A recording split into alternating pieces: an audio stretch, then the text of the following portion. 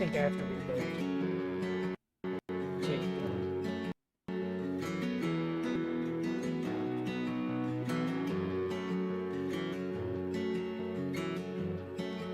Hey, good afternoon, good evening, everyone.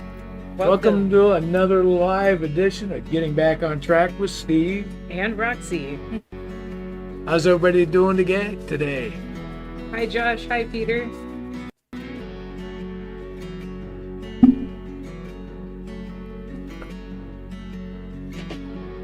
So we're going to be doing pretty much the same stuff we usually do. We've got a building flat that Roxy's going to do some painting.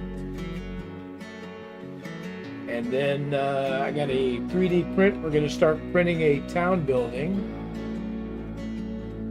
Howdy, Shadow Wolf. How are you? Oh, I'm so glad you're home, Shadow Wolf. Excellent, man. They finally sprung you. Yeah. Good deal. Glad you're home, buddy.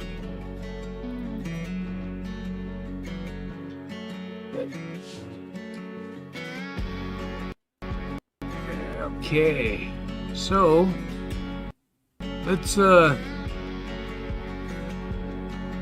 me change that here instead of the workbench. We're not doing that right now. We're going to go to the printer. I'm going to go ahead and get the printer started up. Good meds.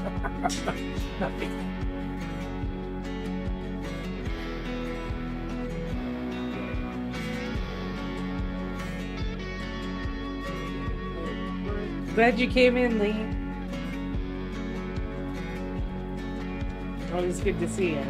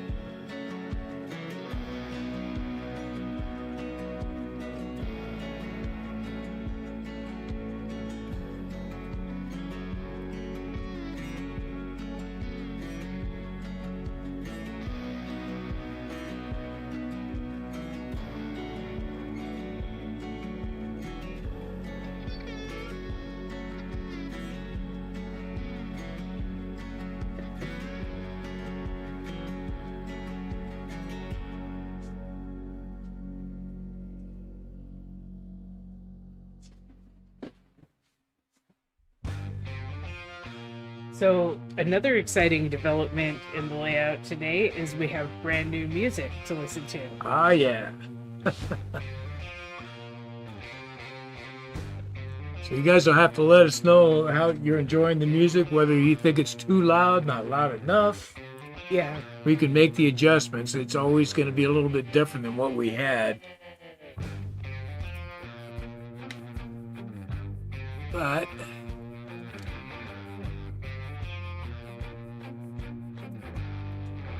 there you go, printer's doing its thing. So now we're working on some town buildings that are full-size town buildings instead of being flats. Yeah, give more dimension to our town. Yeah, yeah.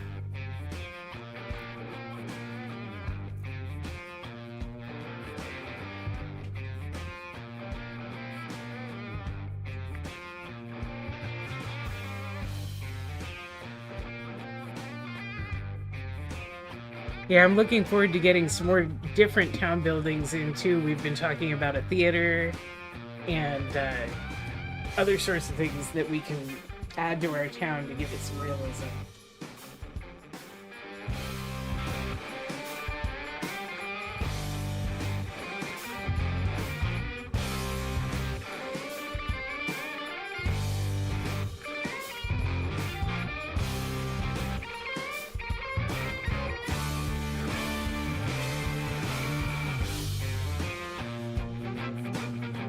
Yeah, I'm rocking out now.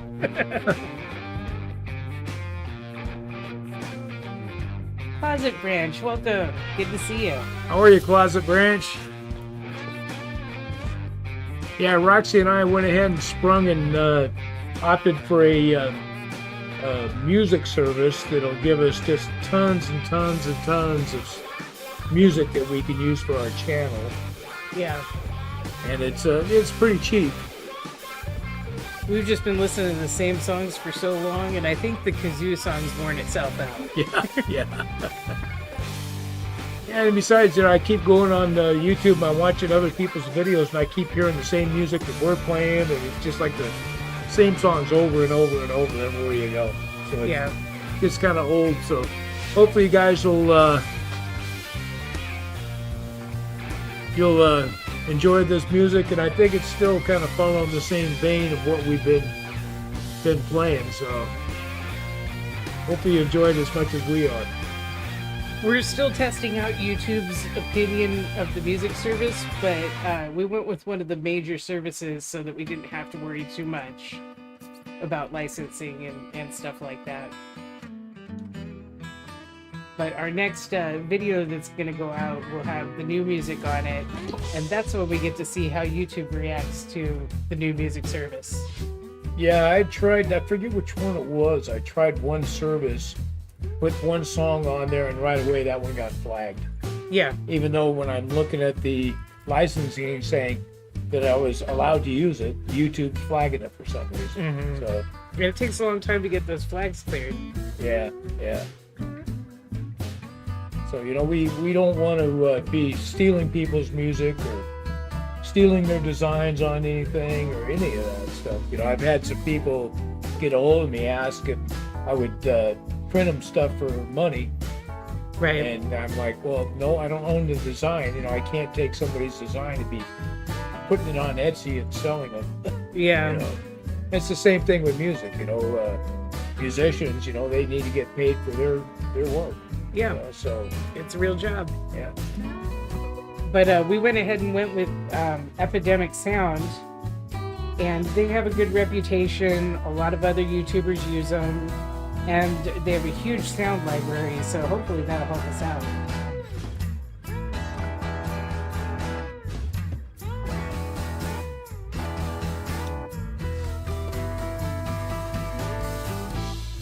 Yeah, that last building flat I did, I had a guy get a hold of me, and he wanted to pay me to print one for him. Mm-hmm. And I just told him, well, I can't do that. I can't be, printing. Selling somebody else's design. It's one thing to have somebody give me a little bit to cover the cost of the filament. Sure, the part you're putting into it. Or to pay for the postage or something like that. That's a whole different thing. But, we can't be profiting off of other people's work.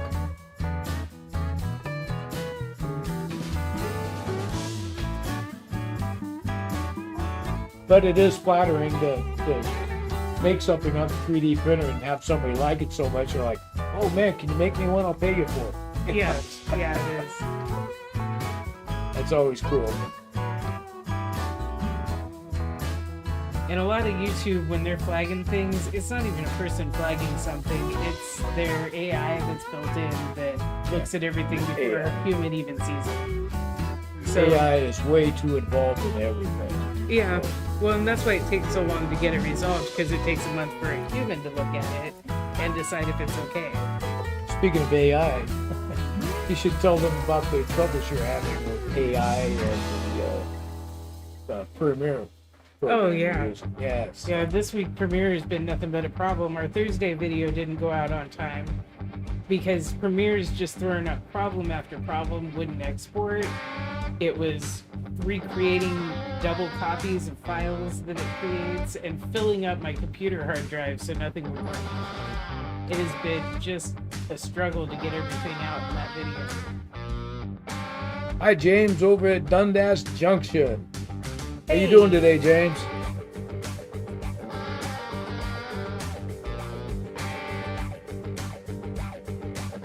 So the other thing's really funny was the AI for the Roxy has the video all edited, everything's done. The last thing to do is to take care of the Come on, it's good to see you. Hi, Mon. Hope everything's going well for you down under there, Mon. So you have the closed captioning at the very end. You tell the AI, okay, you transcribe these clips, and it'll post it all up there for you, and then you correct all the things that the AI was wrong about. Yeah. But this time, the AI decided that in every clip, Dad was speaking a different language. Which is just crazy. All our videos are in English, so the AI should know that by now. Yeah, it's translating stuff into Italian and Swedish.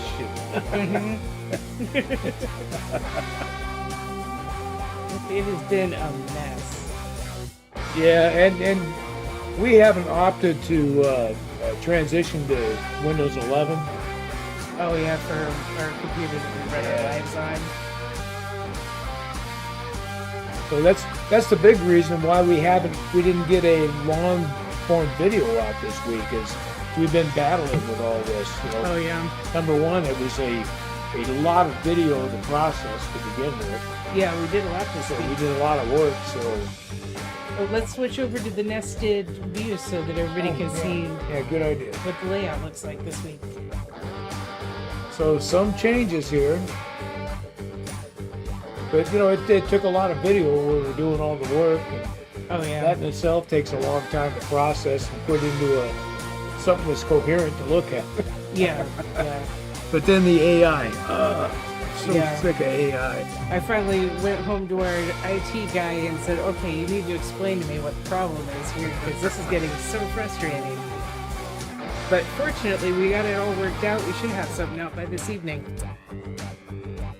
So it's been real productive here on the layout here lately. We've been really moving forward with things. So you saw last week we had all the pink foam down and we cut everything up with the hot foam cutter. Yeah. And that's what the video should have showed you this week. Mm-hmm. So that should be coming out probably later tonight. Roxy's almost got that all worked out.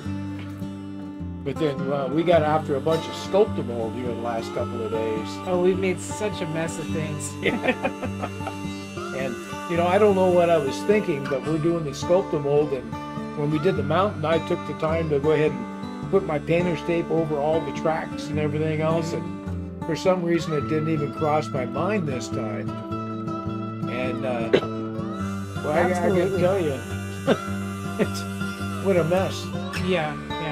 I got up today and got everything straightened around so we could start doing our live feed. And I couldn't get the trains to run because of stuff on the tracks. If Dad's been in there with Q-tips, rubbing up all the plaster we got on everything.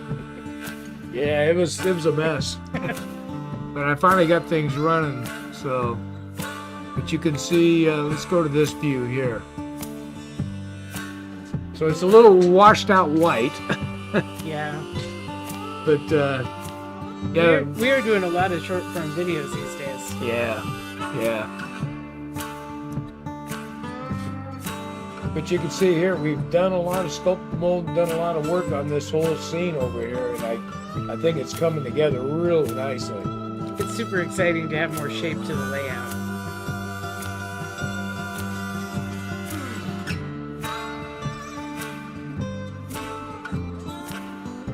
Yeah, Roxy's been killing it on the short form videos. Those have been a lot of fun.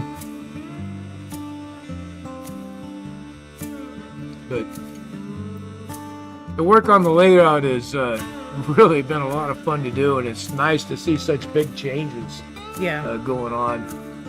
Yeah, Dad's been working on making trees, so soon we'll be able to do ground cover and foliage. Yeah, I'm just going to give it another day or two and I can get all this painted up. Mm-hmm. And then once we get that all painted up, we're going to go the other direction so we can get the tunnel portal to put in on the other side. Yeah, on the far side. We can see that in one of our views, can't we, where the tunnel portal is? Let's see here, I think... that kind of weather's rough to hang out there. Yeah, thunderstorms, hail. Yeah. Yeah, we're just starting to head into that season for us. It's just going to be... I'm not looking forward to the winter. Yeah, I had our first frost this morning. Let's see here. Yeah, I don't think anything's... You can really see it. I think it's layout 1. Is it just out of this frame? Yeah, you can see over there where the radar truck is sitting. That's right about just past the hole there. That's where the other tunnel portal is going to be. Yeah, everything leading out to our future rail yard. Yeah, yeah.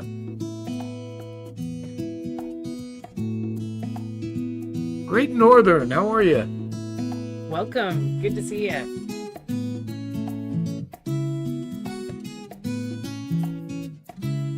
Yeah.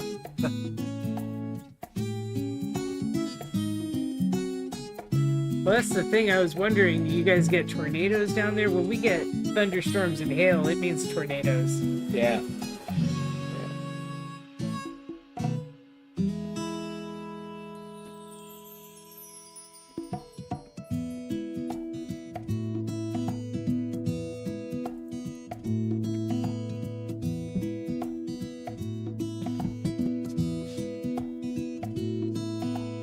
Yeah, so all in all, it's been a good, I'd say a good 2 weeks for us. Yeah. I feel like we're really making good progress. And Very productive. I don't feel like we're racing through it or anything. We're taking our time with stuff. Yeah. It's been coming along pretty good, I think. But I do look forward to this getting dry enough where I can get some paint down. It's just so blindingly white, and it just washes out on the video. I think going to the train show a couple weeks ago was a good boost for us. We always come back with a lot of ideas and motivated to try new things. Yeah, yeah. Although this time, this train show is the first one I've been to where they didn't have some layouts running. Really? Yeah, that's true. Yeah, usually you go, they got, several layouts set up, and you can watch, them run their trains around and get ideas of what's going on. Yeah. Tornadoes inland from Mon, yeah.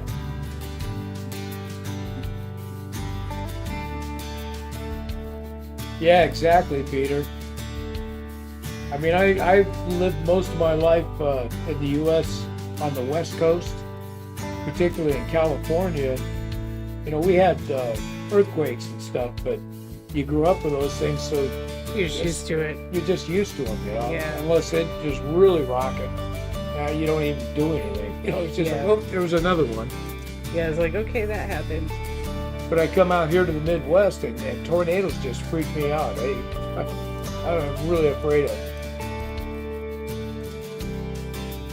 I think it's one of those, if it's going to happen, it's going to happen. Yeah, yeah.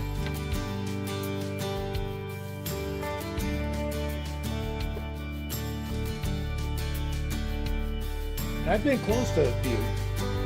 Particularly when I was driving trucks, I was in Kentucky, and I'm driving late into the evening. It was a stormy day, and I pulled into a rest area, and I'm parking the truck, and I'm going to bed down for the night. I crawl back to my bunk, and it's really windy, and it's just rocking the heck out of the truck, and I'm just like, wow, it's just blowing like crazy outside.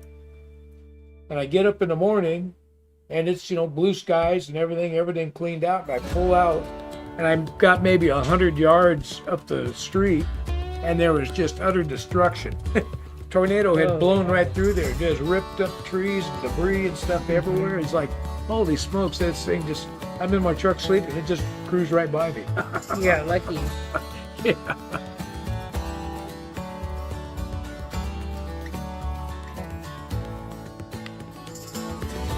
Yeah, those darn tornadoes. My folks used to live right in the Panhandle, Oklahoma, right Tornado Alley there. Yeah. My brother was just in the southwestern part of Oklahoma City. Mm-hmm. Although hurricanes and monsoons don't sound very awesome either. Yeah, they get some good earthquakes there in New Zealand, man. They had that big one in Christchurch. Oh yeah. Yeah, that was a big one.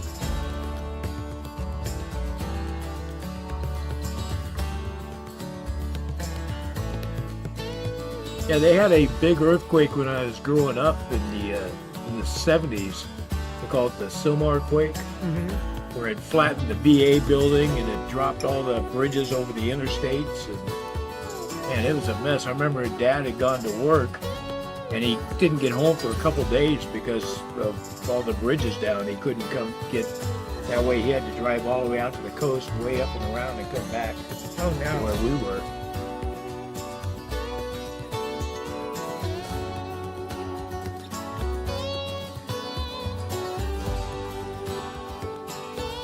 Yeah.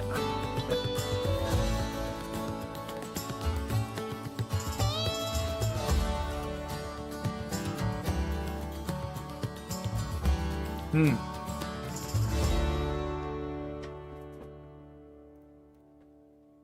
Yeah, when I was driving trucks, we used to really pay attention and watch that stuff. That time in Kentucky, there was no tornado warnings or anything going on that I heard. You weren't expecting anything. Yeah, yeah. Just, rain and thunderstorms. I can't even imagine being in a train with that. I'm sure we've all seen the train video of the guys that rode out a tornado in Yeah. the locomotive. Yeah. I can't even imagine. That must be terrifying. When you think about the force of it, I mean, the weight of a locomotive. Yeah, I mean, you're talking tons. yeah. To be able to toss one over.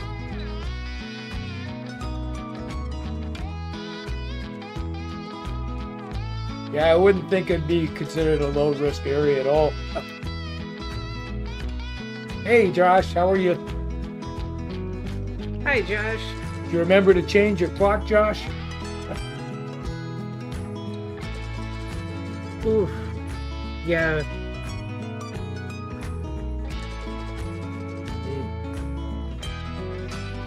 Yeah, weather could be something. It really can. We were watching that hurricane go through that just went through Jamaica, Haiti, and Cuba. That's incredible. They had some reporter. He was standing in this restaurant when that thing was coming in, and they were tying a rope to the roof and trying to tie it down to a concrete pillar because the roof was lifting up, just banging up and down and up. And they're all holding this roof down. It's just unbelievable.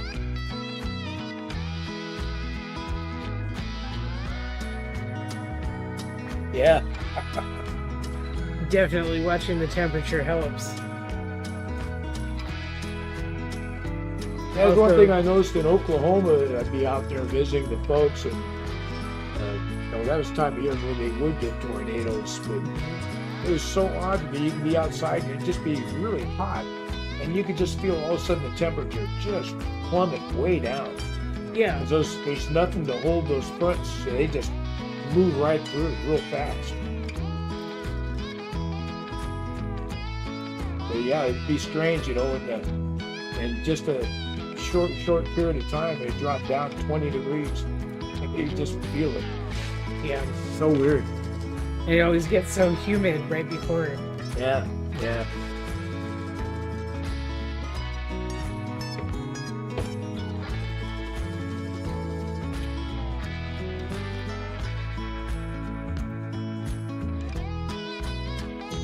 So what's everybody working on now, huh?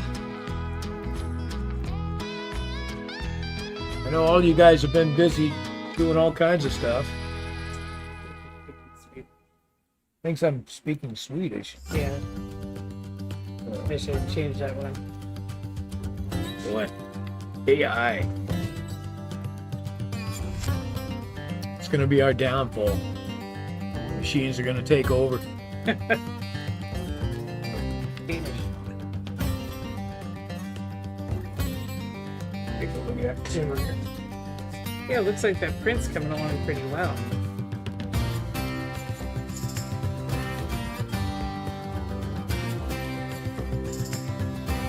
Yeah, this should print pretty good. I mean, it's got the same building front as the one flat we did. Mm-hmm. But I think that's okay because, being a, full front, back, and sides town building, if you paint it different, I think we can do the awning different. Yeah. So it'll be just enough difference. It won't look like the same exact buildings all together. Right.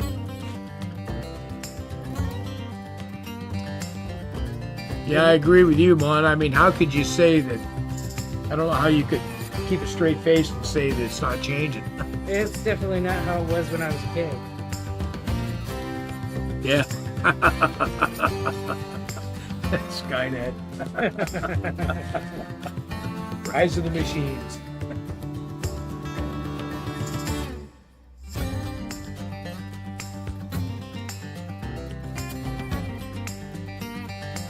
So So Peter's doing signage for buildings and storage tanks right now. Oh, signage makes such a difference. And Josh is acquiring more engines. Cool. That sounds like fun.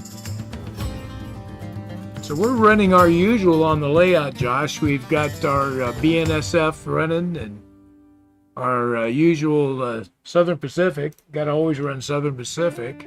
Oh, yeah. And then we have the Union Pacific running on it. So they're all running pretty much the same. Yeah, no locomotive shopping for us right now. We're all focused on the scenery. Yeah. We'll get our locomotive shopping done maybe next year.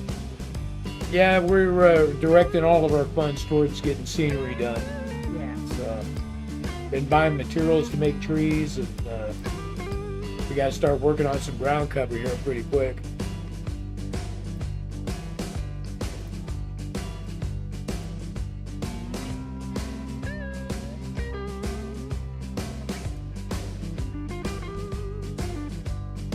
So Shadow Wolves is finishing up a water tower.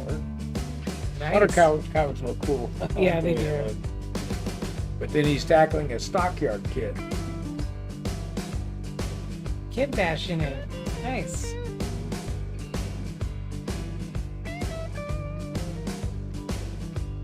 So I would take that to mean he's going to be doing something with the structures and stuff, but not putting cow heads on horses and things like that. Oh, man. Yeah, Closet Branch is weathering an engine. Nice. Gotta bring that realism in. Yeah, weathering that, man, that's a real art to that. It makes a big difference in how the equipment looks.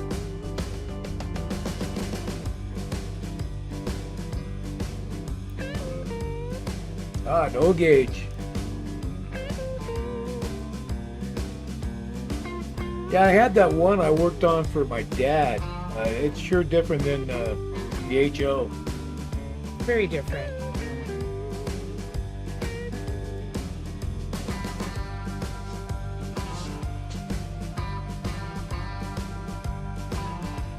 Yeah, Mon's working on these old items. It's a lot of Trang.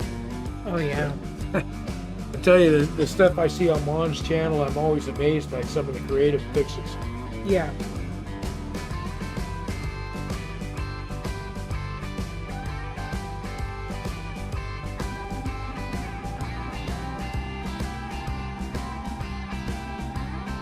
Meat packing plant, ice dock, inbound stock bins.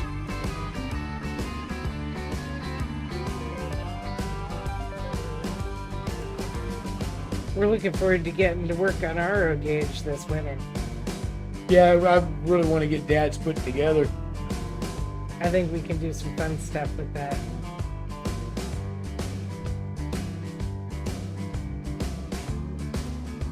Yeah, I agree, Peter. I think they're pretty awesome.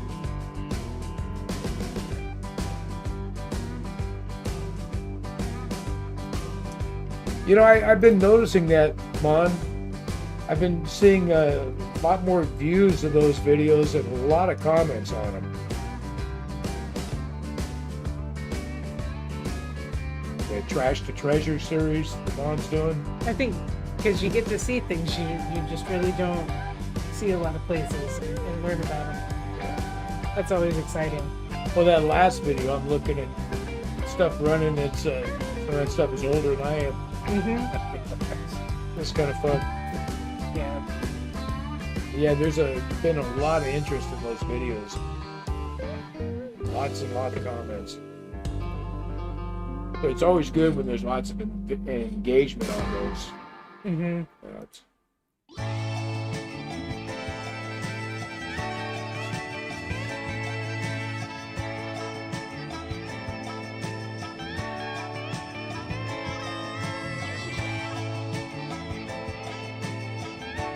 Yeah, I was really hoping this sculptor mold would be dry enough to get painted up before today. Yeah. That's okay, didn't make it, so I'll just give it another day or two, just to make sure.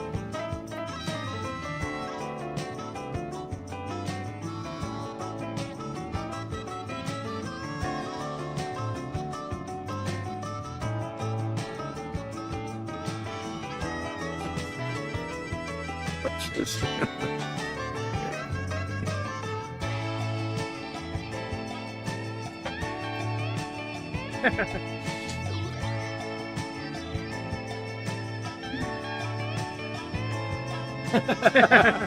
looks like a train's coming in the tunnel.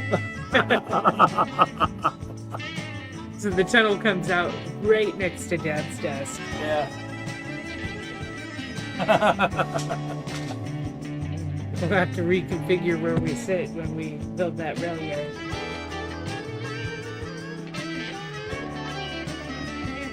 Yeah, I really enjoy your videos, Mon. I think what I enjoy the most about them is it's all stuff I'm not familiar with. Yeah. Yeah. It's stuff that's more overseas from us. Mm-hmm. So it's always real interesting to me, and the age, Yeah. and the creative fixes. So it's just makes it always really interesting. Yeah. It's good stuff. And with so many layouts, all the time I'm looking at it and go, oh, I didn't notice that before. So I'm always seeing things that I didn't notice. Yeah.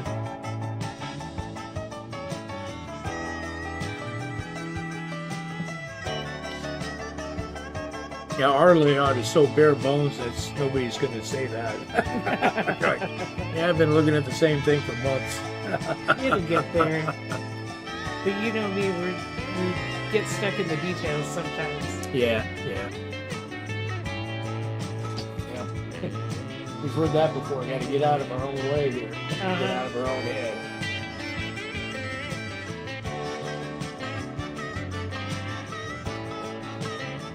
Trains are running good now. They did a good job cleaning up all that trash. Yeah, I really had some problems when I first started up there. It was just bogging out and shutting down, and I couldn't get them running. And then I think I got the wheels all dirty themselves in there, so I ended up pulling everything off and cleaning the wheels on all the rolling stock and the locomotives. And Yeah. had a Q-tip up on there scrubbing track. That was just the stupidest thing, not taking it. I don't know what I was thinking. Well, really, I think we had to learn that lesson somewhere on the layout. We're in some spot we were going to do it wrong and learn the hard way. Well, that's for sure. It's a good thing I still got to paint this track because the residue that's still on the rails and stuff just looks awful. Oh, sure.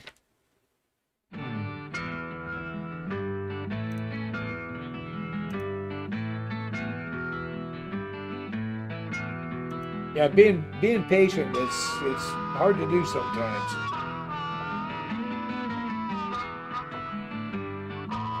I think I'm normally not super patient. Tend to be a little impulsive, but I think I've done a fairly good job on taking my time and being patient with stuff here. Well, I think that's part of what model railroading teaches you. Yeah, maybe. I love that lamp on the floor in there. Oh, yeah. Uh-oh, my layout's a mess, darn it.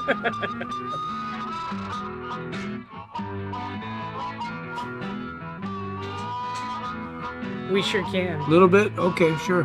Let me back it down. Is that the right way? Yeah, go towards like 12. See how that looks. Nice. 12, Yeah. There we go. Let's see if that's a little bit better, Mon. So we were talking at the beginning about the music. We got a new music service we're using. So we put a new playlist together for our lives. So we're having to work on tweaking and understanding where to set the levels.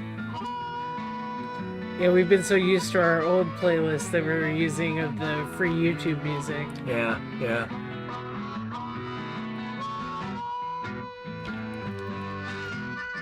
So yeah, just let us know if that's a little better, Mon.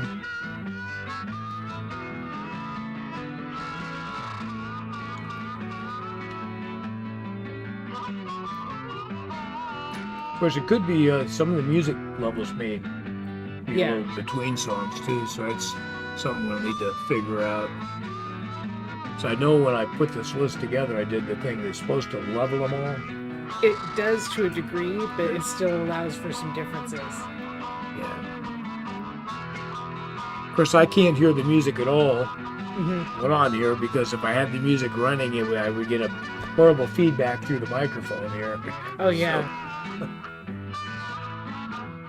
So I never know what we sound like, music-wise, vocally. Yeah, I check in, but not all the time. So if a weird song comes up, we're just throwing it out there. Throw it at the wall, see what sticks. Where's the other trains? Let's see here. There's one sneaking around the back and coming up the side there. There we go.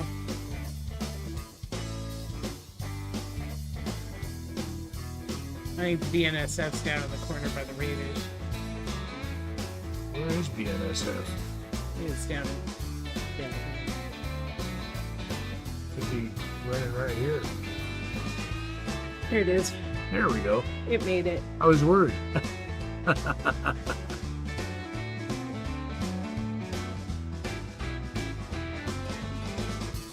Ah, you got a new building. Sometimes it takes a moment to process that.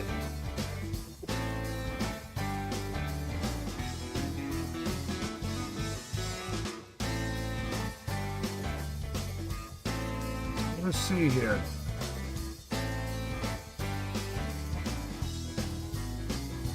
Let me look, Josh, see if I can find it here.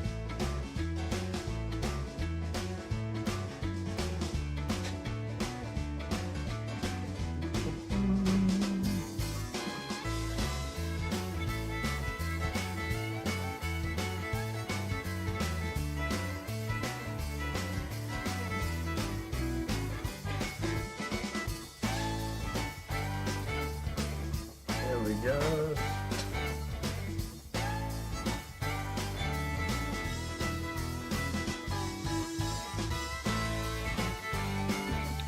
Was that post on YouTube, Josh? 'Cause I don't see it.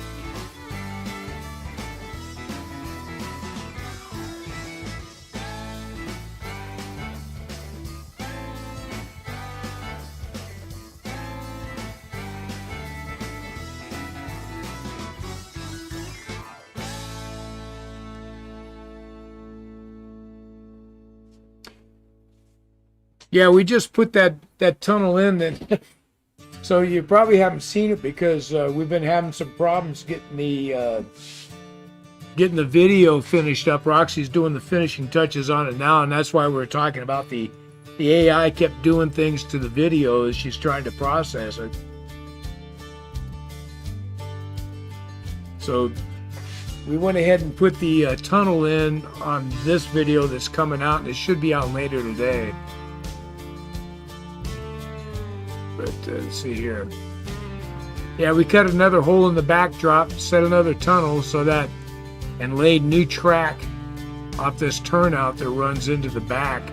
And that's so we could do a yard around the back side of the layout. It'll work as a staging area for us.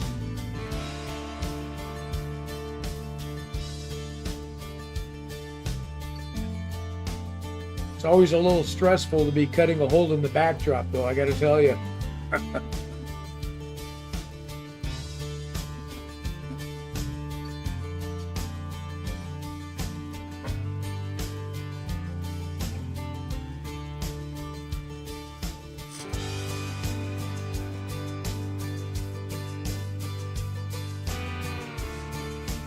So Roxy's doing the little finishing touches on that, and then she'll put the video up, and you guys will be able to see all the work we did getting the tunnel put in and all the foam put down and carved up and ready to go. Yeah. And then this coming week we'll have another video that'll show doing all the plaster cloth and sculpting mold work, getting that all completed.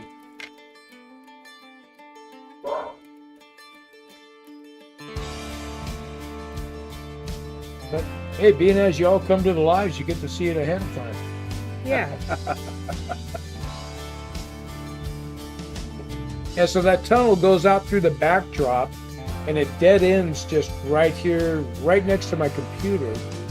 But that's so in the future, we're going to go ahead and we're going to go ahead and put a staging yard around the back side of the layout.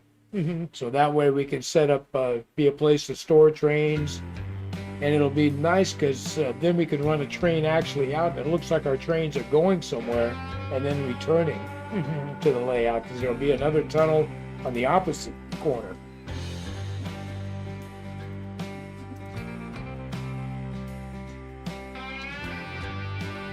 Yeah, and that's the same thing here, Mon. This is just a masonite that we use on the back. Pretty thin stuff, you know, like 1/8 inch. Mm-hmm. So But it was best for flexing the corners. yeah, and I was really concerned about it because we're cutting right into the corner, so I'm worried about the stress of the bend, and then cutting holes into it and ending up getting stress cracks running up. Curly Express, hey. Hey Dwight, how are you? We saw you on that live earlier today I watched.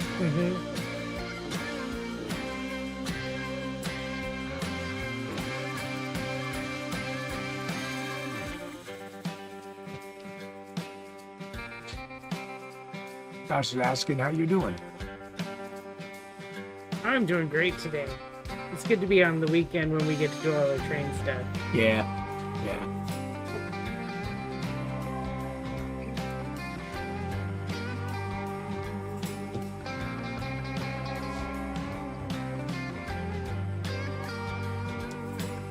Yeah, I've never made my own decals.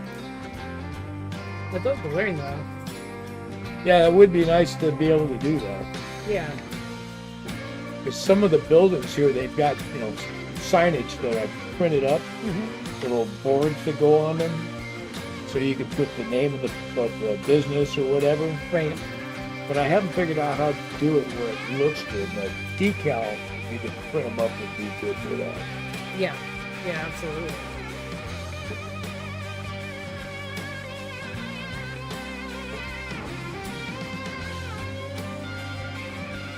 Fiddle Yards. That's a good name now. That's probably because I'd be sitting back there fiddling around with my trains. I love the cat picture. That looks like such a happy cat. But the marshalling yards, I don't think I've heard that term before. Marshalling yards. It must be from overseas. Yeah. But it makes sense. You marshal the troops, get the place to get things organized. Yeah.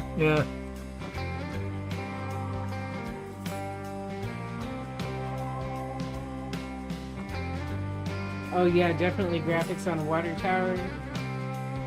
Yeah. Yeah, that will show up well on the layout. Well, you think about it, you drive around here, you know, Oh, the every town town you go, names. it's always got the town name up there. Yeah.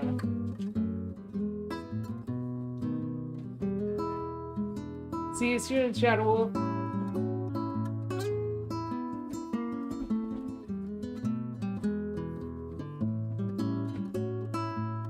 Marshalling yard sounds official. Yeah, that sounds like an official deal there. Mm-hmm. I don't think I've ever heard that.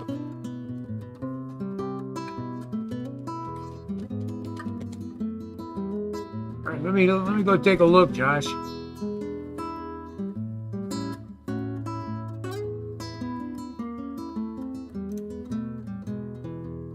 Here it is.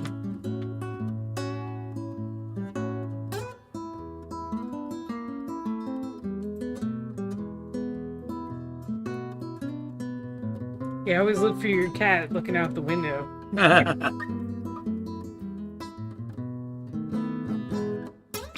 Big eraser for big mistakes.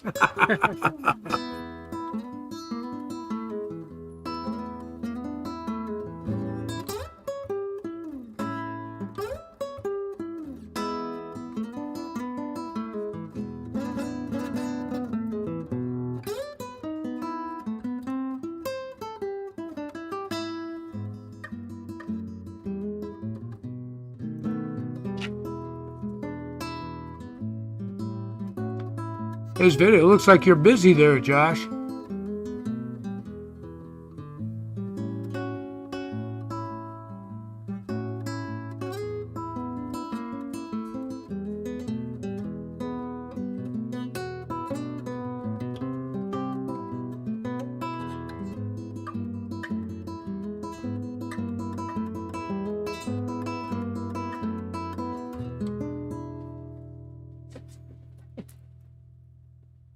Look at all them trains.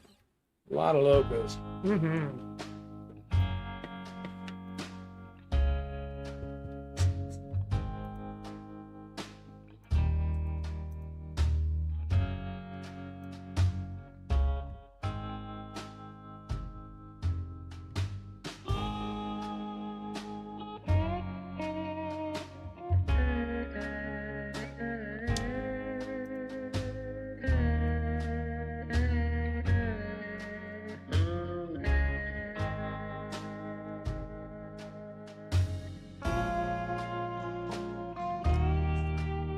Yeah, that looks pretty good, Josh. I'll watch the full video later after the live. Yeah. You know, that's true of a lot. There's a lot of things that when I was over in Australia, I found out that were totally different. You know, Mm-hmm. the words.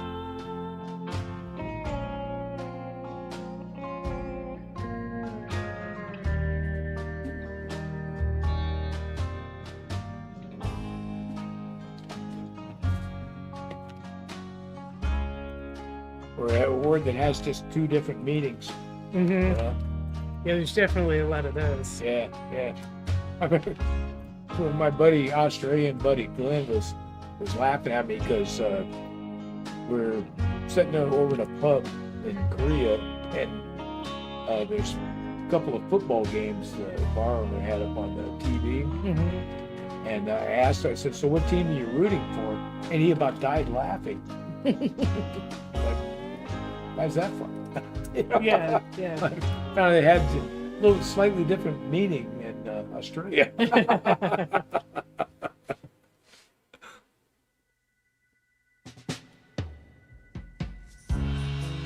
Upside down. Huh.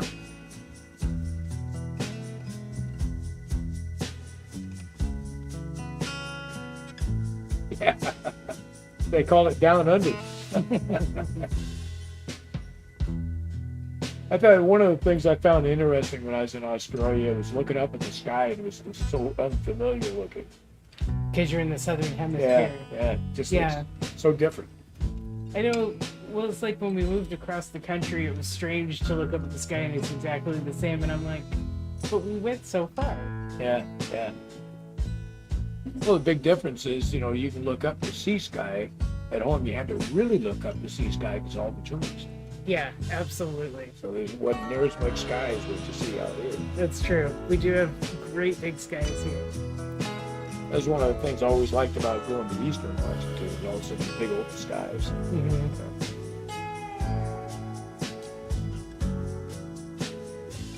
Yeah, Roxy's going to be doing some painting here pretty soon. She's trying to finish up that video real quick, and then we'll get to painting.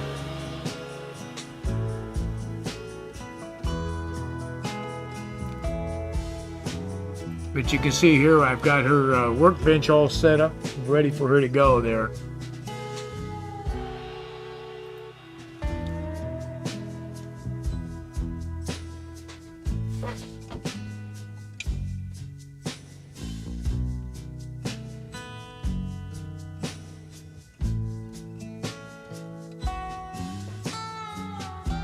Yeah, those Romans, they did a lot of stuff. I think I read something somewhere that that's the Romans are the reason we decided how far apart the railroad tracks go and that sort of thing. It had something to do with Roman wagon tracks. It could be.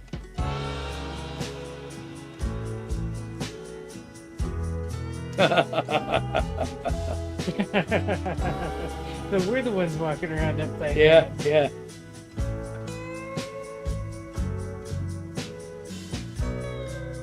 I remember one of the things that struck me was standing out in Rome, standing out on the Appian Way over by the Colosseum. Mm-hmm. You stand there and think about the fact that, you know, those years ago, I mean, Roman soldiers coming home from their campaigns, walking up this same exact road, the same stones. Yeah.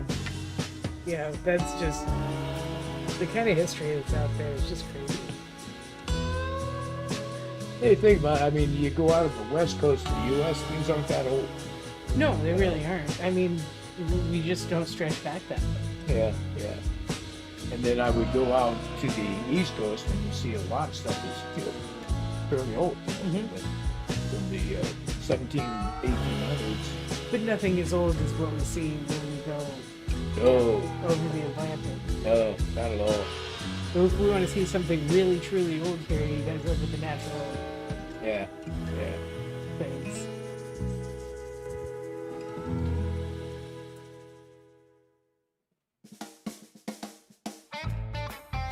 Okay, I'll be right back. Okay.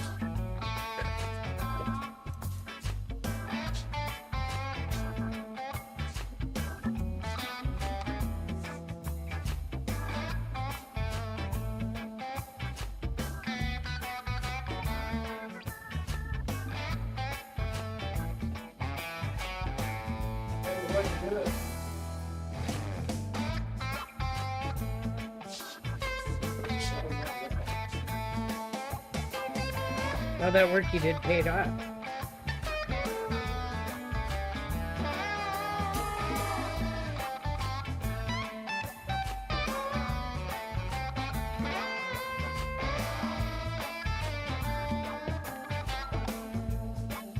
Oh, thank you, Josh. That's thoughtful of you.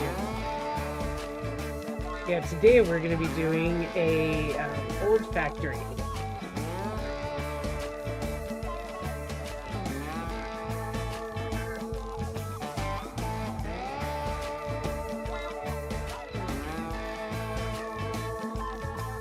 I have read that about the Aboriginals.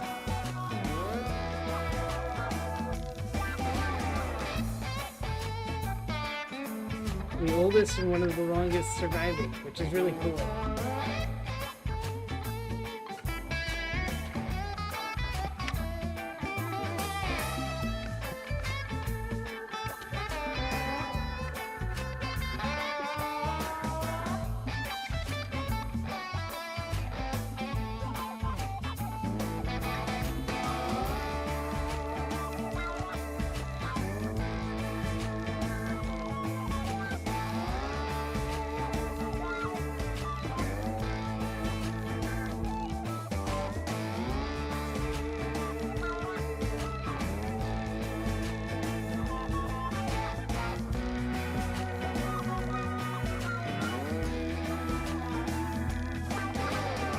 Talk about this sisal that I just picked up. Oh yeah, for the new trees. Yeah. So hopefully they can hear me from over there.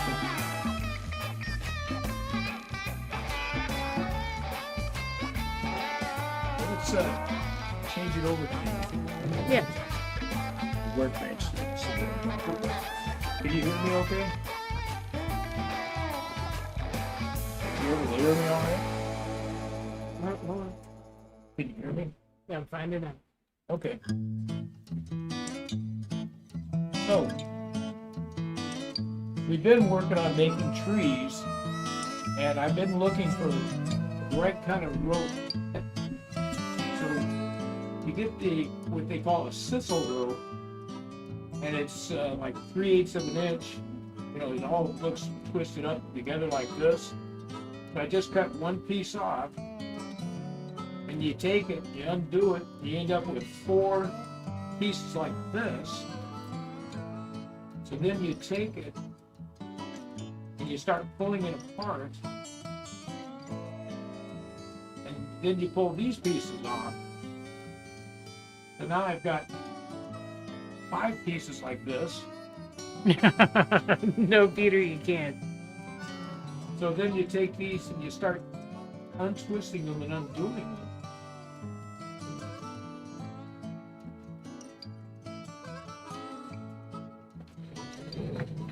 Separate them out like so. And these will go in between pieces of wire like so, and then you twist the wire up. And this will make like branches in a tree. Yeah. So far I've got this big pile right here, and this is just off of one piece like this, one section. It's just, so I'm looking forward to trying this method for trees, since I'm thinking the other ones we do are very detailed looking. But I'm thinking this type of tree might end up being really good for more filling up some of the spaces. But I'm just amazed that for so just a little piece of this rubber, how much fiber I'm getting out of it. Yeah, for each tree, it's only really going to be like an inch of rope. Yeah. This one's got a little bit of glue on it from that too. This one may not come apart so good.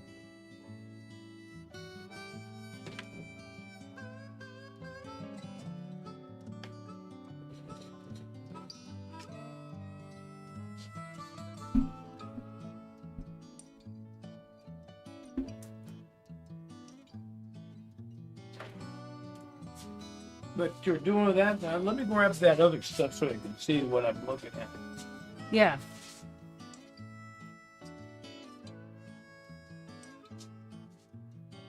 Definitely fiddly work.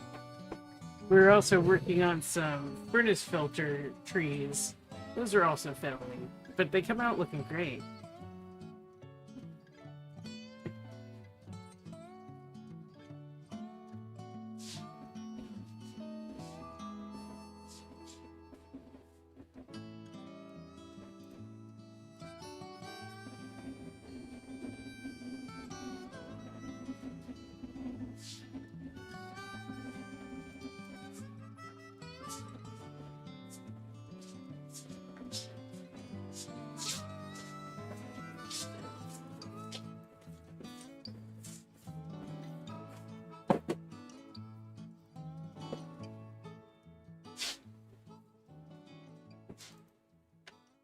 So these trees I've been working on learning how to make, they're being made with a wire like this. Now this is wire that they use for floors, for tying floor arrangements and stuff, and they call it a rustic wire here. But I would cut several pieces of this, so usually 3 to 4 of them to make one trunk. And you different lengths. You might start out with a piece about this long, and then something a little shorter, slightly shorter, and then you would glue them all together, which is what we've done here. So we've got 3 pieces all glued together, 3 different lengths, and this is going to make the basis of the trunk. At the top of them, I use a piece of shrink tube and a toothpick to get to that nice point. So once you've done that, we're going to take it and cover this all in wood glue, and then we're going to use a fine flocking material to roll it all around in it, cover it up.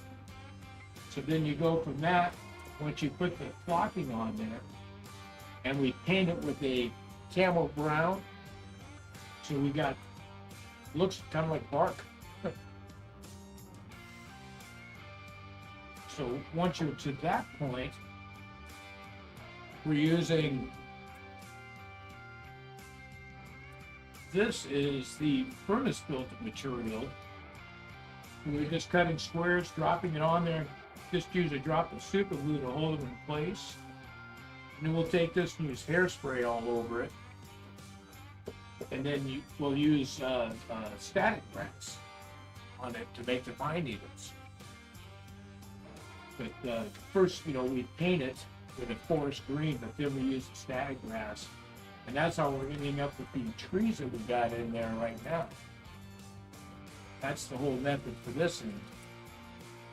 So the other method that we want to learn is the one where you're taking 2 pieces of the wire, like that, but you'll take a bunch of this, you'll lay it along here. Fold it over. This end you'll take it, you'll hold it like a pair of vice grips clamped to a table. This end you can chuck right into your drill motor, spin it, and it'll twist this all up. And this way, these fibers end up going all the way around, and you'll end up something that looks somewhat like a tree. then you can take it all and you can trim it for shape, and you would block it all up just like you do with the others. But I don't think these will look quite as realistic. But I think these will be a good filler mixed in with all the rest. And give some differentiation to our forest, which will help a lot. Yeah, yeah. So the area that we're modeling, it's got a lot of different kinds of pine trees in it. Mm-hmm. You know, we got Doug fir and hemlocks and just a bunch of different stuff going on. You know, Yeah. pinyon pines and it's just ponderosa pines, all kinds of different pine trees. Mm-hmm. So it's not all exactly the same throughout it. So we're going to learn to make a lot of different kinds of trees. But the scenic side of this is really, really, interesting to me because there's so much to learn with it, and you're using just everyday materials to do this instead of buying like store-bought trees. Mm-hmm. I think it's just kind of a cool thing. Was it too loud still? Oh no, I turned it down more because you were far away. Oh. So you want to be at about probably -20 when you're sitting right here. Okay. Okay. Because right now we can hear the voices but not the music because we've come back to the microphone.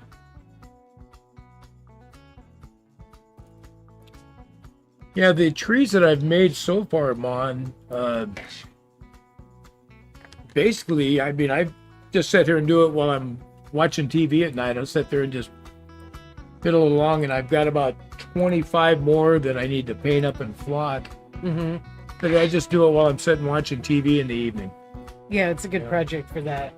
Or I sit and I make the tree trunks all up during that time. Or so it's kind of a fun little thing to do while you're doing it. So I just thought I'd share something I'm just learning to do.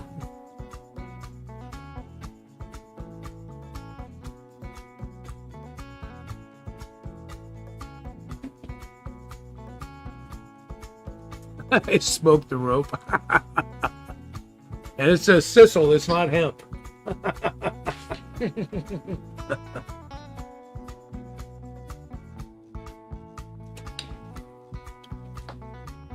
So yeah, we're getting to that stage where it's going to be fun because we're going to have to learn how to do the ground cover work and all that. We don't know how to do any of that. We've never done it.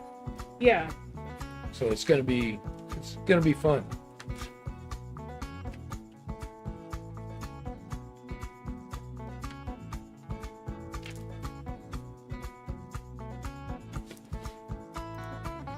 But yeah, I've seen like Boomer. I watched a video of him, and he's just taking the wire and he's looping it with his fingers back and forth and around, and making all these loops and everything to make trees.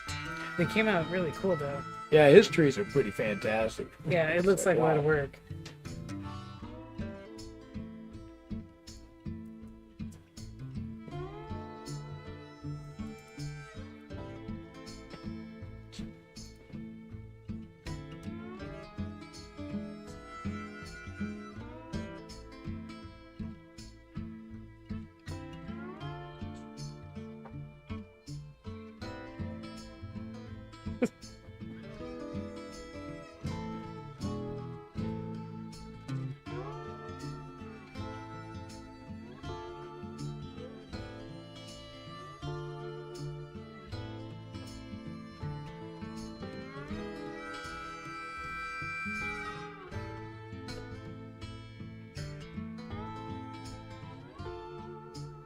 Let's see if I can figure out how to do this again now.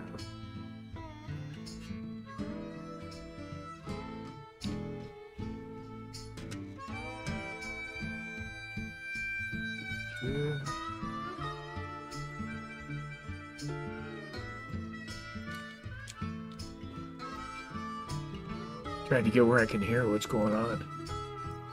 Here. I'm setting these up. Okay. Let's see if I go in here. Now I got these on. Should be able to go to live now.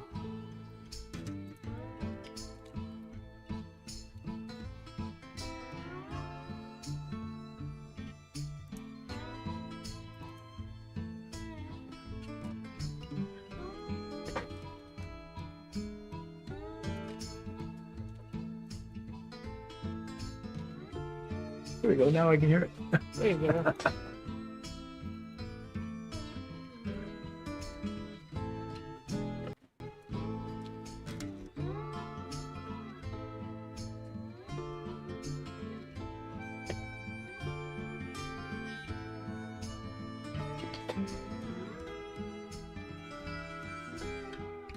Yeah, Peter, I saw that video. Made those. We call them tater tots.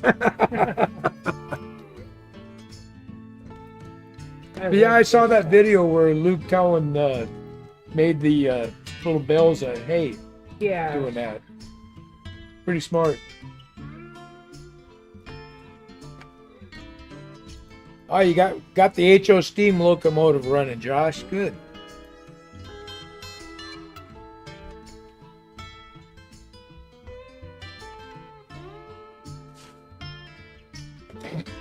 Yeah, now I can.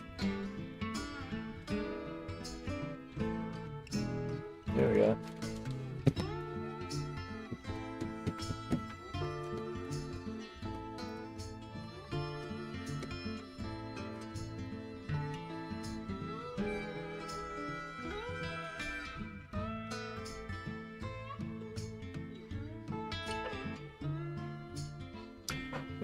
I think just about anything in N scale's got to be pretty fiddly and fidgety to work on. N scale is so small. Yeah, definitely it takes a patient modeling. I never really paid attention to that much until I bought that lot of trains off of eBay. Mm-hmm. And for some reason, there was a bunch of N scale, a package that had a locomotive and some cars and a caboose. It was like a set was in with it. I don't know if the guy put it in accidentally and I emailed him back and never heard from him again. Right. So I don't know what the deal was, but I was like surprised. I checked them with a battery and they ran and everything. I just turned around and sold them back. Yeah. But it's so tiny. I'm like, wow. Yeah. Not sure I could work on it.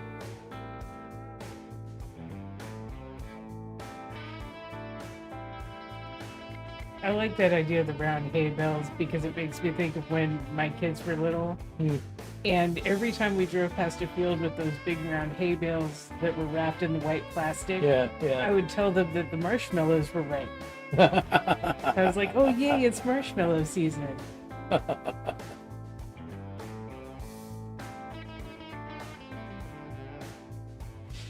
But I do see the benefit of a lot of guys. You don't have a lot of space to do model railroad, but you can do a lot with N scale in a small area.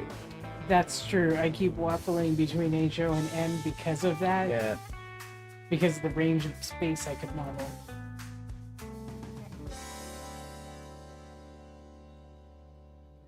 Of course, I'm starting to lean towards that.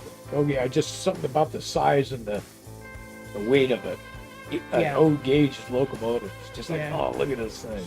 Well, and the amount of detail they were able to add to that locomotive that we have that wouldn't be able to add if it was so much smaller. Yeah. Yeah, I'll bet, Peter.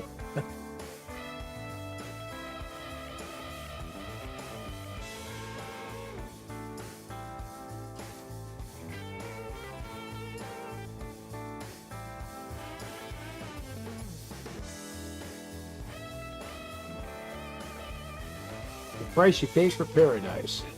Mm-hmm.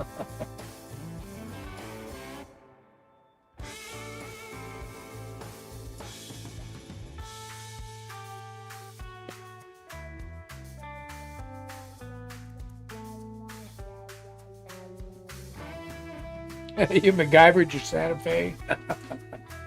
They got it going. That's good problem solving. Yeah.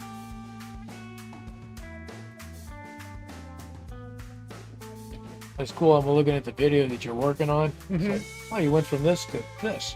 Awesome. Oh, yeah.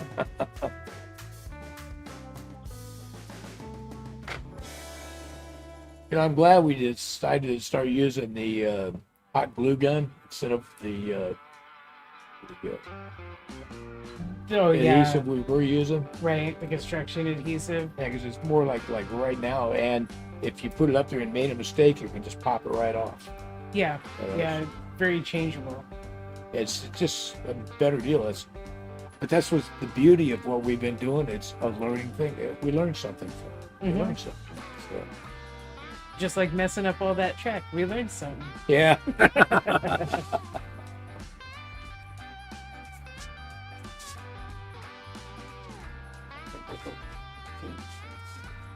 Clean up my mess here so that we're ready to start painting for this one.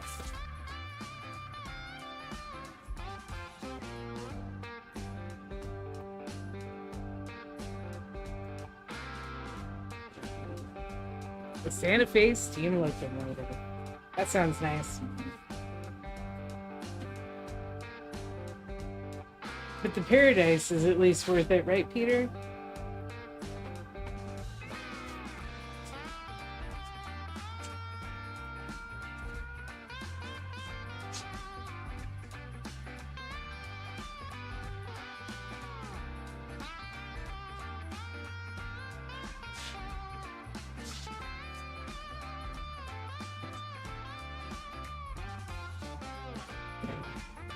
There we go.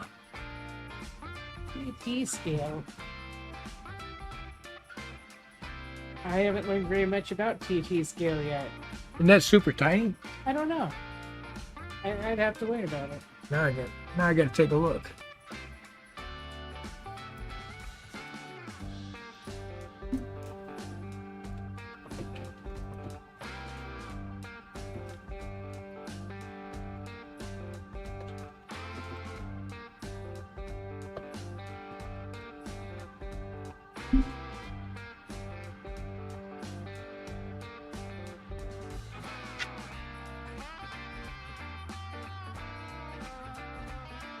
So HO's 187th, and scale is 160th. Low scale is 148th. G is 122.5. Z. It doesn't say anything about TT. Well, maybe it's part of the world thing.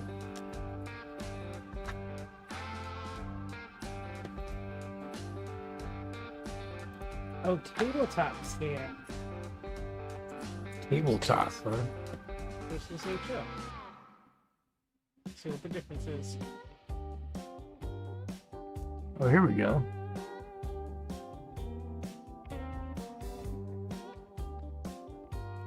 So TT is between. And an HO, yeah. Well, Yeah, TT would be a 1 in 120 yeah. ratio, as opposed to HO 187th and N 160. So right in the middle, in between. That's pretty cool though, because it gives some options for things where you can model a bigger space in less space. Yeah, yeah. And there's still lots of details in those locomotives. Shows you how little I know about model railroading. I didn't know there was a size between. Isn't that something? Because we've been embroiled in it for a couple of years now. But we still learn something new almost every time we get in. Yeah. Because I've heard of the S scales, N scale, Z scale. I've never heard TT.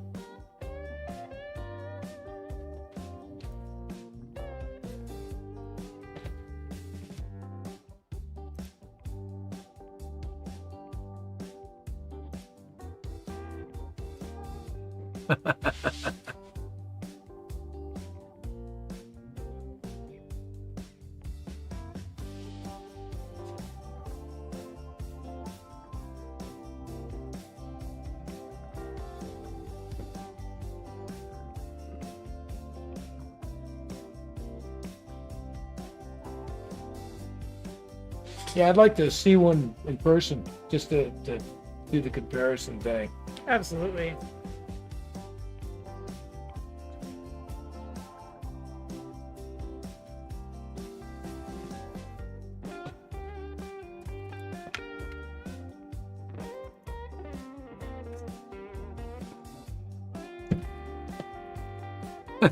Shadow was feeling like a new man. Oh, good.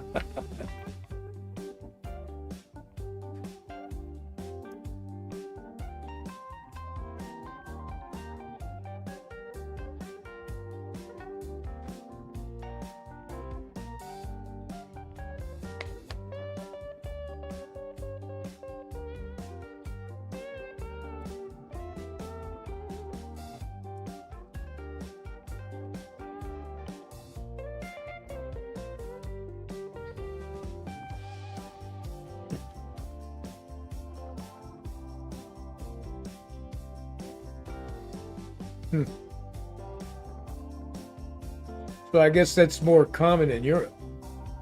That makes sense.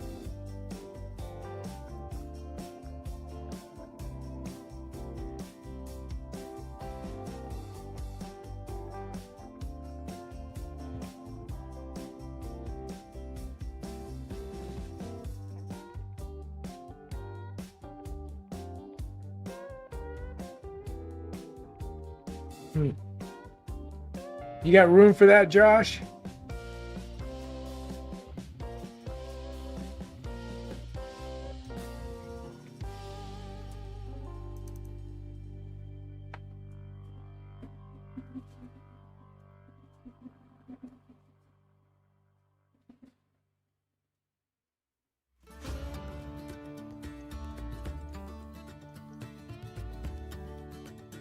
Well, I sure like how we're able to utilize all those scraps and everything I've been storing in boxes. Mm-hmm. It's been pretty good. Well, and with the price of foam, it's good to not be wasting it. Yeah. Well, the same thing you think about when we were doing the bench work. Probably saved all those scraps of wood, when I'm building it. And we used almost every scrap. I got done. I had like my scraps were a 5-gallon bucket. Yeah. That was it. I think I did better with the lumber than I did with the foam. Well, I think you have a lot of practice at making your lumber stretch. Yeah.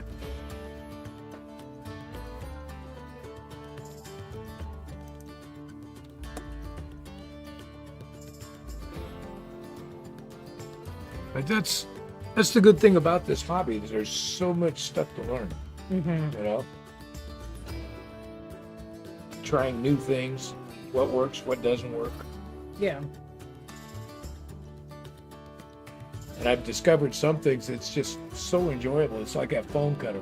I like using that thing. Oh, yeah. It's so cool. Just zip right on through.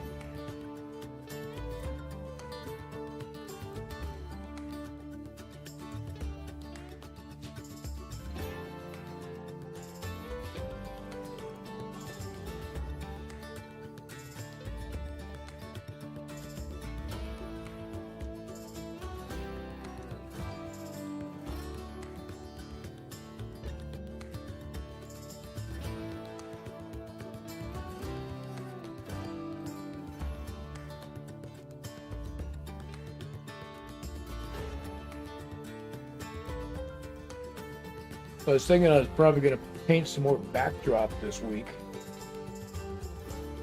On the far side over there? Well, I've been thinking about that far corner. If we're going to get our tunnel put in there, I need to extend some of the mountain range around. Yeah. I might go ahead and paint down that side. Tell us about the black building at the top of the peninsula, Dad. Oh, the black building, that's just a big workshop. Yeah, it'll have big bay doors on it eventually. Yeah, it's got the big bay doors on there, and it's got some skylights. I got to print, I got a different design for the skylights than what was on there. Mm-hmm. So I think I'm going to try those. I think they'll look better. But it's just a big workshop.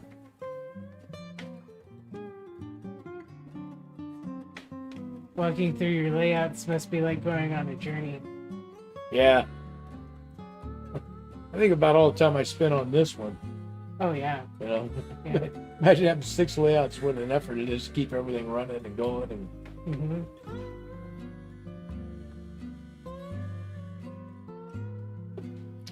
But I can see the lure of having numerous layouts, different scales, and everything would be kind of fun. Being able to try different things on it. Yeah, yeah. Yeah. Of course, I also think about right now that I'm just trying to learn so much just about one scale. Oh, yeah.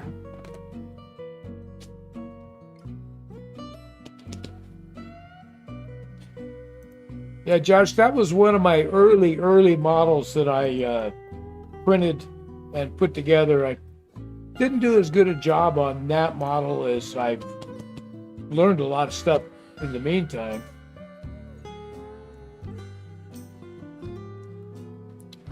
But that one's a little delicate, so I try not to move it around too much. Mm-hmm. So I'm gonna need to make some reinforcements for the maybe those corners that you designed for me. Mm-hmm. Get some of those reinforcements in there and see if I can shore it up a little bit better. Yeah. And last time I picked it up and was doing some stuff, I busted one of the corners loose, and it's like Yeah. Yeah, we need to do a little work on it, but I think it'll be a great addition to the layout. Oh, there you go. And Josh zooms in to be able to see the layout. Oh, there you go. I'm excited to have so many new things happening on it. Yeah, yeah.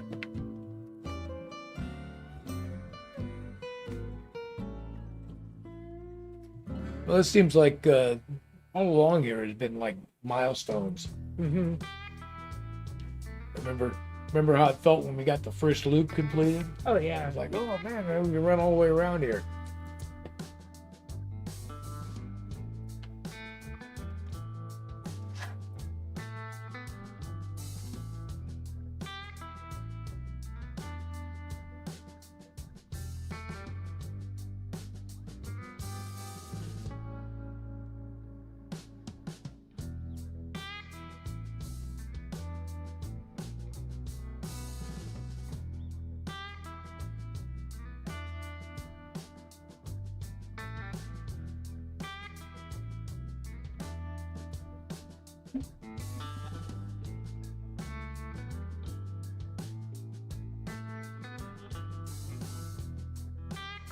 Well, those two trains have just synced right up, aren't they? They've just been running around together.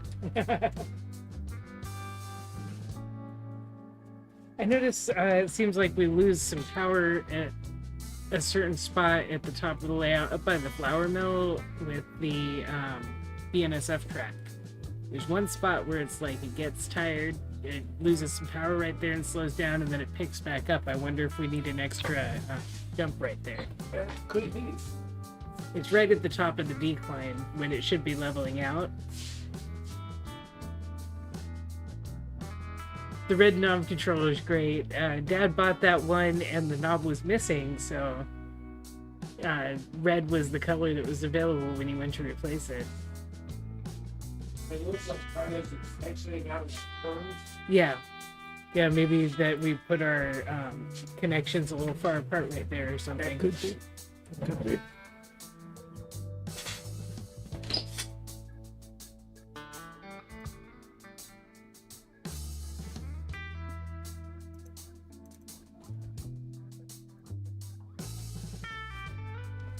Maybe I'll go around with my multimeter and check the voltages around the track.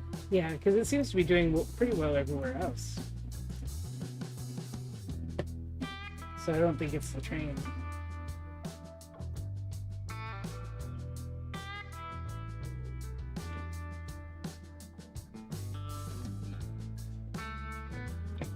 Yeah, that controller with the red knob now, I had bought that one off of eBay and the knob on it was cracked.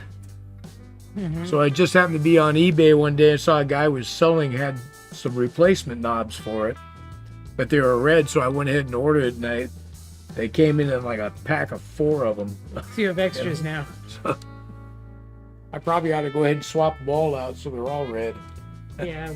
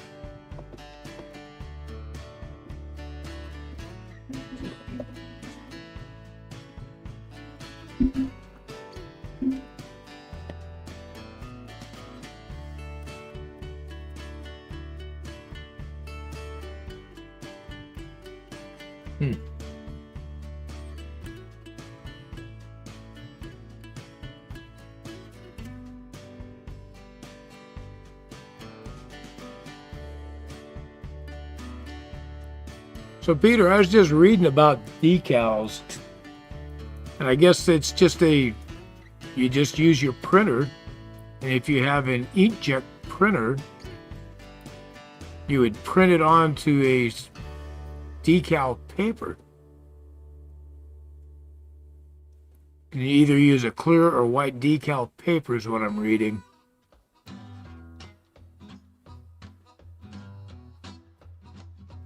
It says if you use an inkjet that you'll need to seal the ink afterwards.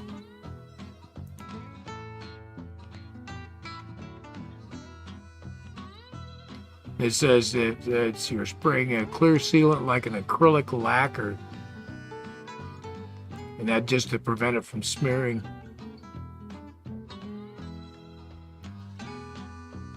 It's clear, so I wonder what we see here.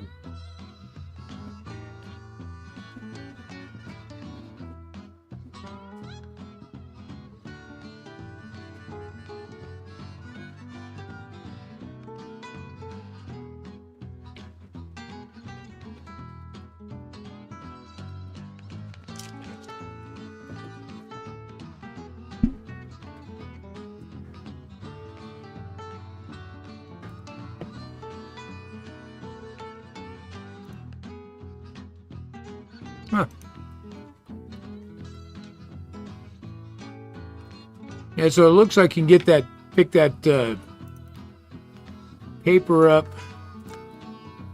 Let's see, Jack Water slide decal paper for an inkjet. That looks like it's about $15 at Walmart for 20 sheets.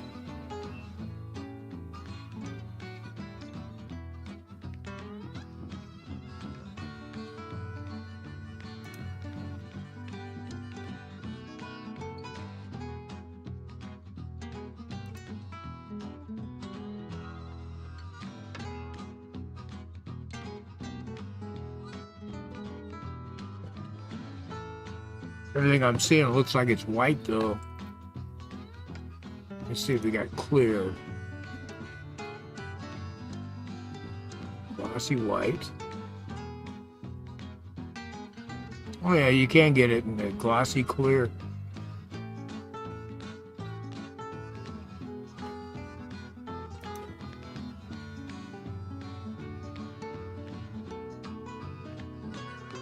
Huh.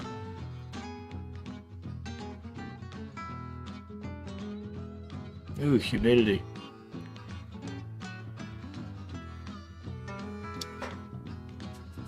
Yeah, Peter, I'm going to have to try that because I got a few buildings I'd like to put names on, and I've been trying to figure out how to do it. I was thinking on painting, but my painting skills aren't that great.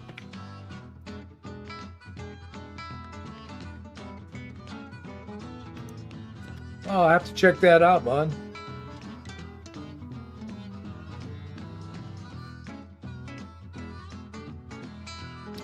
Yeah, I usually catch all of Liz's videos. I'm surprised I missed that one.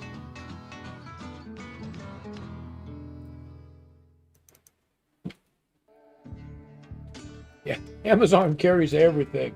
It's a good thing we live in a small town here, so It helps a there's lot. not like a ton of business, because of course there's not many businesses here because Walmart came to town, but Yeah. But it was nice to know that if we do need something, we can get it. yeah.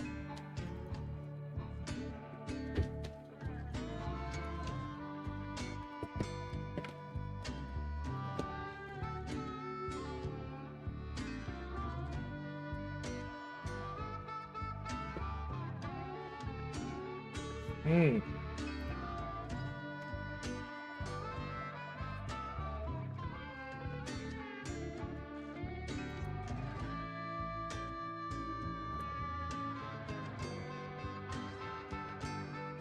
I remember the overhead projectors. We used to use those for presentations. Oh yeah. That's how old I am. Well, they still had them when I was in school. At least the first half. Yeah.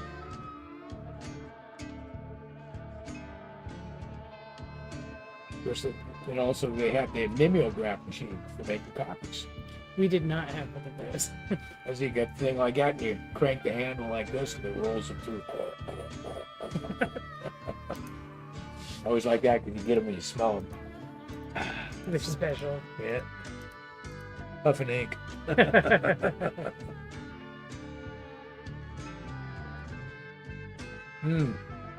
Resale stores.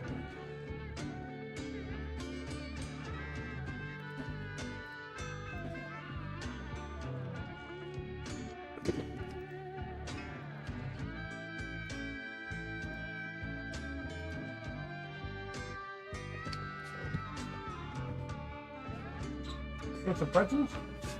Sounds good.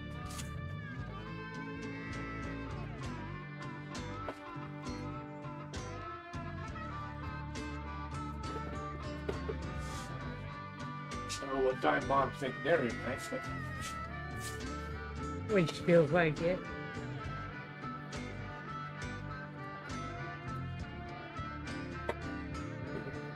It's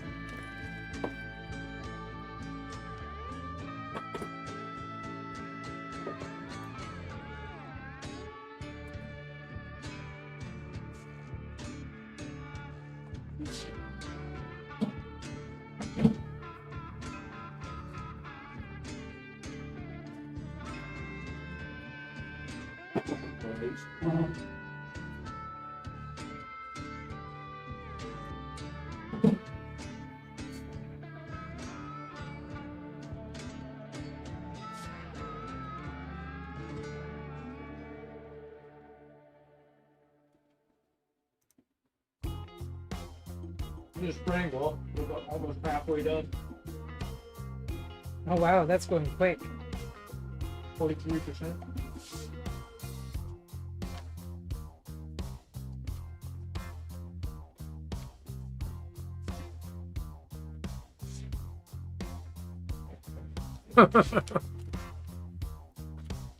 Yeah, I remember those. Teacher, every once in a while you'd help them do it. Mm-hmm. With teacher be handing out the paperwork and everything, and everybody's at the class and spelling the paper. The copies didn't smell special when I was in school.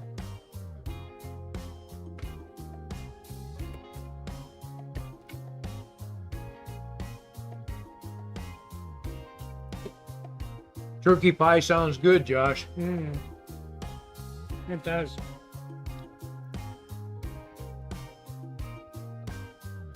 I haven't thought of those mimeograph machines in ages. That's funny.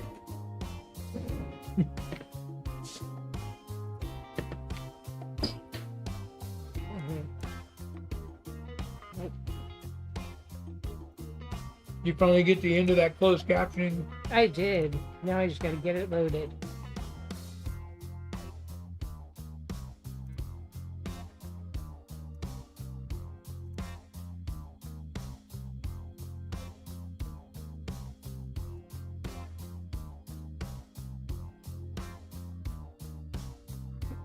I don't know why it thought I was speaking Italian. I got a whole host of languages in there. Did you? I did. Dutch, Swedish. When I lived in Italy, I was trying to learn Italian. I was horrible at it. Using the wrong words all the time and pronouncing them incorrect. The Italians love to correct me. Learning a foreign language is difficult. It's tough.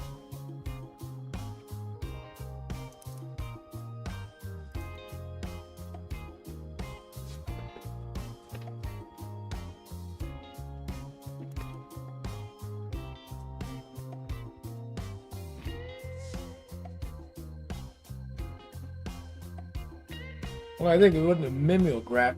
We used to call it a ditto machine, I think. Oh yeah. I think they call it a ditto machine. Xerox was in full force when I got to school. This one, it was just like a weird machine deal that had the paper kind of coming like that. Had a handle, we just cranked it. And like this, rolled it through. Crank it a page at a time.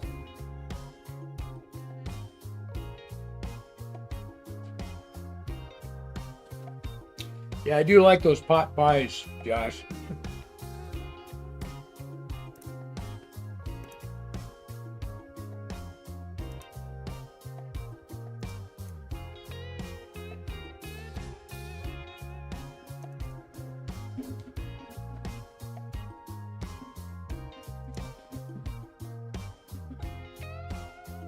What are you doing now? I gotta have the tags in description.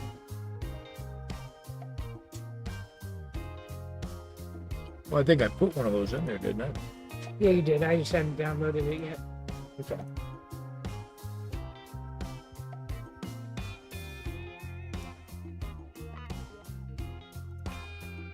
Oh, man.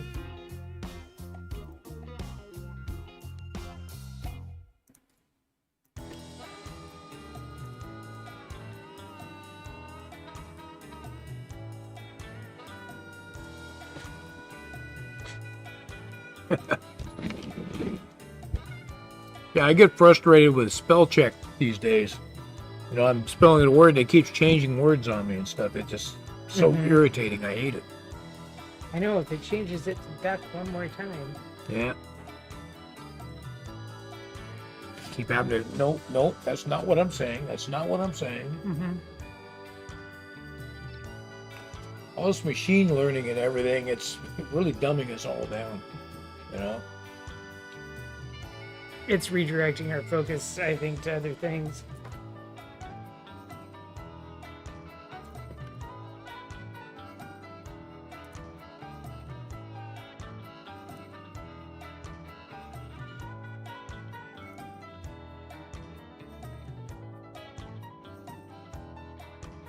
Well, it's even punctuation and all that. It's just gone by the wayside. Oh yeah, you know. Half the time I'm reading something somebody's put up, and it's like takes me forever to understand what they're saying because there's no periods, no paragraphs, commas, pauses, nothing. You're trying to figure out, okay, what is he saying? Well, actually, it means something different. When you put a period, it means something different to different generations. I guess.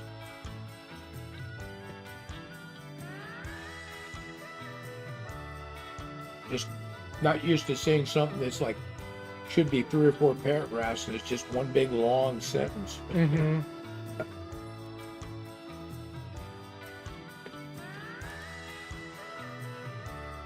Probably I'll trim that beard one of these days, huh?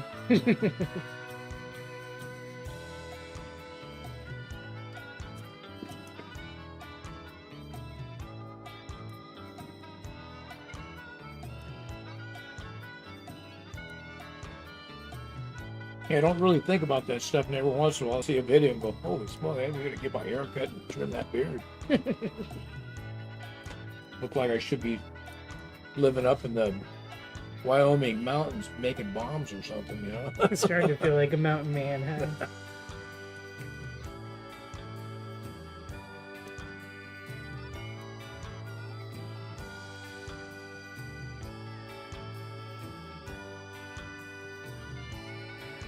Yeah, it absolutely does, Mom. I just get frustrated when I type a word and it changes, and then I hit send, and then I see it and go, that's not what I meant. I have to redo it, you know? Yeah.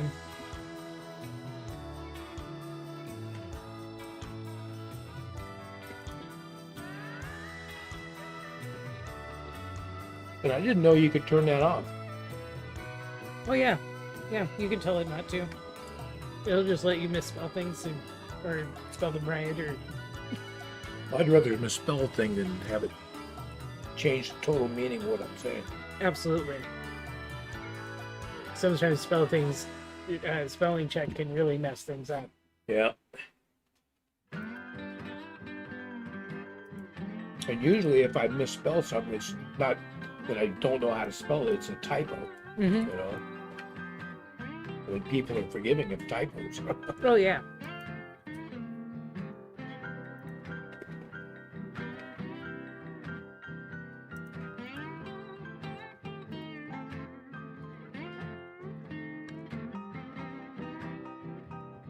I guess I'm gonna have to get you guys to show me how to turn that on.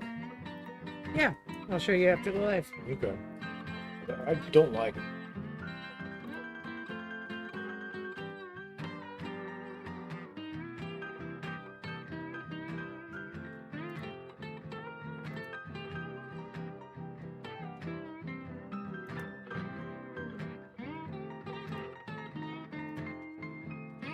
I'm gonna have to run upstairs. Okay.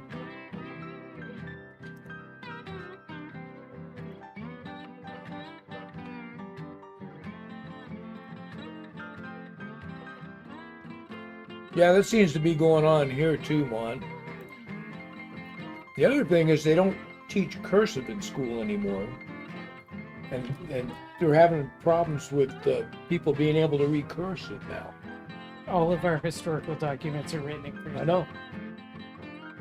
I saw an article a while back that they were hiring people that could read cursive to read those docs for it, so they To could use transcribe them. yeah, to transcribe them for preservation and stuff. Yeah, it was a big deal to me to teach my kids cursive. Yeah. Mostly just because they said that they weren't teaching it anymore. It's understandable. I mean, I don't write cursive anymore. Sure. You know, all those years I worked at Boeing, everything I wrote had to be printed, Right, so more people could read it. and it was all block lettering. You know, everything, all the documents, and everything that I wrote. Yeah. So after a time, I mean, my handwriting for a long time was really good. You know, and my printing was perfect. Oh, yeah. These days, you're lucky to be able to read anything I write. It really depends on how much time you spend doing it. Yeah, I think you're right, Mon. Some of my nieces are school teachers, and I don't think they learned to write cursive.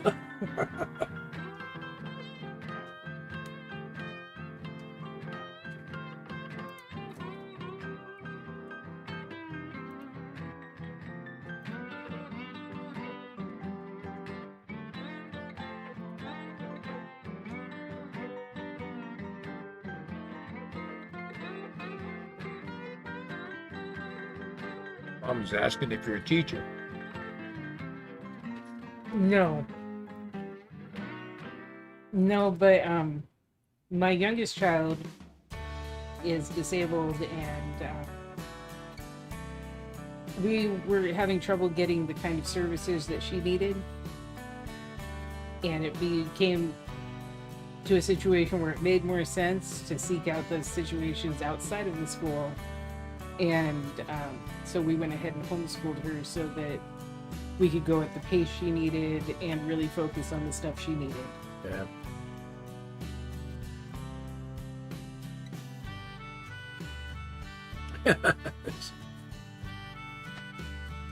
It's like a doctor's script. I don't think anybody can read a doctor's writing.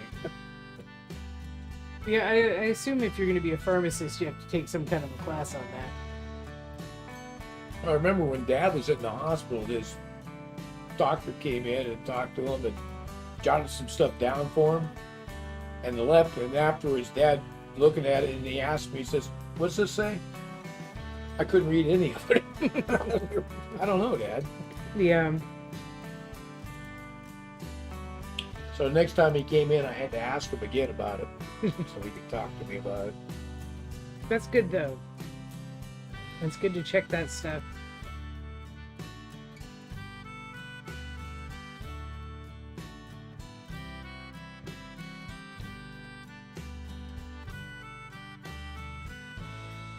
Yeah, it's unfortunate here in the States. A lot of times, if you have kids that are special needs, they don't do a good job of providing what's needed for them.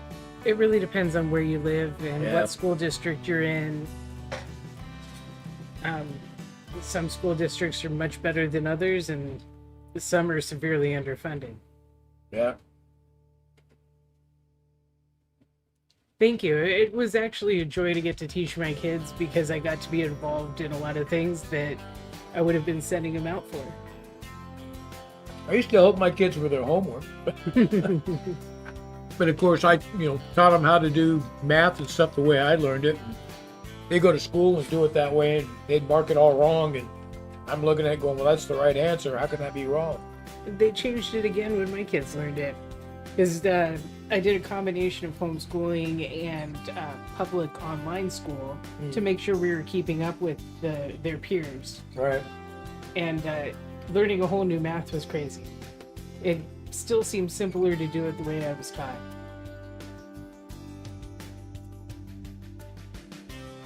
But the public online schooling was great because we still got to do field trips with other kids. Yeah.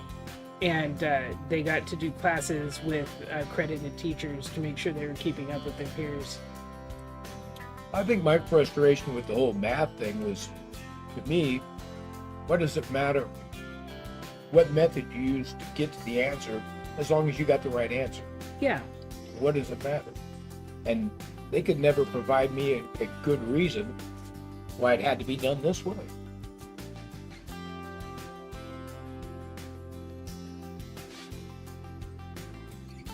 That is a skill. Yeah. Yeah, stenography is like a whole nother language. There's some of these language skills are just, to me, amazing. So I remember when I first went overseas and was working in Italy, there was a gal in the office, an Italian gal, and she was my interpreter. So we'd be in these meetings, and so my counterparts at the company, they're sitting there speaking in Italian, and she's sitting right here at my back of my ear, and as they're speaking, she's interpreting in English, right? Like this. And I'm like, man, how can you hear that and be able to so much practice so quick like that? Yeah, Because it was just right along with them. It's like, wow. Yeah, just so much practice. I was always amazed by that.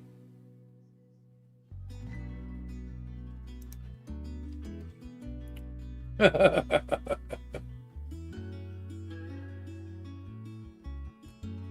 fact, I just your Aunt Linda's daughter, Dina, is a school teacher. We just had that argument about math. Oh, really? Yeah, and she tried to. Well, it really needs to be this. Well, why? Why is that? Well, it's the new math. That's they found this is better. Right. Although it's fun to watch all the great stuff she gets to do with her kids. She seems like a good teacher. Yeah. In 1969, $8 an hour, that's good money. Oh, yeah.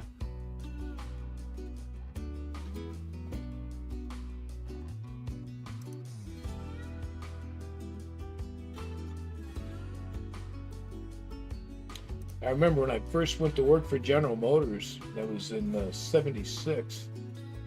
Yeah, I was making $11 an hour. I thought I was rich. Well, at the time, that wasn't bad. That was a good money. I could afford to rent a place. And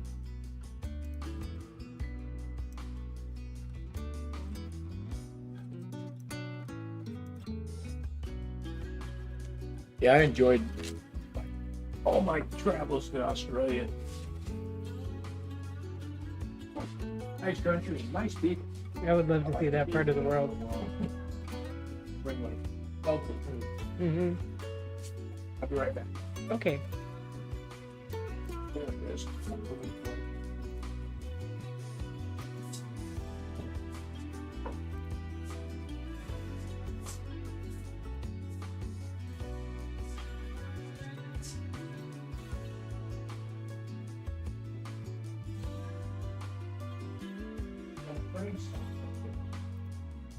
Oh, no. Is it... Which one?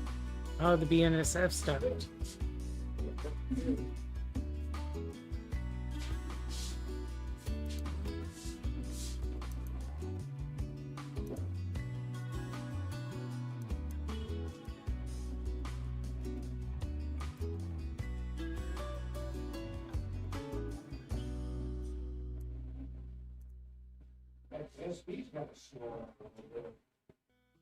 No, it might be time to do a little work on them. They might have picked up more dust from the track.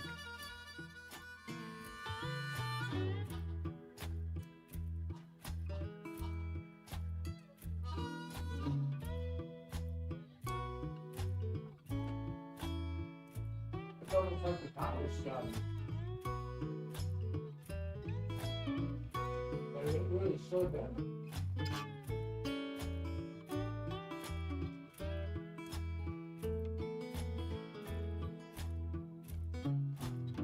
Oh. Really?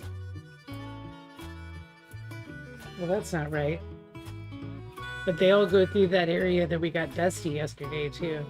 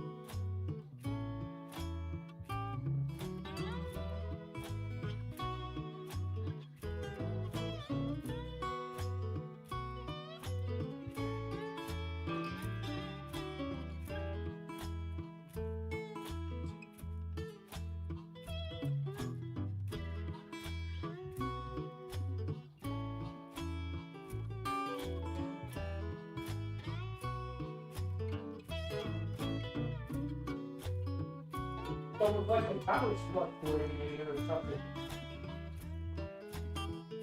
That's concerning.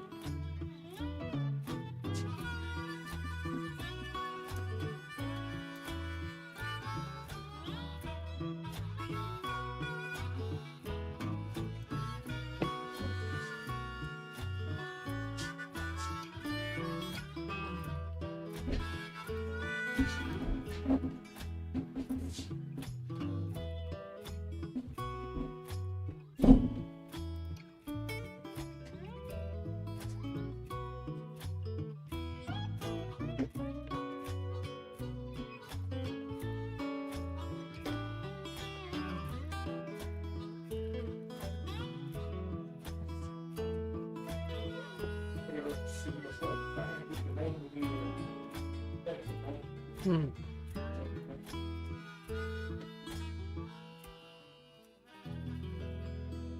What a great opportunity to get into the aviation field.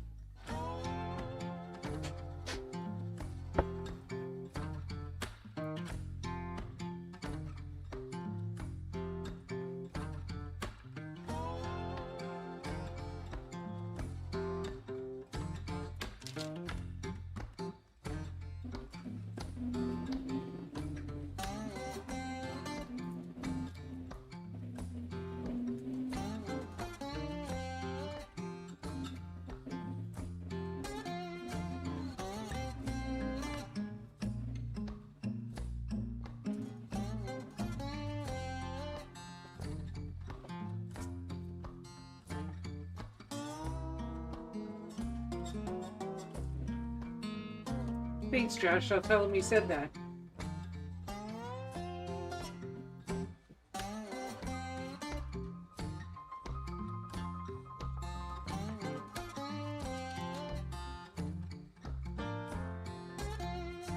Our new video is almost uploaded, and then we'll get to some paint.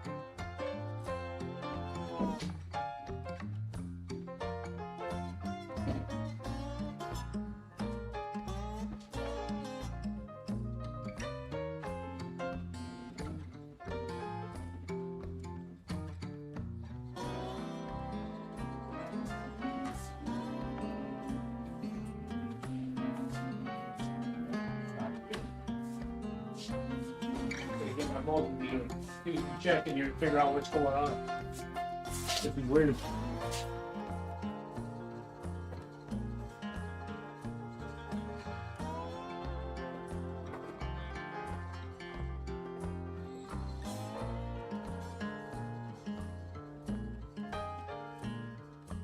Much slower than we do.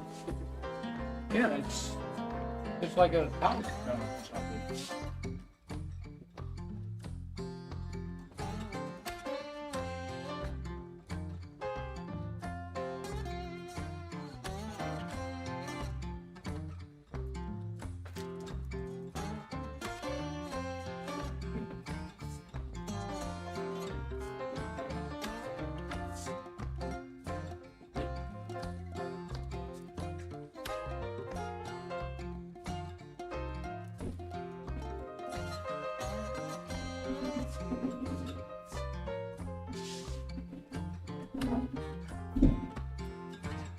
It was good to have you with us today, Mons.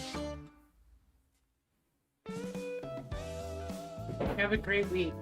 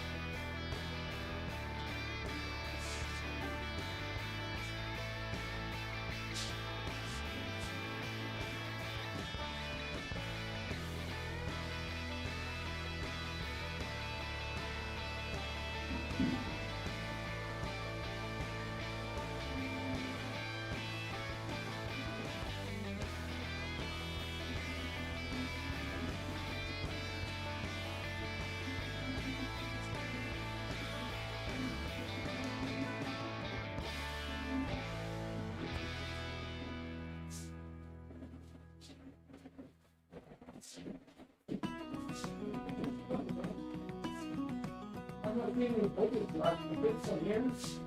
Bring it up, pretty well.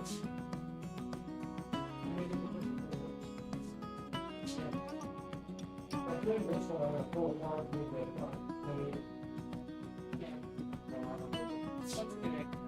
that was running this car. And I checked some voltage on it, and I get the same voltage here, and very minimal drop of the swing bridge, and right back up the other side of it. So, that's a good idea. That's a good idea. It's all good.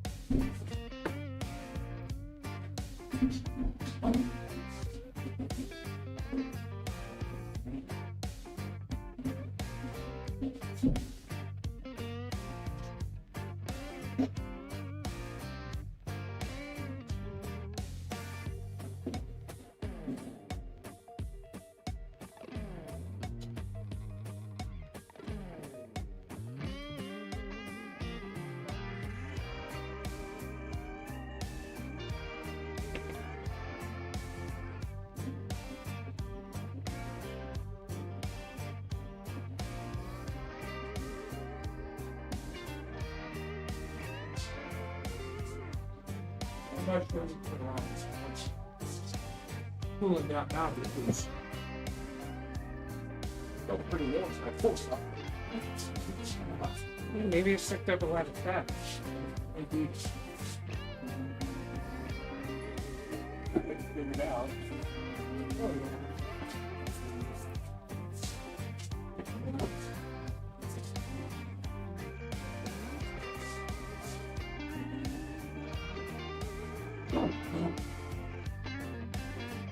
Oh, nice. Let's do some of this painting. Well, thanks, Josh. I appreciate that. So I'm not sure what's going on with that BNSF. I went in there and it kept stopping on us. And I pulled it off and it was pretty warm. It's cooled way down now. I took my multimeter, I went through and I checked the output on each of the controllers and then checked the rails at various points. And at the very farthest distance away from the controller, it had a slight drop, but everything else seemed pretty good. So I'm not sure what's causing this one to do that. Maybe it's dirty, so I'm gonna end up pulling this one apart, doing some cleaning, double check it, but I'm just kind of at a loss of why it would all of a sudden start doing that. And the wheels, I cleaned the wheels. So yeah, I'll have to look into this one.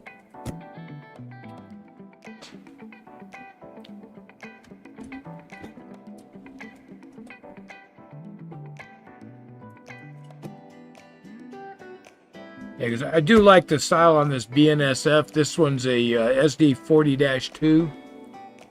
I like the big deck on it. Everything is kind of neat. It's got really nice metal rails on it. So hopefully this isn't a big problem. I'll be able to get it right back together and going again. Huh.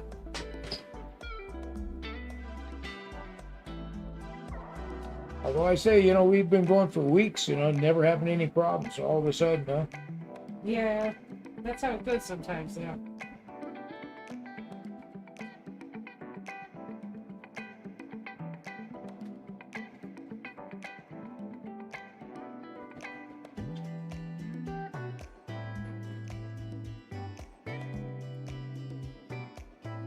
Why don't we switch over and show them the factory stuff we got today?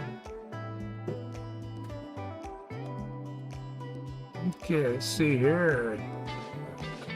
Boom. So here we go. Roxy at the workbench.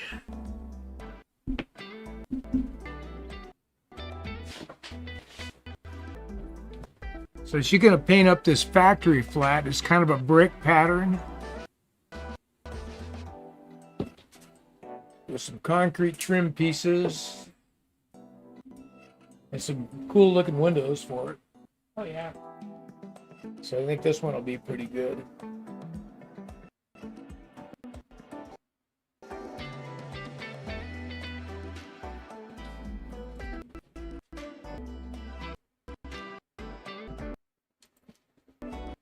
There we go. That way you guys get a good view of it. There we go.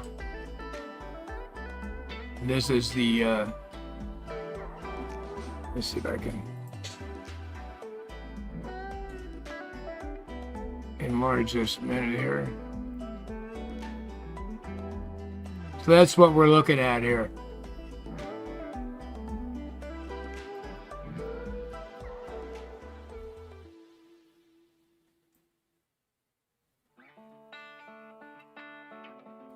So you're gonna need to move that light just a little bit, Roxy. This Right? No, the other one. one. The one above your hand? No, that looks good. Oh, okay. Yeah. There we go.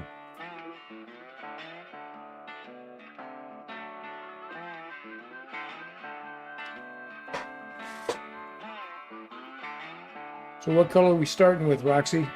So I've taken some of our Tuscan red and I put in some of our harvest orange to get a more orange red brick.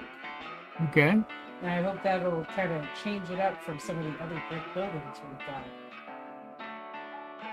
And then we've got a little bit with some tan in it to do the lighter bricks and some with some burnt umber in it to do some of the darker bricks. All right. Sounds good. Yeah.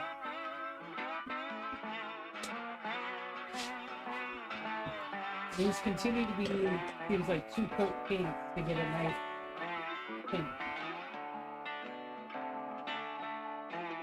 It's real tricky this time. Every color is just a little different. It's kind of filling the, Yeah, you gotta buff that out as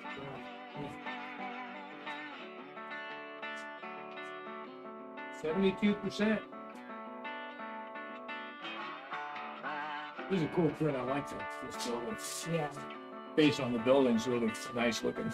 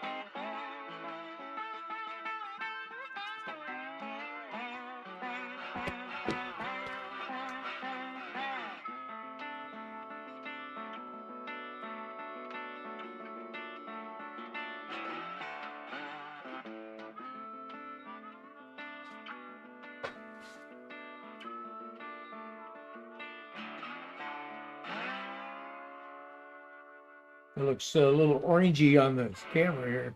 Does it come across orangey? I wasn't sure if I added enough.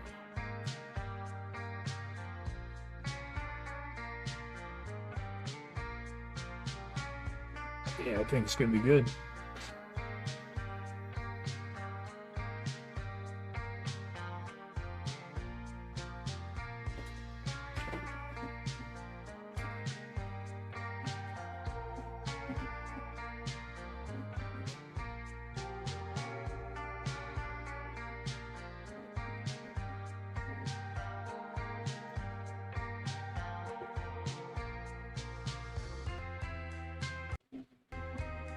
The trains are all running. Good.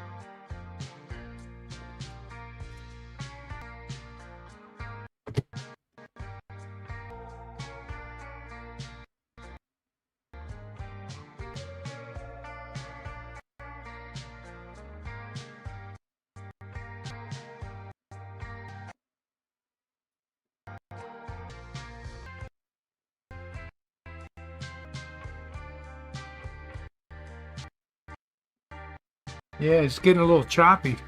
The live stream. Oh, is it? Yeah.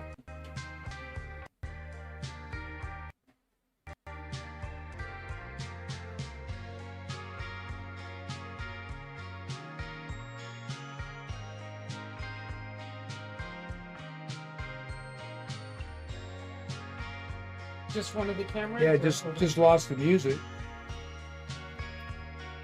And the microphone I don't think is working.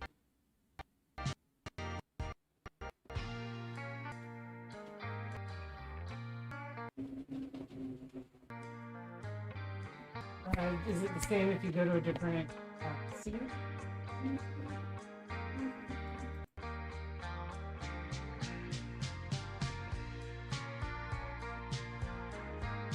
Yeah, it's cutting in and out. That sounds internet-like. Like maybe reconnecting is a good idea. Well, I don't know because the video's fine. Oh. You could re-add those things if you want to try that.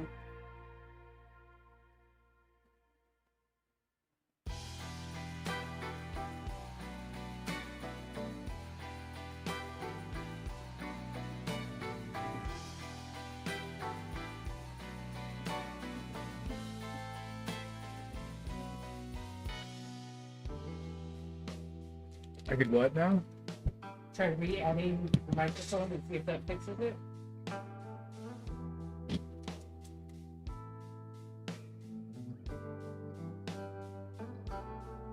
But there is the delay, so...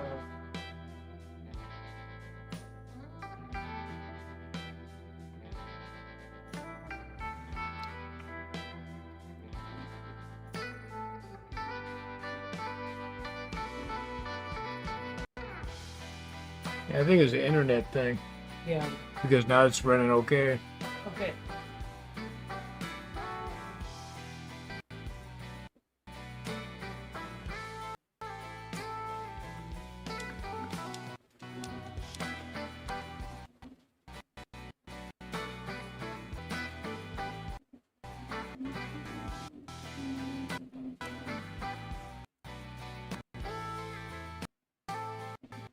Yeah, it's still got some chop in it.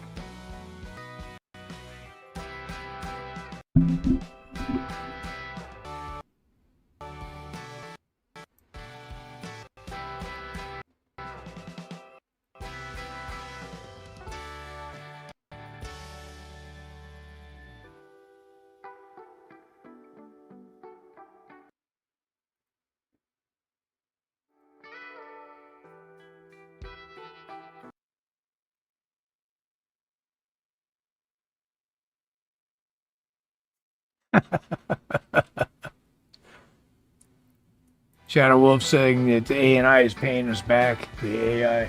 Yeah, it's messing with us. Okay, I'm gonna pull the music out of all these.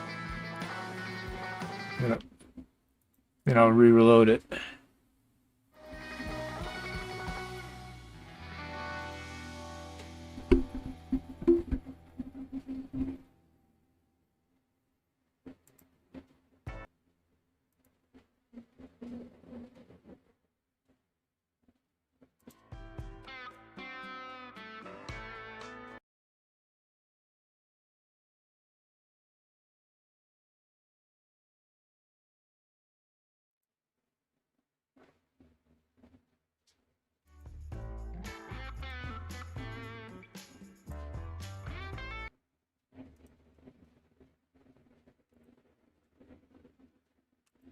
Okay, so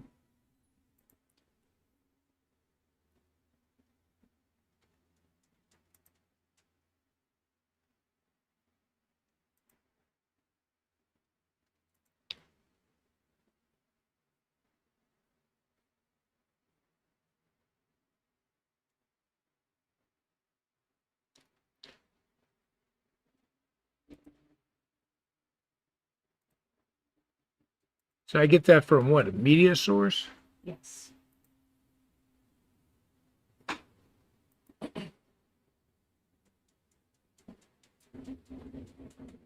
Well, it's because I did look. I gotta create a new.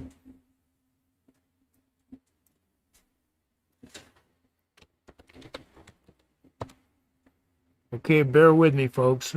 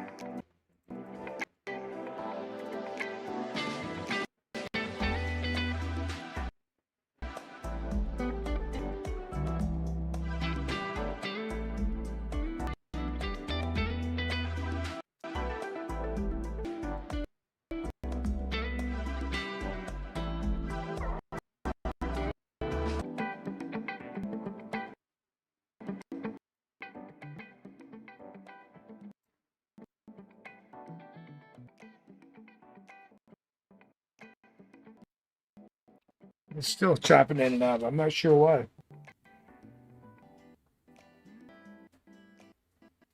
Listen.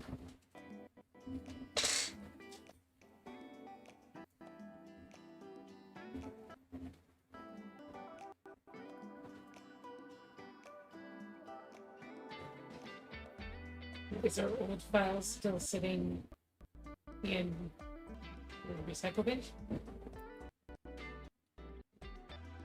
Uh,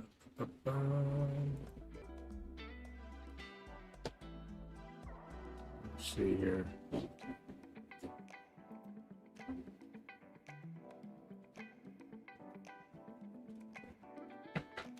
If not, I probably have it.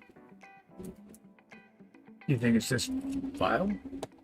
It could be that it's trying to process the video portion, which doesn't really exist, but kind of exists. Mm. So it might be that we didn't export it as an MP4. Instead, it's a video. Yes, I got nothing in my recycle bin here. Which I can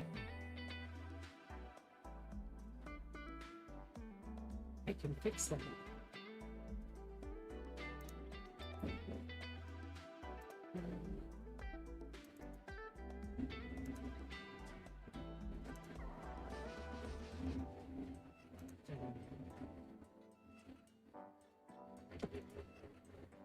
Well, why don't you go ahead and chat with everybody? I'll try to fix that real quick. I can fix the file and then put it back up on the drive for you. Okay.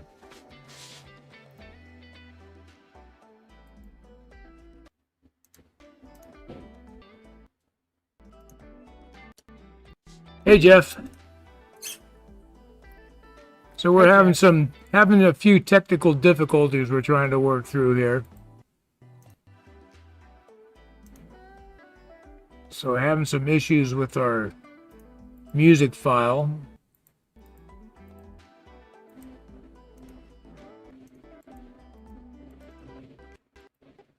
Okay, that's where it's supposed to be, at the bottom.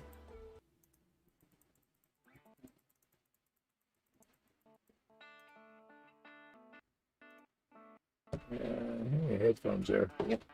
There you go.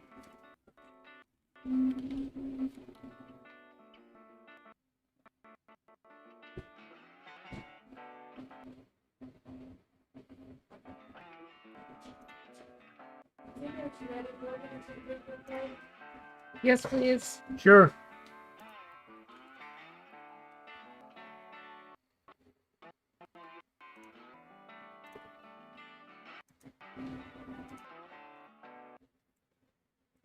Hey, Jim, how you doing?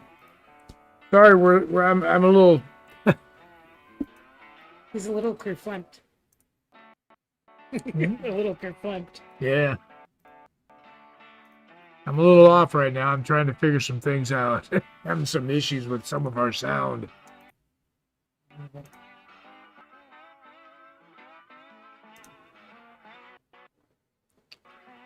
At this point, I wouldn't mind putting on anything, but I can't. Grateful Dead sounds good.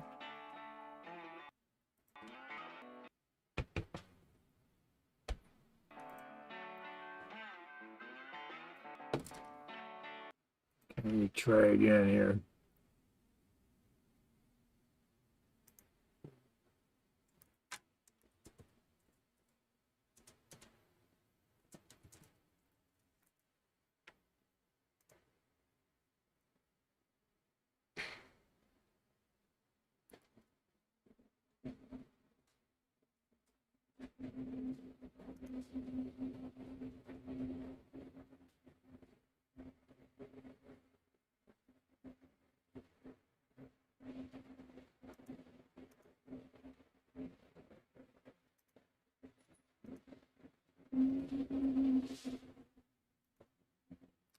Well, that sounds good. I'm sitting next to the campfire. Perfect.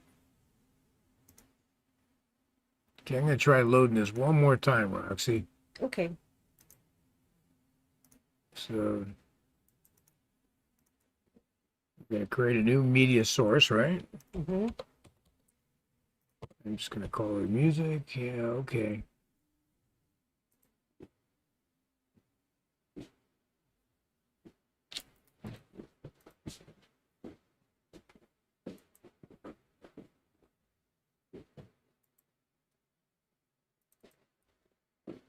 This would be great.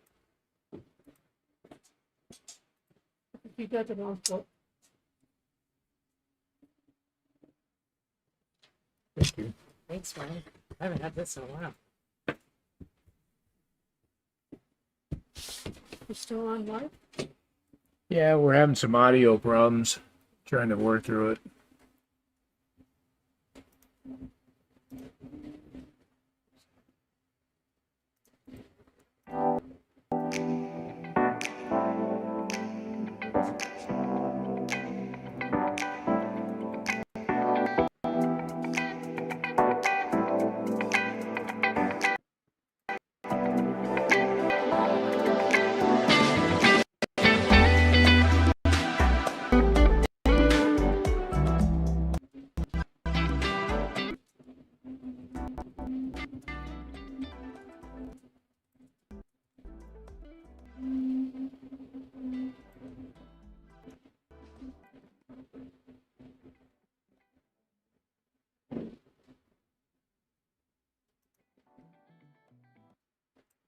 Yeah, it's just cutting in and out.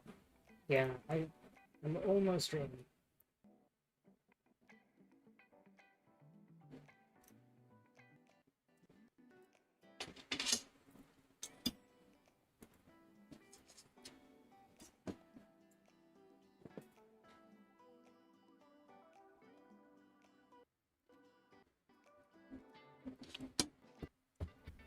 Yeah, sorry guys, I can't figure this out. I think there's something wrong with the file I made.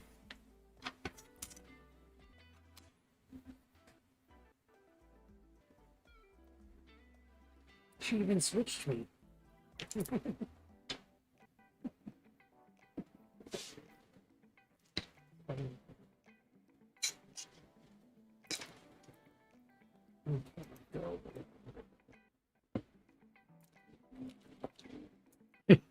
Yeah, you meet.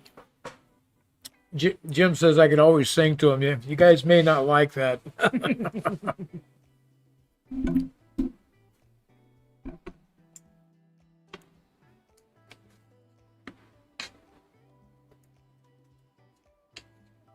But you were a fan favorite at karaoke.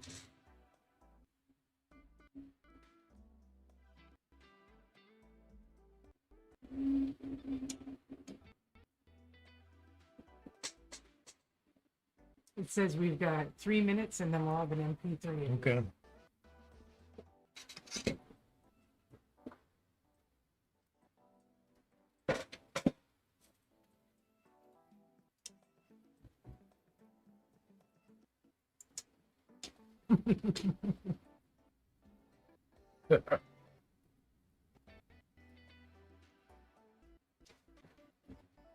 That's definitely something we should be doing, is checking out our usage when we're not in the midst of a live. Although where we're living, internet's not always the most reliable. Right here it shows my CPU usage right here at 83%. That's pretty high.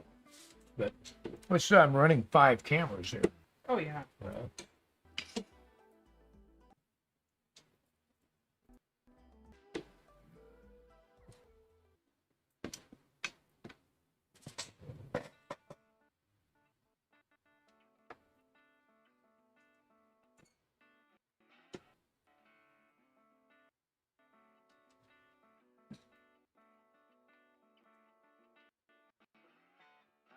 Okay, so that's with my music on, but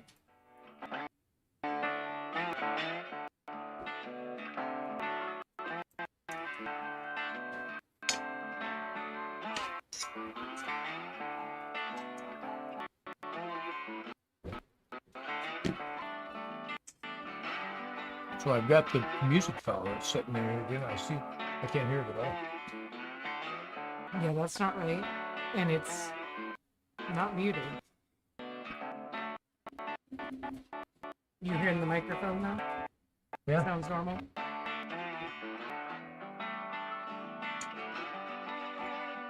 Boogity boogity.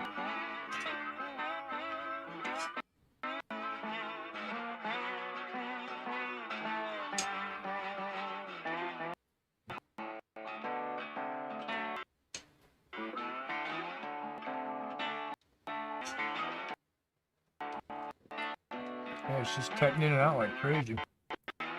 And 1 more minute for that file, and then I'll get it to you.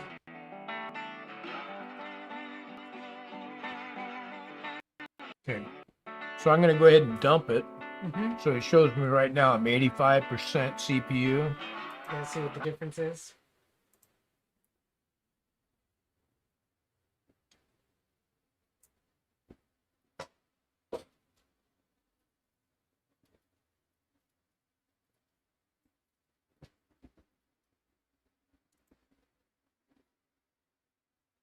I dropped down to 80. Oh, it's still dropping.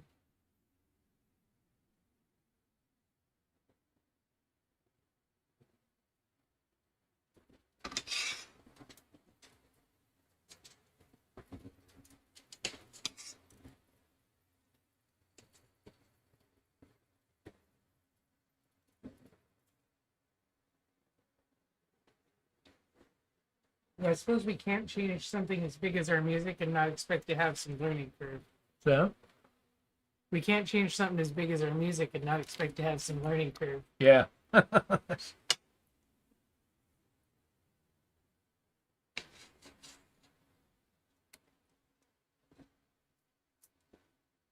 right, that processed out.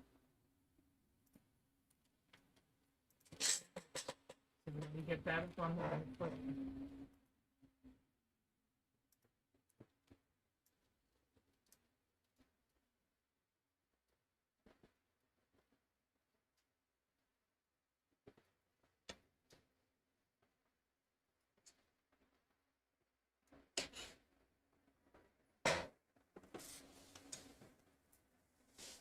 Yeah, I think we only hit at 16 on the RAM on this. Mm-hmm. So that's what Ben was just talking to me about with upgrading the motherboard and the CPU.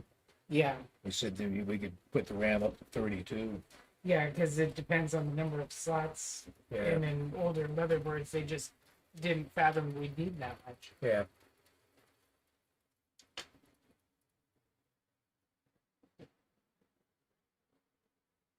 All right.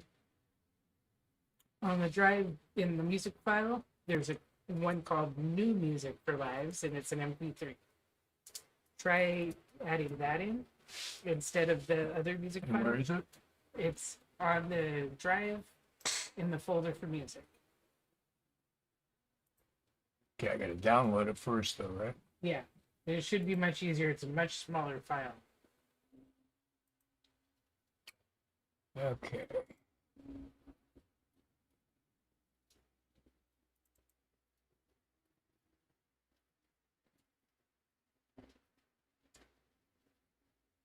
Okay. There you go. New. This one here? Mm-hmm.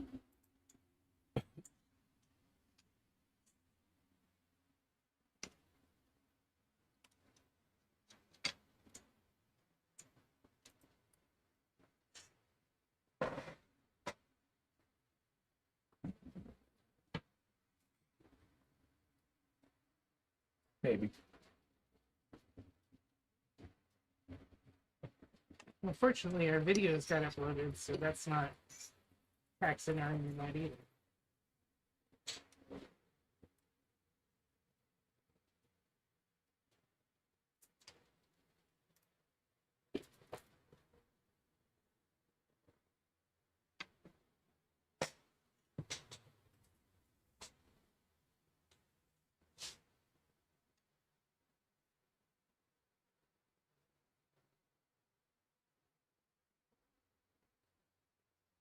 It's true. They don't cost what they used to. We are using OBS Studio to do our lives.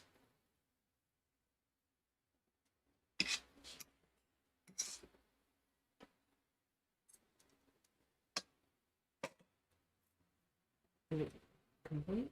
There you go. There we go. Okay. So now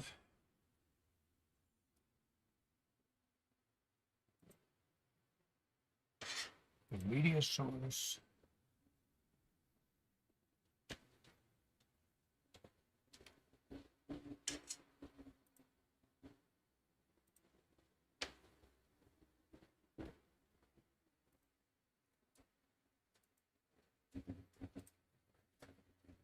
You want it to loop? And none of the other. Not this either. Okay.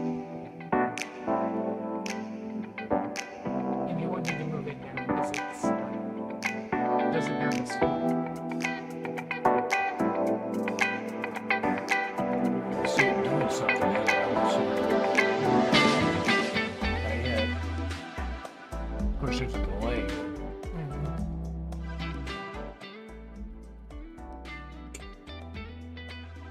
Big delay. Oh yeah, it's a couple minutes.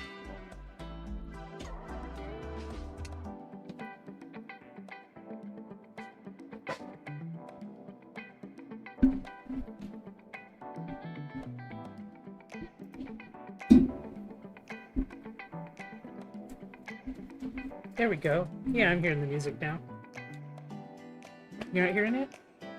No. There it is. Oh, okay. It's probably a little loud. Well, I just reloaded it, so it sounds pretty good now. I can't hear a thing you say. Oh, that's all right. Which should I do? It's a little loud though, isn't it?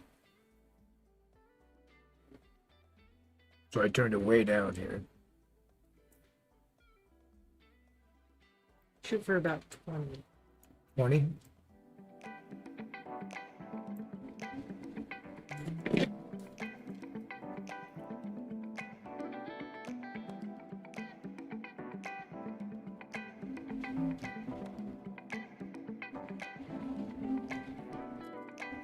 Okay.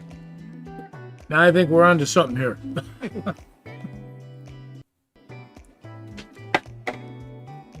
So is that's the music that we got from the service, right? Yeah, yeah. Okay. Absolutely, and scale dystopia. We should have thought of that last night when we made this file. That an MP3 would have run much better. So that's what we've done. We've re-exported it as an MP3. Seems to be working better. 25. Okay, now we're at 25.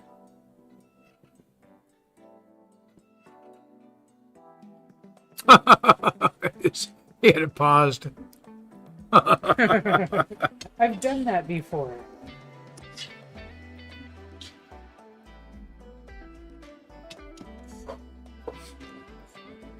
Well, when our train stopped earlier, I thought there was a hiccup on the video. Oh yeah, that the video was frozen. Yeah.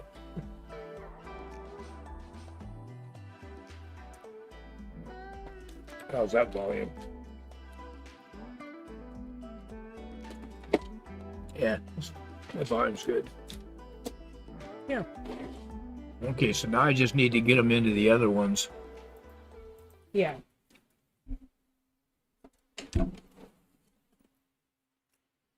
Okay. Well, now it's a little easier.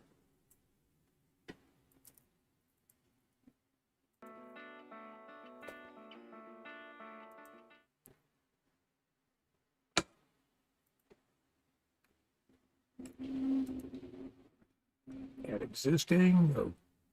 Okay.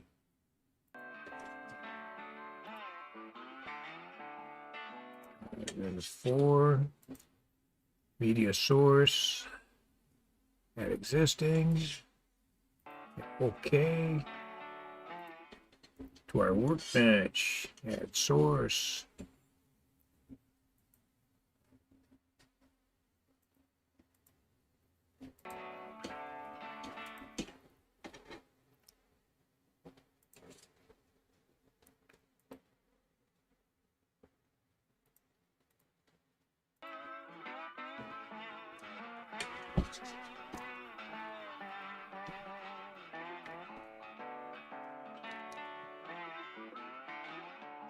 Yep, looks like it's going much better.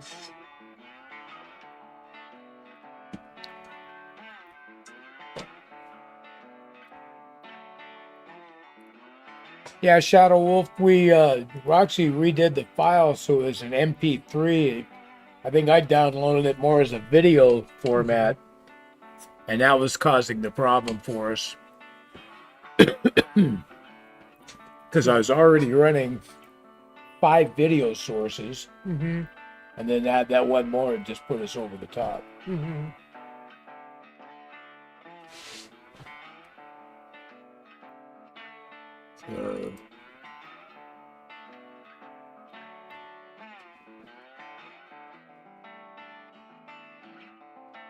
How's that print going?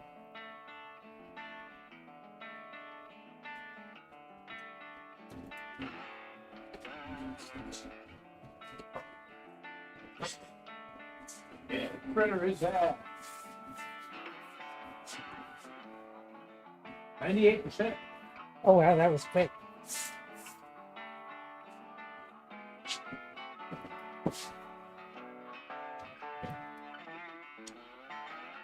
Well, if there's a way to use up the CPU, we'll find it.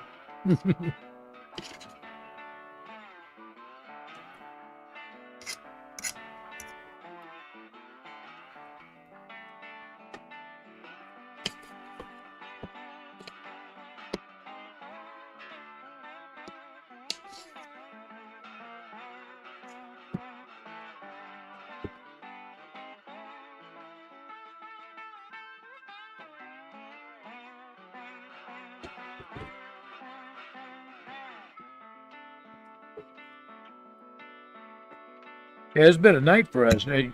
Usually our streams usually go pretty smooth, you know? They do, but I think the times when they don't makes you appreciate it more.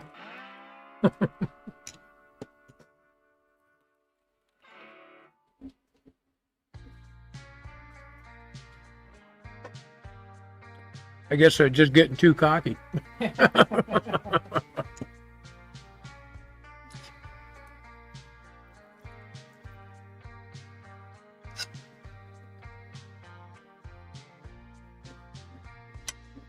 Yeah, I probably should have thought of that because, originally we were sitting there trying to run 6 cameras, Yeah.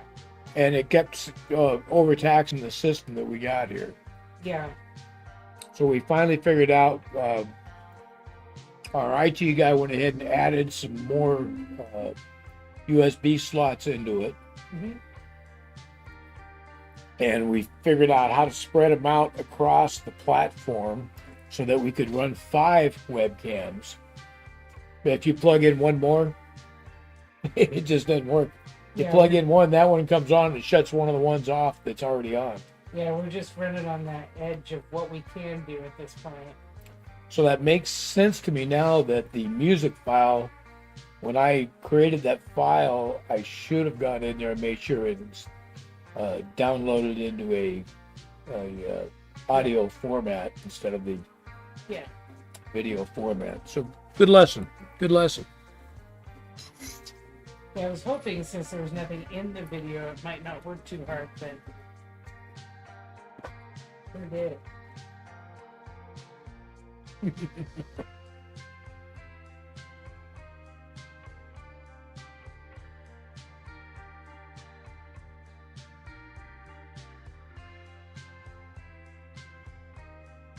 Yeah, Jim, it sounds exactly like the government. The computer was overtaxed, but not putting anything out.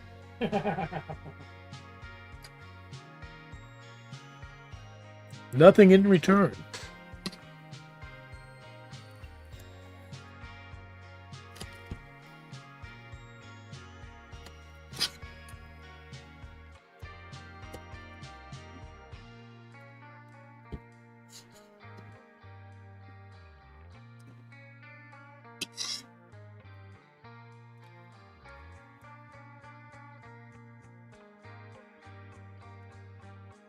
All right, so our print's all done.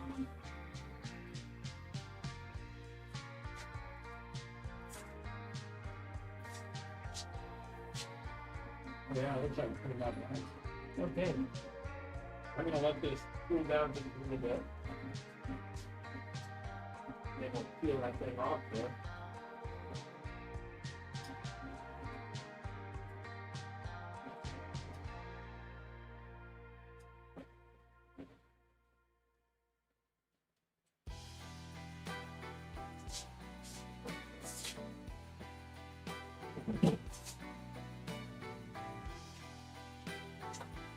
That is a different way. It looks good. Yeah, I like both of the colors. I like how they look on the camera. Yeah.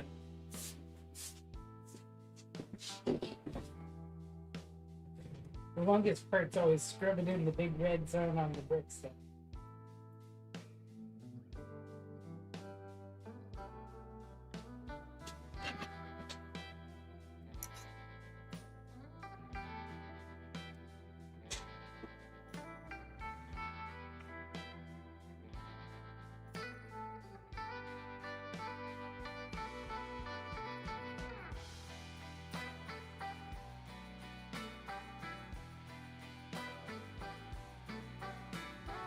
Yeah, that looks good. The color. Yeah, I like the colors. It's a good mix.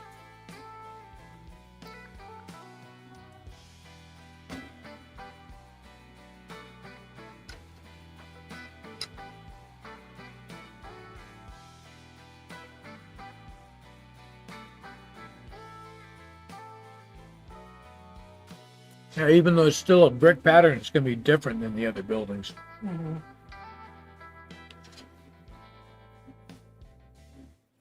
Well, these bricks were just shipped in from a different factory. Yeah.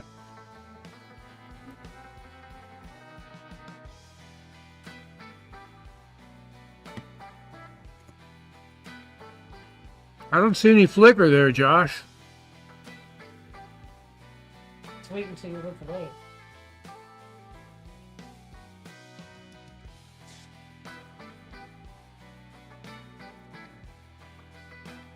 Yeah, this color is a custom mix, Jim. Cause she mixed a couple of the reds we got to get this tone.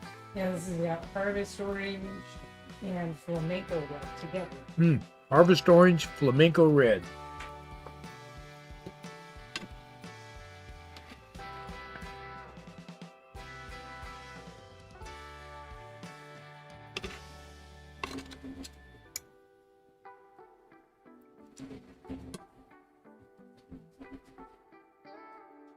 So Josh is saying one of the cameras is flickering. We changed out that one that was flickering before, right? Look, that one just flickered. That one's had a rough time. We've been taking it down and putting it back up. Yeah. Could it be a loose connection?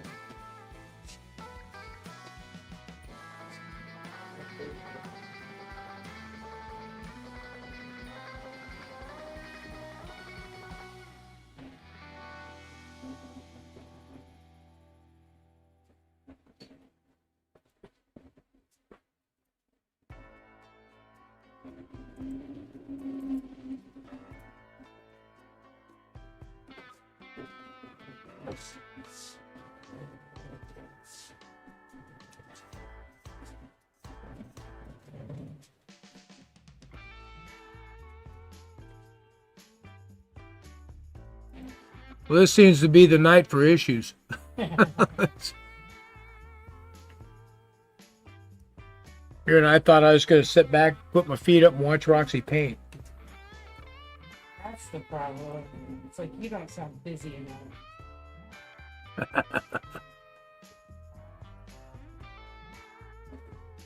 So this camera's okay. This camera's okay.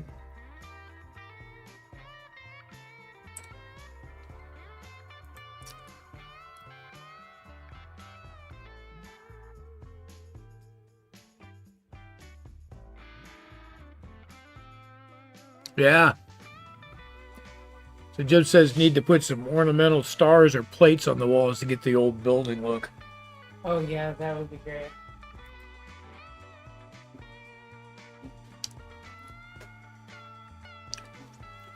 So it seems to be just that one camera, Josh. I'm not sure there's anything I can do about it. Is it the same color as last week? Yeah. I'm not sure I got it plugged in the same slot. Right, because we unplugged it to do all that work at the corner. Yeah.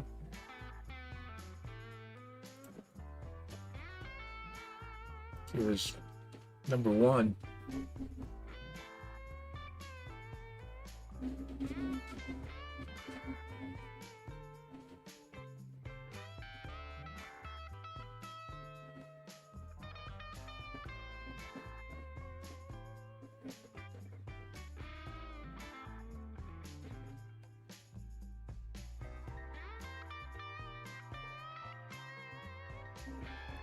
Yeah, I may end up having to do that upgrade anyways. Maybe. It's either that or we might have to monkey with more things.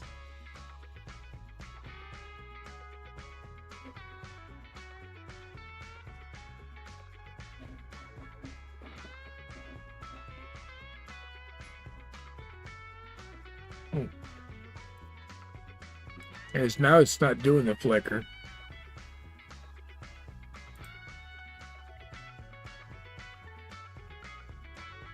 Yeah.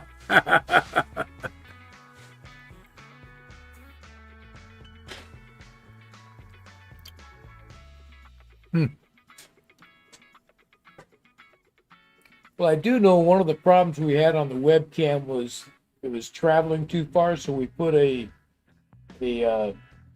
powered splitter to give some more juice, but it was still too far. But we were trying to go all the way to the opposite corner. Yeah, it was more than 20 feet. Yeah, so we had 20 foot of cable plus whatever cable.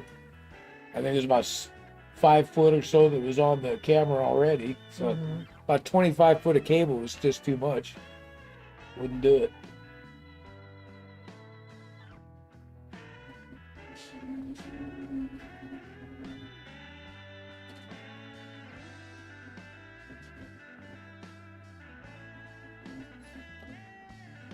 Although I imagine you could take and put a camera there, run a cable over to the middle here, plug in something up there in the ceiling area. Mm-hmm. So you got one in, you got the out, you plug that in and bring that over to here. Yeah. So it boosts that second cable out. Yeah. Yeah, working with a powered splitter or something. Yeah. Yeah. Yeah, that could definitely work. So if you had 2 powered splitters on one line, that'd probably do it. Yeah. Yeah, we were talking about that the other night. That's weird. Yeah, that's what was going on. There was just too much voltage to have to go that kind of distance.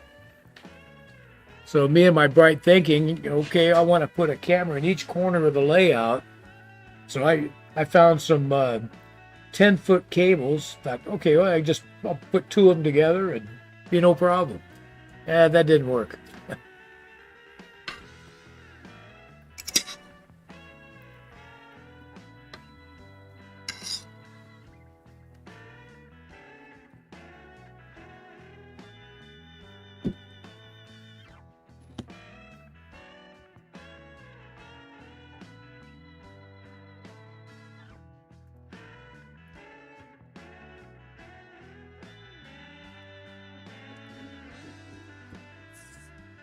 So did you say that video was all done?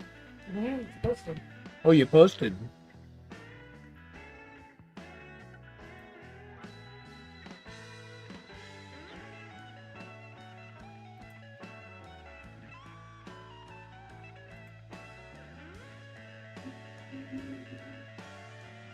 I wanted to get it posted before anything else could happen to it. It's like, quick, get it up there. Yeah, you're probably right. The way tonight's going. Yeah. I was like, don't breathe, just post. Oh, there it is. Yeah.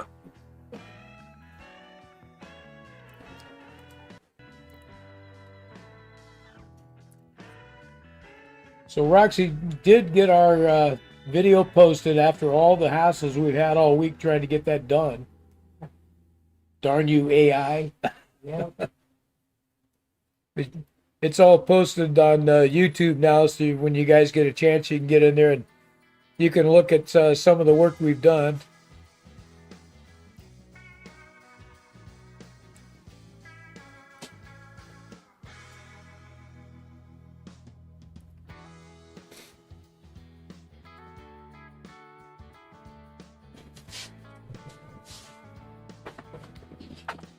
You want another?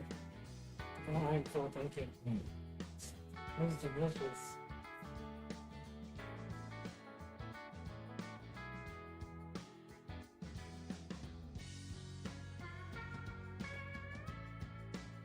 So my mom made us pork chops and fried rice. It's so good. I love it when she makes that meal.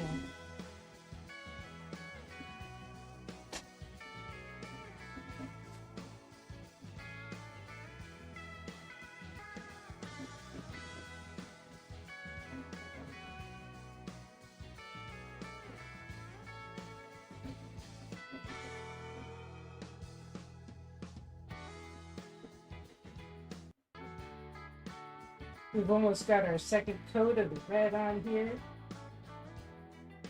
That way we can move on to some other colors.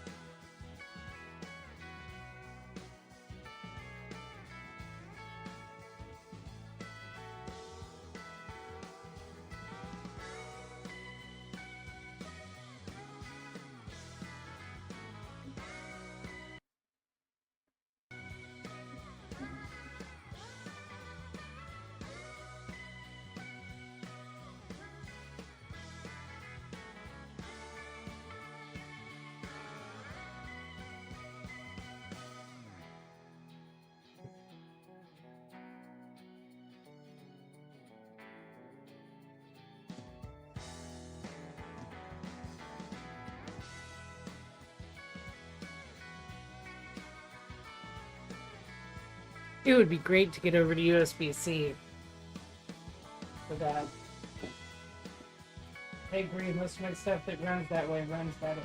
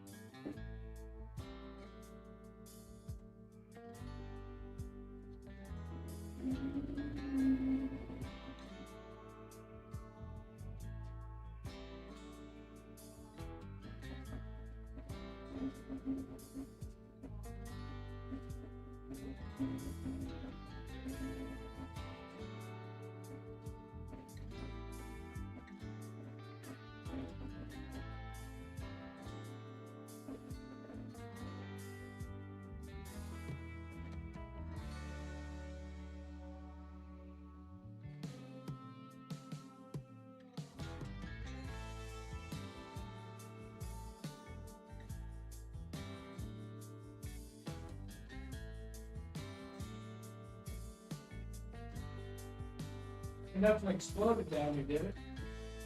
Not yet. We're waiting for you to get here.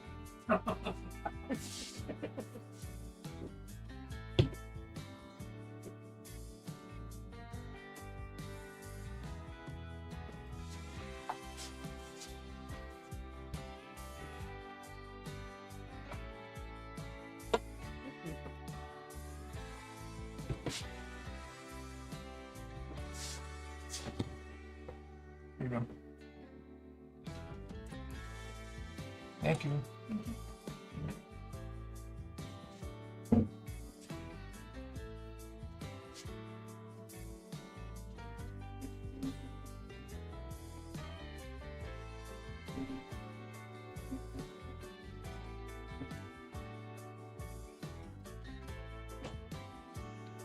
Yeah, that's what our IT guy was telling me was the C is a better deal. The new plug-in setup he put in there has a couple of C. Mm-hmm. We just have to collect the right cables. Yeah, yeah. We'll get there slowly but surely, you know. We got to try it the hard way first, you know. Oh, yeah.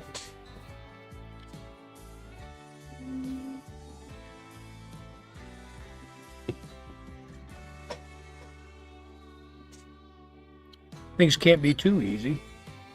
Well, I think that's our major skill. Not that we're good at things right off the bat, it's that we don't give up until we are good at things.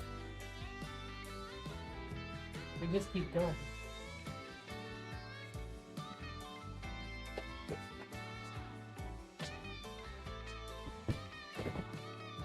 Let me switch this real quick so you guys can get a look at the print. I just pulled it up.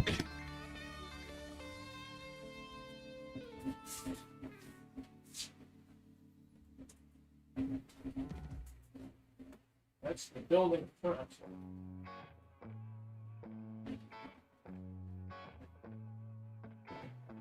Yeah, I like the style on this building. It's good.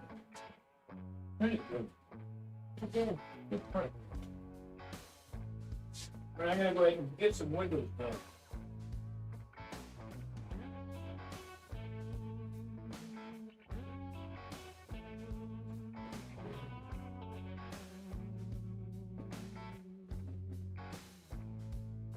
Oh, I think I forgot to get the. Well, I'll go ahead and print the foundation.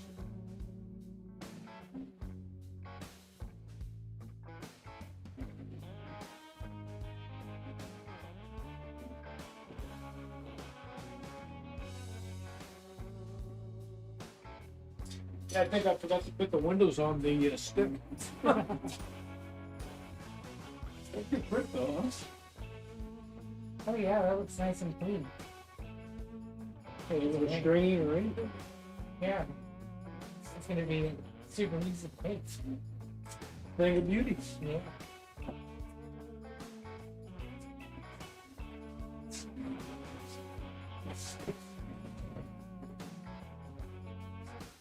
Yeah, that printed really nice. Not a bit of stringing, nice and clear and crisp looking. I'll dial it in.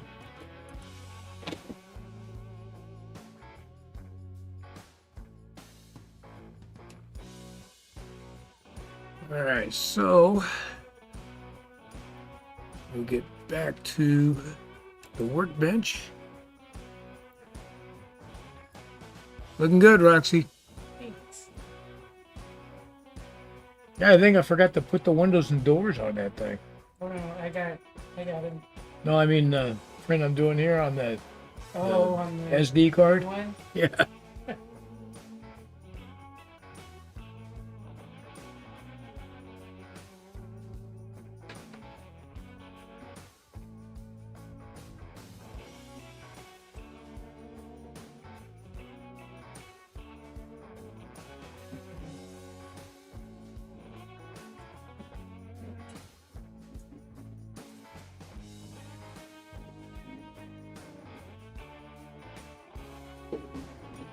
Well, at least the trains are running now.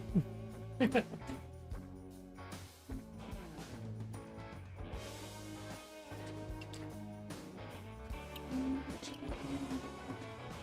really strange about this one locomotive. I don't know why it got so hot. We didn't run that one for a long time. Yeah. Well, I did have it running since about 1:30 in the afternoon. So Oh, that's true. ran for a couple hours before we even started the live. It's still I don't know.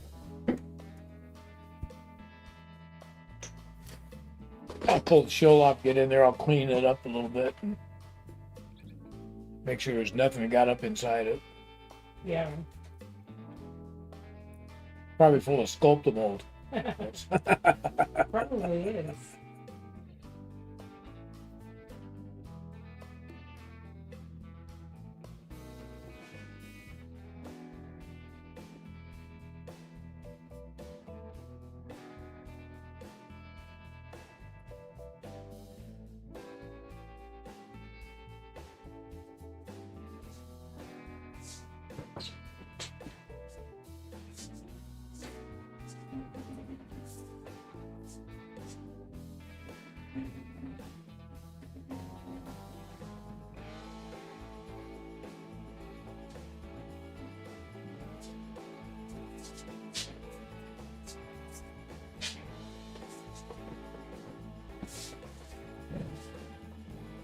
Yeah, I gotta say, it's a good thing I got an IT guy. It is. Because I am so dumb when it comes to this stuff. I just know nothing about it. Well, you didn't grow up with it the same way that we did. No, yeah, it's got that right.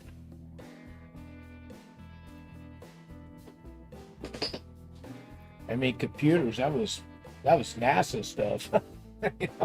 What really blows my mind is how native the kids are to it. Oh, yeah. Like twice as much as we are. But I also think young people, they're just one EMP away from starvation. It is definitely a part of our society completely at this point. Everything is connected to that. Oh, excellent. Yeah. I did see one other guy that did that. He did a river, and he did it with actual water. That's so cool. I thought it was kind of neat. And he had a pump set up and everything, so it had a current and everything to it. Huh.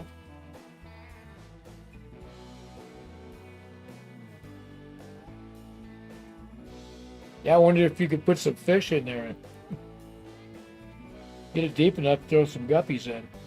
That would be awesome. Yeah. And then have your little scale-sized fisherman. Yeah.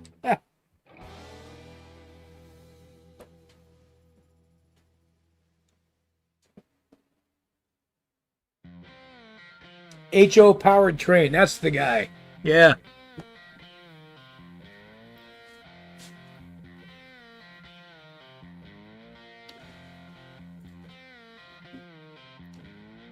Yeah, Jim, I don't think that'd be the same guy because he does all HO stuff is all I've seen him doing.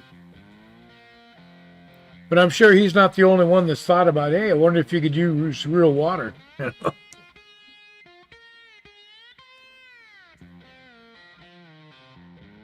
He did have a goldfish. See, if I did that, I'd have to be putting fish in it. Oh, yeah. Your mom and I stopped at Petco the other day to pick up some stuff for the dog. Mm-hmm. I spent a long time over there looking at fish and fish tanks. So, maybe I ought to do a fish tank. Last time we were over there, Jill didn't know what to think at all of these creatures in there, especially like the snakes and the turtles. Oh. She made sure she stood on the other side of me.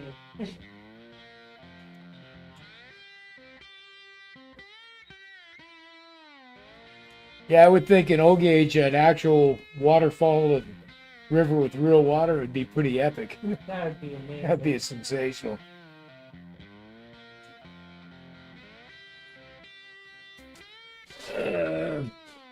Oh, the white thing? No, that's a big oil tank. That's the one you built for your dad. Yeah, that's the one actually goes with the O-gauge stuff. But I 3D printed the tank and the caps that are on the propane tanks next to it. Let me go move that and get it closer where you can see it better, Josh.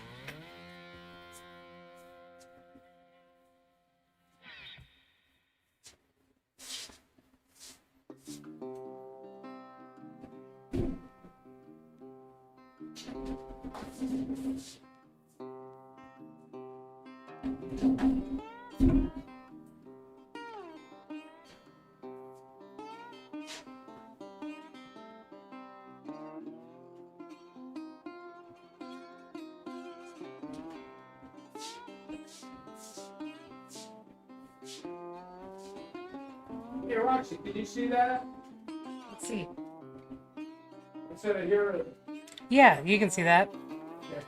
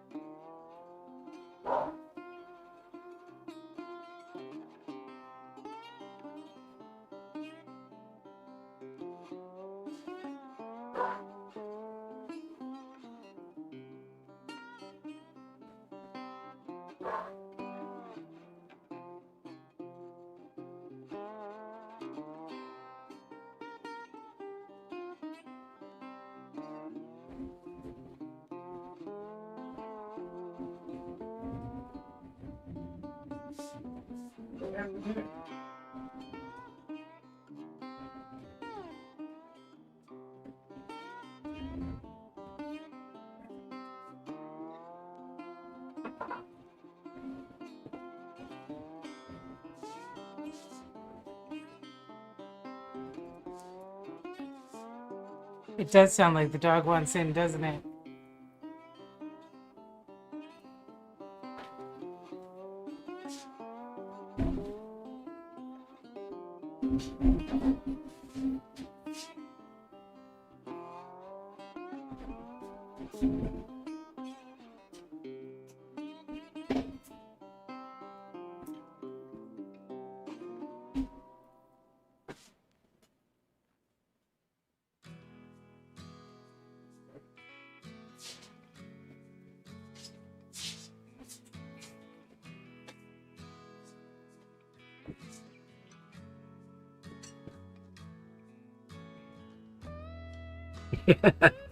It could be. I don't like to get them running around down here too much.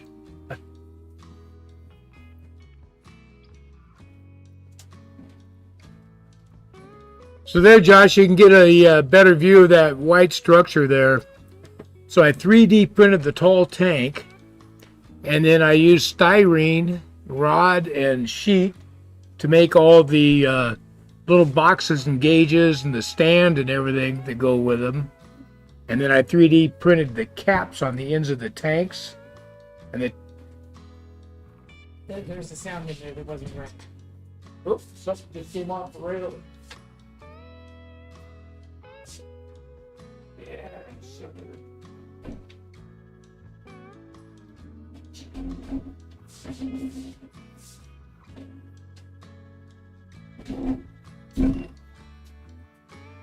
It's funny how you can listen to the trains for long enough and then you know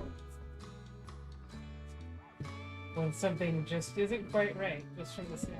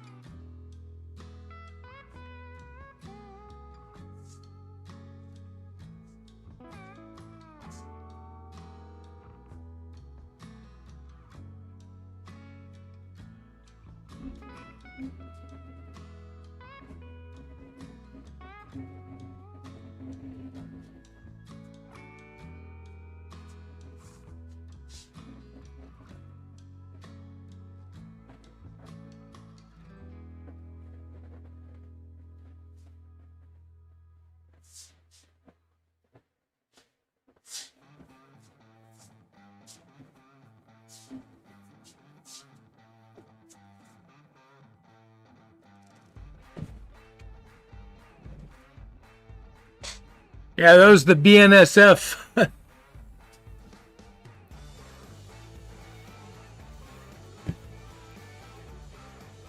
I'll tell you what, I could take a. Well, you got your phone? Yeah. You want a picture of it? Yeah. I can take a picture of it and I'll get it set up so we can see a picture of it. What is that? You know that it is. Wow. I know. Give us a couple minutes and we'll get a picture. Yeah, I'll get a picture of. Let me get a little bit of charge on this phone and then I'll go take a picture of it and get it set up. But yeah, it's a combination of scratch build parts, 3D printed parts, and PVC pipe. You made that when you first got your printer. Yeah, yeah. But this was for my dad's O gauge. I made it for him. So I mounted it on a piece of board so he could move it around easily wherever he wanted.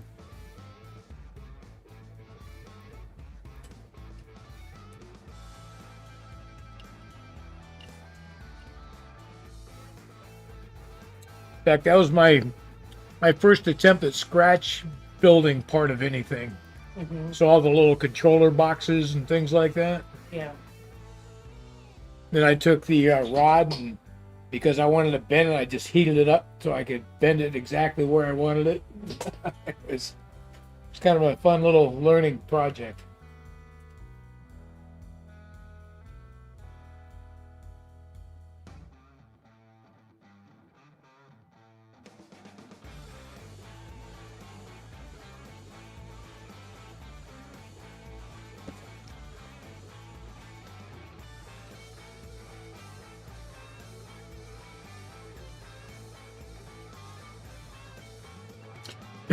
I can't believe all the issues we've had tonight.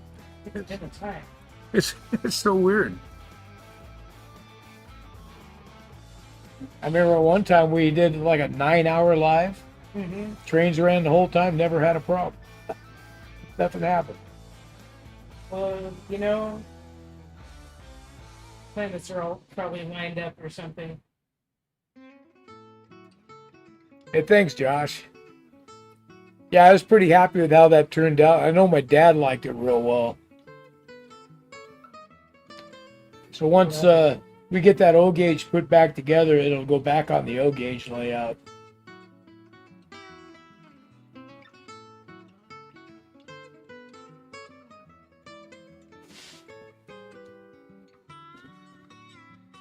You're painting individual bricks over there, Roxy?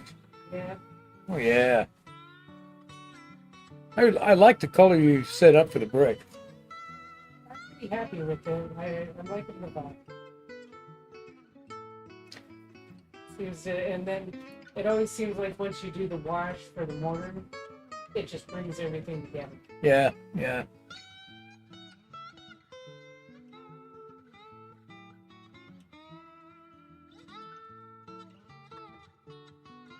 Yeah, I think you're right, Peter. It's got to be the time change. Probably. Put a whammy on us. Yeah.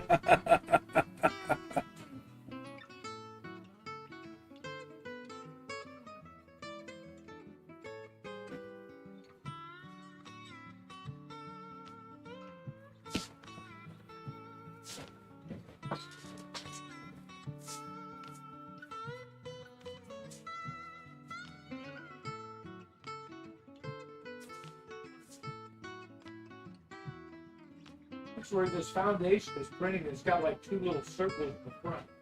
Huh. I wonder what that's for. Well, I guess that would be the backside. That's where the dots are. It's just, Yeah. I don't remember seeing anything about that.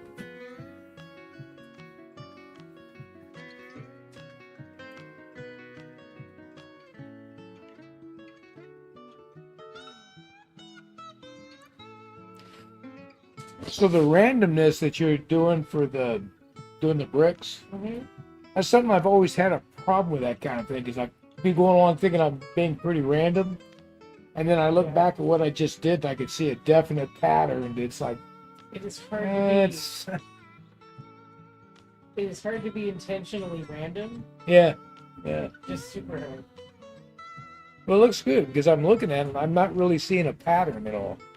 The key to that is I keep jumping to different areas. I don't stay in one zone too long. That makes sense. So it keeps me. Yeah. So if you're not focused on one particular area where you have a natural tendency to want to be more Yeah. patterned,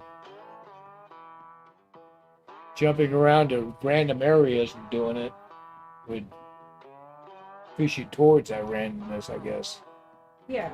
Yeah. Just kind of. I try not to focus on it too much. Because this is definitely a place where your brain can get like. Yeah, because that's one of the things when I'm trying to do weathering, Mm-hmm. is I'm trying to make it somewhat random, but you got to think about, okay, if I was here and water was coming down and hitting this and the dirt in the air and this and that, where would I end up having this and how would it end up looking? Yeah. You know, but it's easy to overcompensate and then it just looks fake. Right. Yeah, intentional randomness is really hard.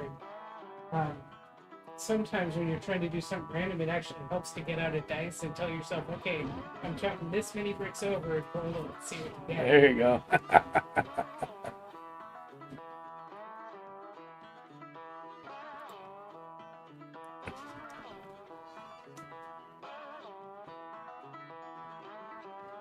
Hey, you're all 3% charged. Get it. Get some.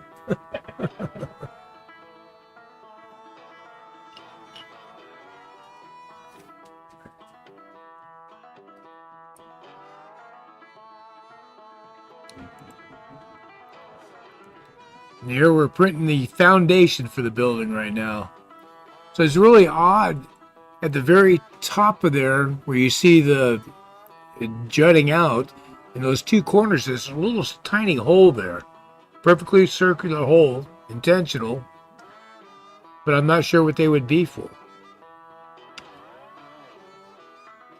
The only thing I'm thinking, if when this is done, if that's on the inside of where the building is, it could be for wire to come up through there. Mm-hmm.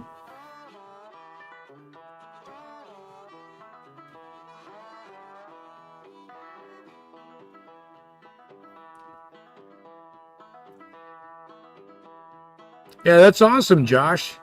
Have you rebuilt any O gauge before?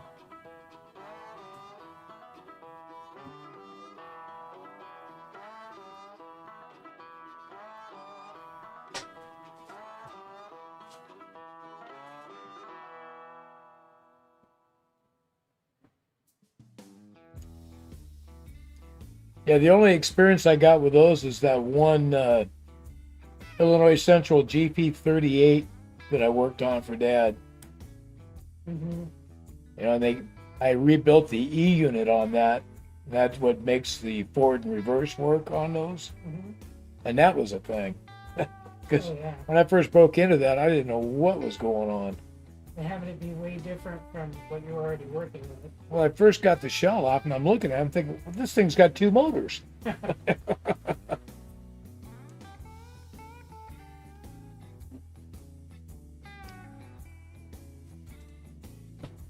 Yeah, so Josh, if you can, if you know exactly what type of locomotive it is, see if you can go online and find a schematic, you know, a blow up of it. And that's really helpful when it comes to working on them. That helped me tremendously understand what I'm looking at and how things go together and come apart.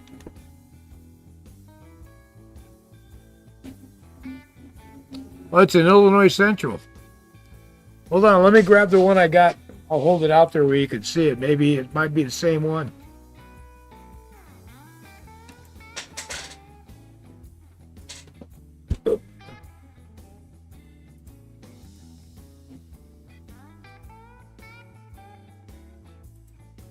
There we go. I wanted to see the workbench, not the printer. Pretty stop doing it. Let's see.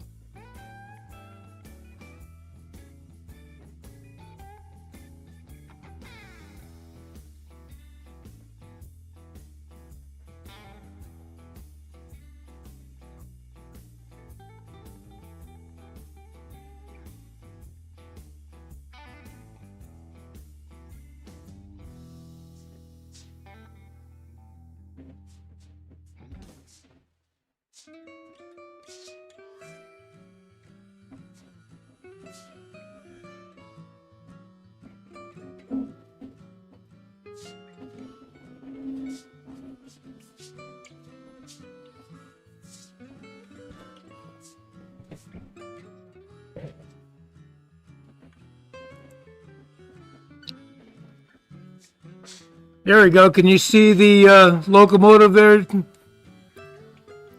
So this was Dad's. It's the Illinois Central. It's a GP38.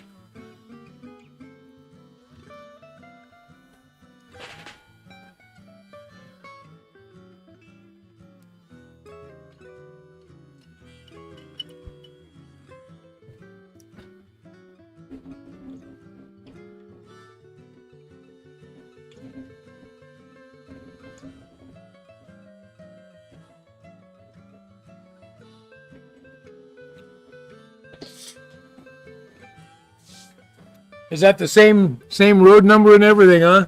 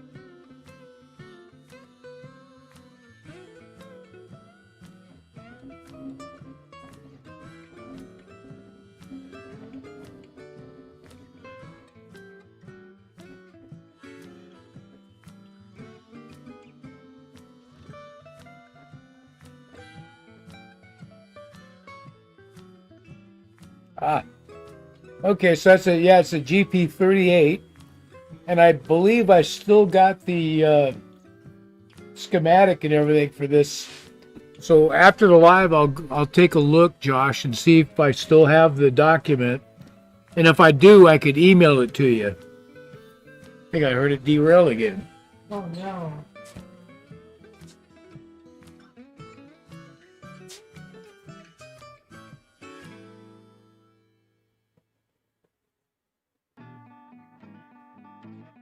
I think it's the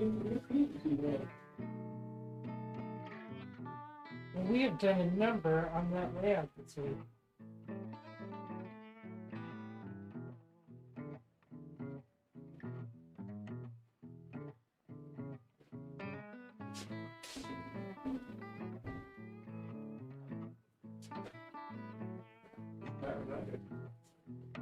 It's tough to do.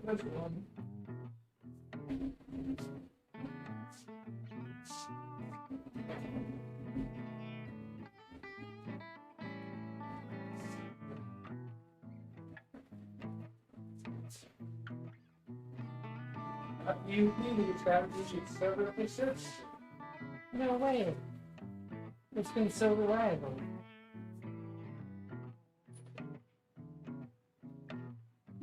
Maybe it's one of the cars. That might be, you're right. Make it all on track now. Your revealers fixed it.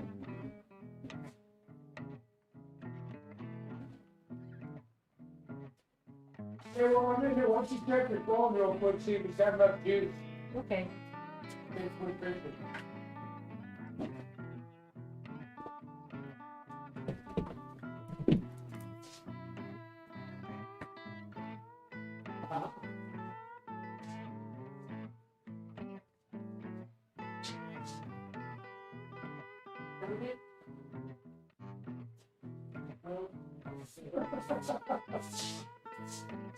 What a mess.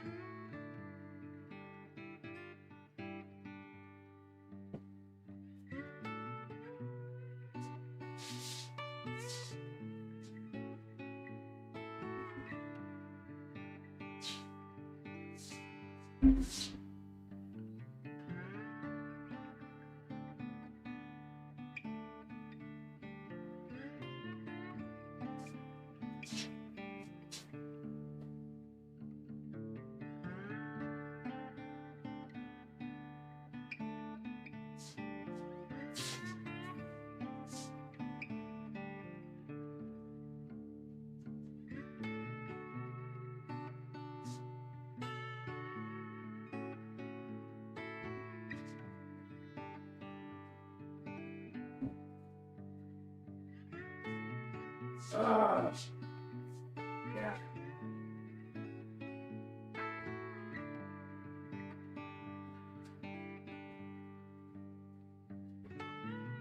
Yeah, it's not my night. Well, then we're gonna have to start the night over.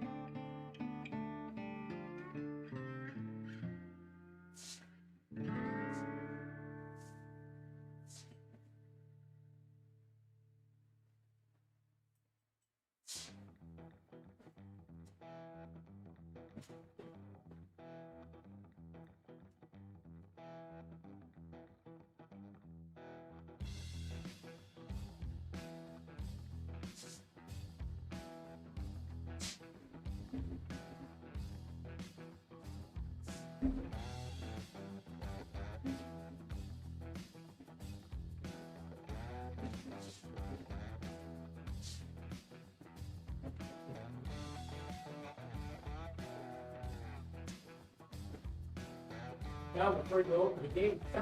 Oh no.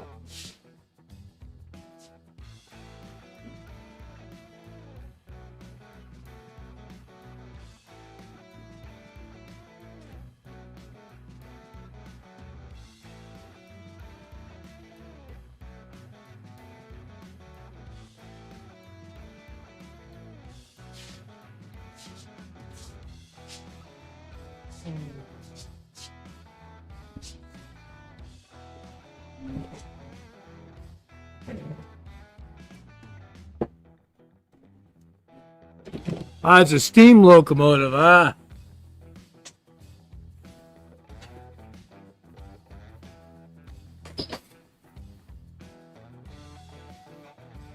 Oh, the shirt says, I create model railroads. What's your superpower?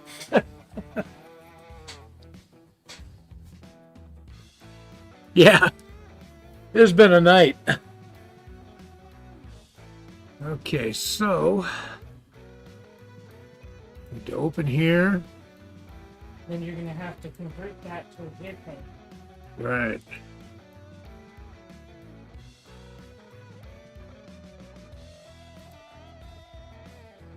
Okay, I'm gonna download this. HIC2 JPEG.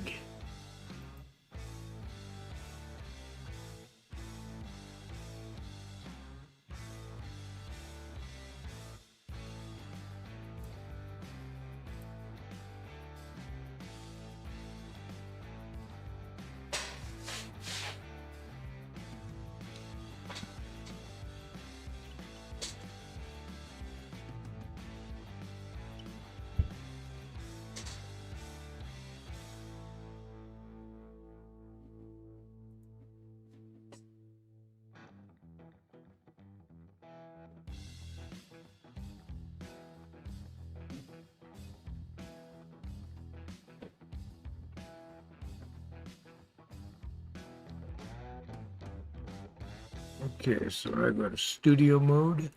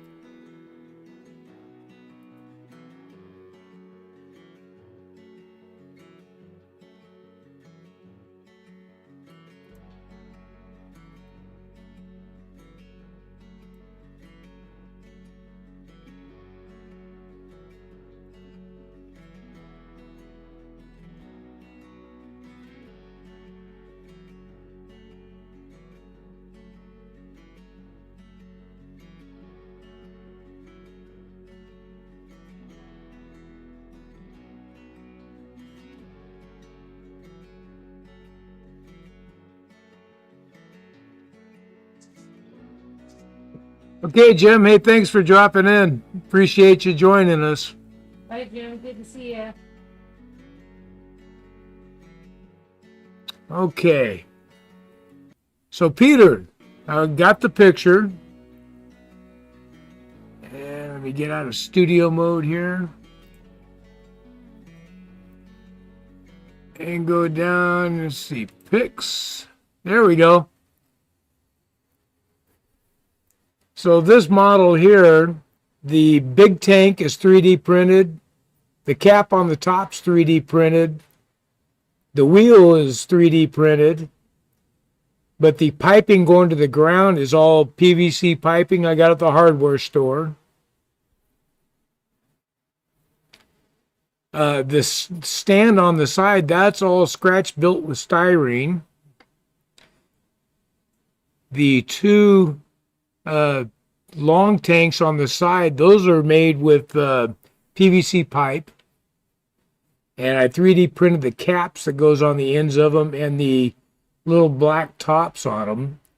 And then the control boxes on here and the line on it, that's all scratch built with styrene.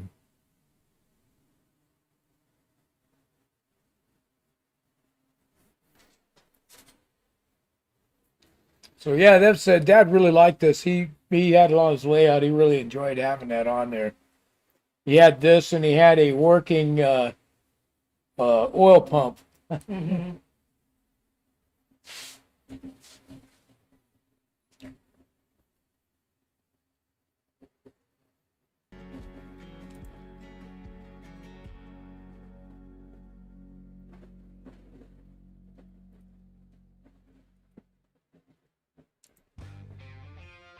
Man, that looks good, Roxy.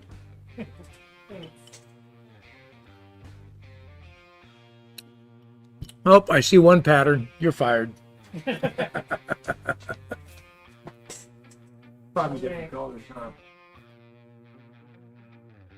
Oh, that happens.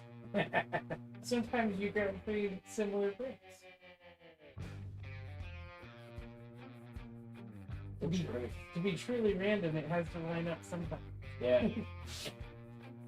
Really looks great. Thank you, Looks Dad. really good.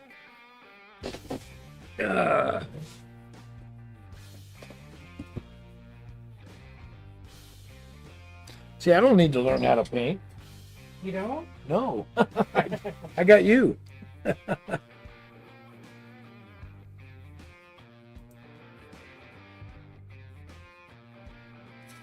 that looks awesome. Nicely done.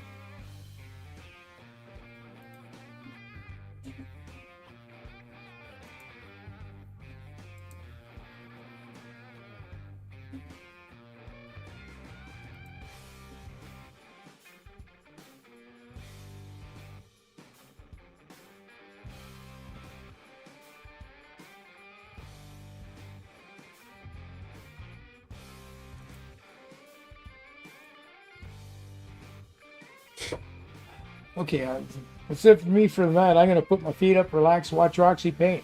Nothing else is going to happen in there. Everything else is going to run perfectly. I'm thinking positive vibes are coming my way.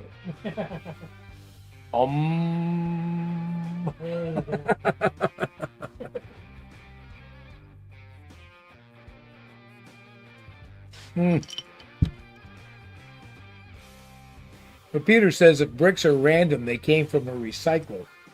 Oh, that's interesting. Yeah.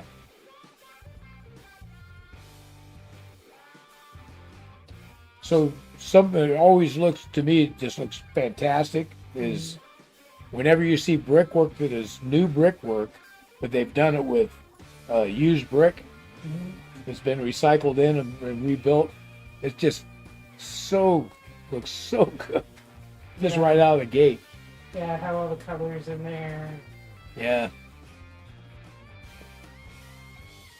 There you go. Yeah, Peter says turn off the trains. That's 100%. Okay, I'm throwing the switch, Peter.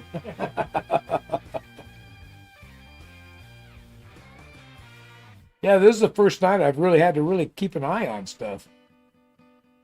Usually I just kind of hang out here and you listen. Over here just kind of fooling around. Yeah, they're running okay right now, Josh.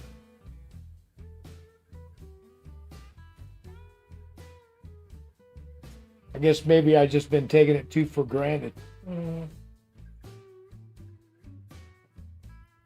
Of course, the weather is changing. That's true. And the humidity has definitely changed.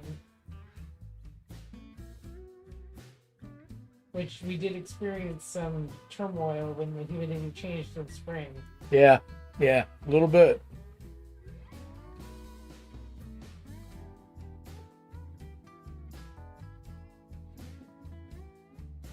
Because I remember I had to realign some of the tracks on the swing bridge. Mm-hmm. Yeah. So I may be in that position. I'm going to have to do that again. I was concerned about it when you had to do it the first time. I was like, well, I hope that's not something that happens a lot. Yeah. So I'm going to have to think of a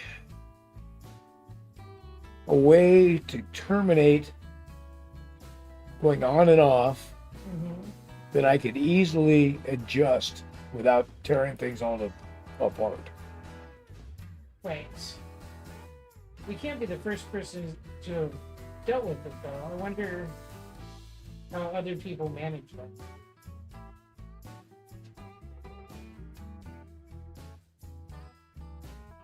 Well, I'm thinking of what I may end up doing is if you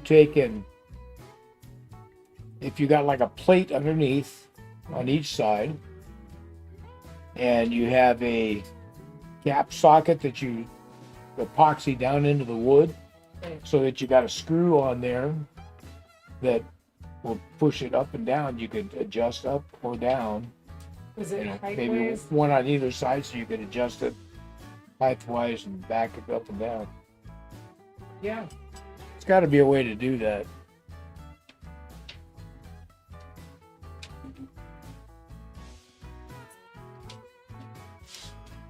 No, Josh, I don't like that. He said, don't you like how trains derail when you don't want them to? Yeah. That seems to be the case, Josh. True. Now he's poking fun at me.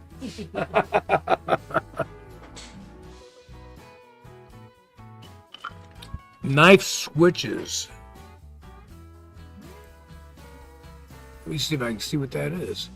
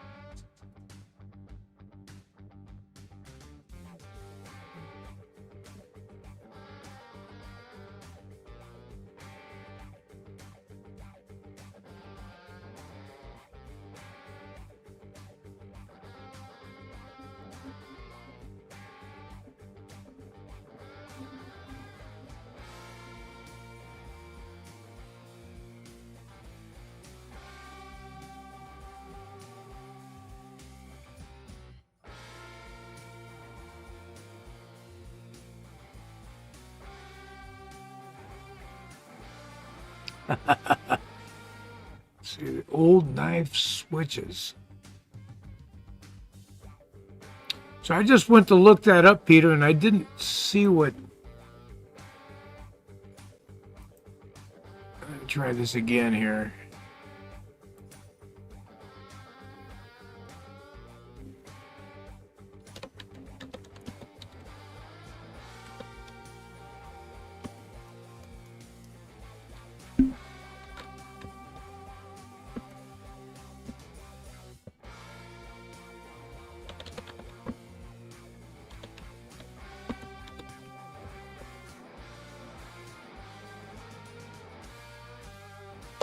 Let's see what that brings up.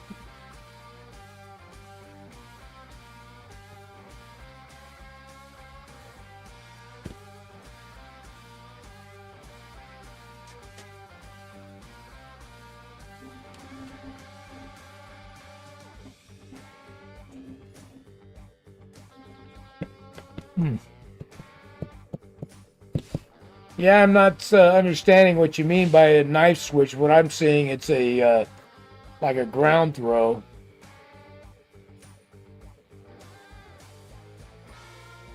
Hobby knife switch. Let me try that again.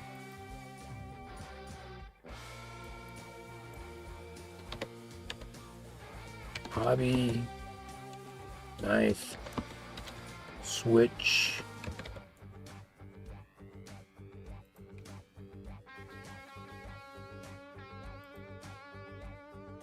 Images.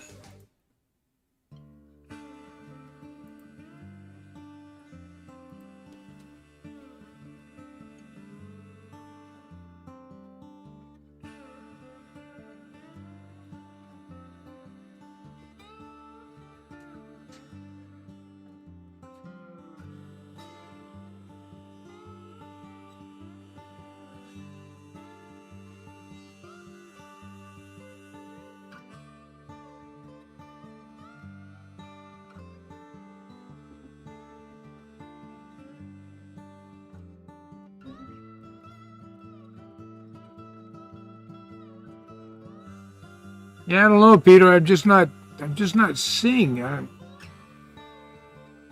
So how do they work? Well, what I'm seeing, it's like a ground throw almost. Oh. It's a switch over, but I'm not sure I understand. Let's place the parts in the rotation. Oh, I get it. I get what he's saying. So you could take and you could set it up like this. So the plane's here, and the switch is on this side. The plane all sits like this, and you can switch it the other way and then change it to the next plane. Like the fall setting and the spring setting. Yeah, like a spring and fall setting. That's a great idea. Okay, that makes sense.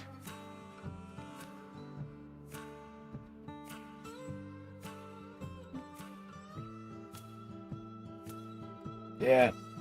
Yeah, I understand what you're saying now, Peter.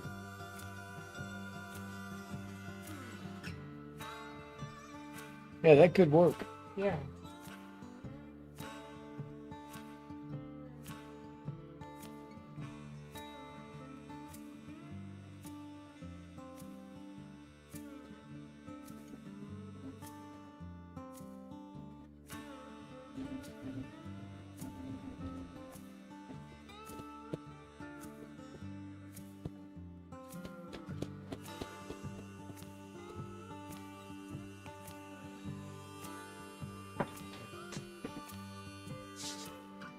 Yes. Make the base put on here and I'll start making these pieces. Just over the right one. Okay, so these holes are going to be outside the walls. Huh. And it doesn't show that situation on fingers? Didn't see anything. Doesn't mean it's not there. I just missed it. Right.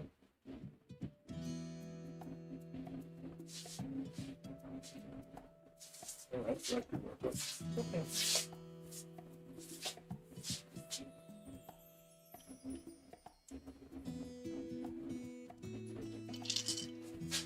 Listen for them trains. I will. They're doing stuff tonight.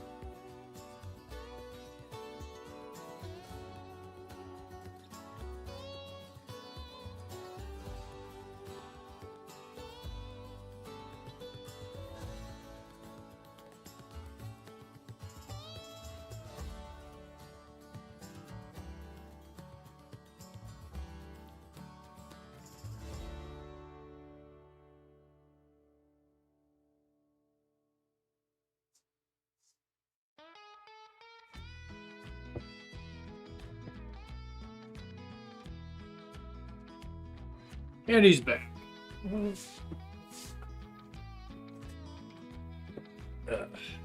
Oh, my back is just tweaked today. You've been busy this week. Yeah.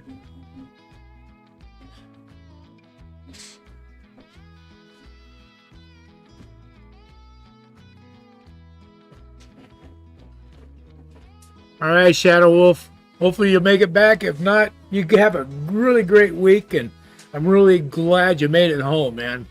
Yeah, that's awesome. So I bet this is a great time for him. Oh, yeah.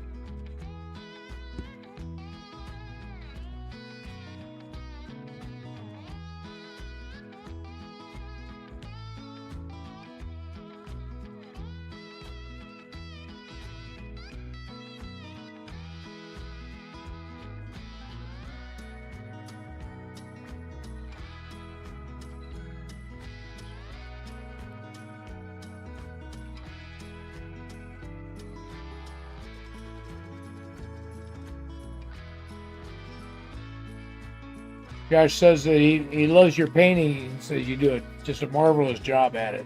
Thank you, Josh.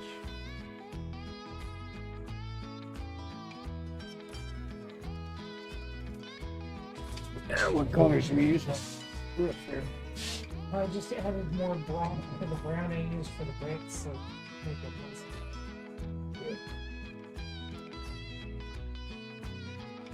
Oh, that's pretty awesome. And then once this, it'll probably take about 5 minutes to set up. And then I'll come in with the modeling colors to kind of give that some texture. And we'll do the wash, but our motor. You're gonna do that this green on those? Yeah. Yeah, I think that's a good comment. Yeah, I really liked that picture of the factory when we saw it. Yeah. And then this edge is the front, right? The sense towards the front. Yeah, right. You want to paint it all the way around because it sits on top. Yeah.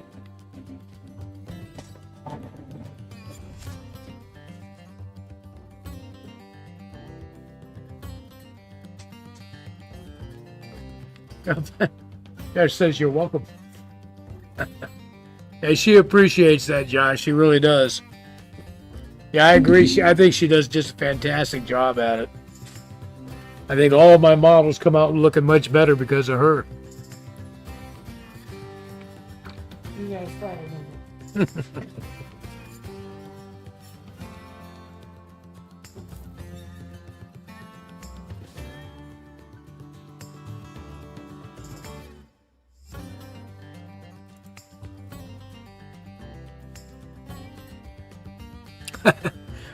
I love Dad's loco sitting out there on the peninsula. Oh yeah. Looks huge sitting out there with the buildings.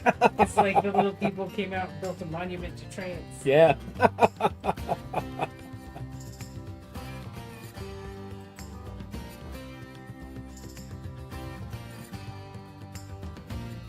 I love that locomotive though. Oh, yeah, It's just so cool. I really enjoyed learning to work on it. So I'm looking forward to getting that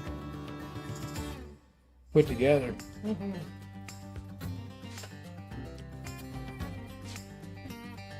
All right, let these set for just a minute, and we'll do more fun stuff to it.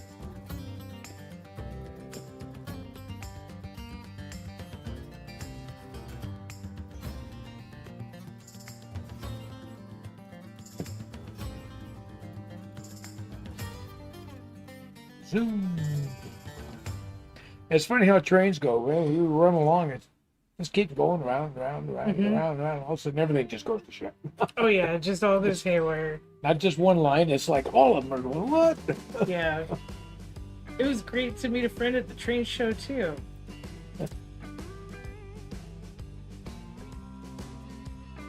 Yeah, Josh, we were really excited to get to meet you up there, Yeah, that was fun. both you and your mom. I thought that was really awesome.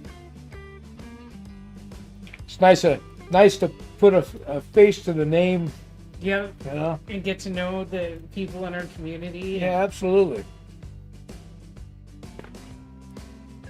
It's a really good crew of folks that all kind of come in here all the time. We see the same folks every Sunday for the lives, and we really enjoy spending the time with all you guys.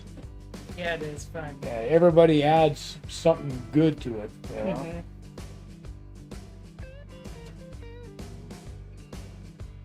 Be right back. Okay. Although, truth be told, we're all jealous that Peter gets to hang out there in Hawaii, especially with wintertime coming on here in Illinois.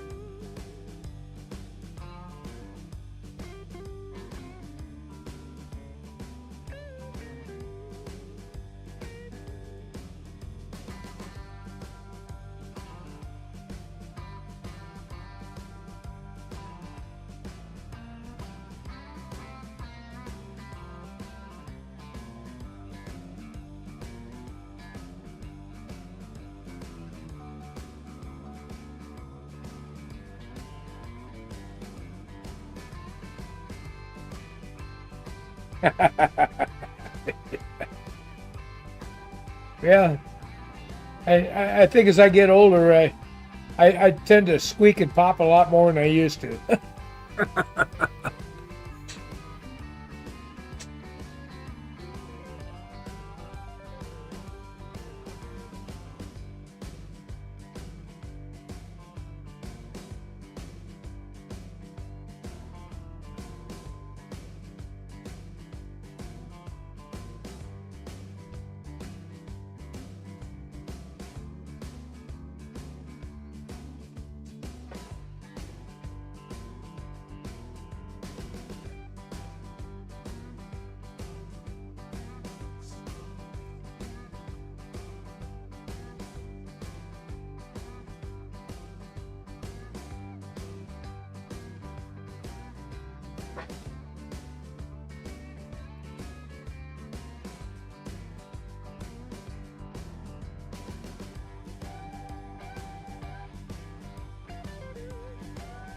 All right, where's that Union Pacific? I don't see them anywhere. Let's see here. There it is.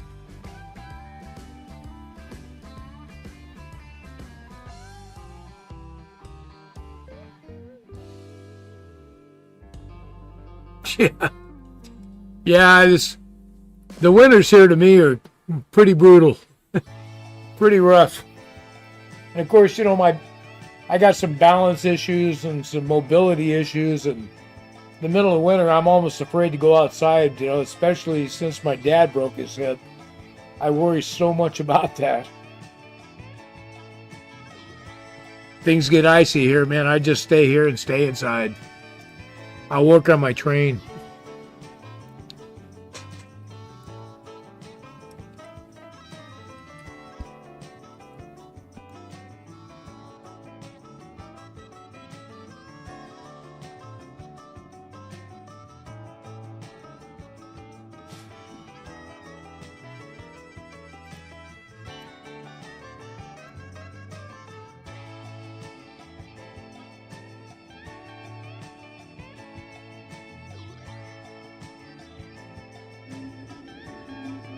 Yeah.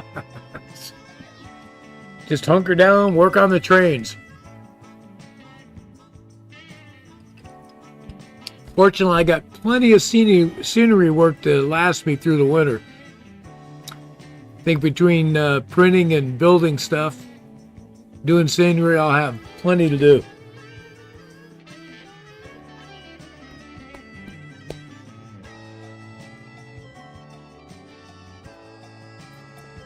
Yeah, I've got cleats that I put on. They strap on my shoes, whether I'm wearing boots or whatever.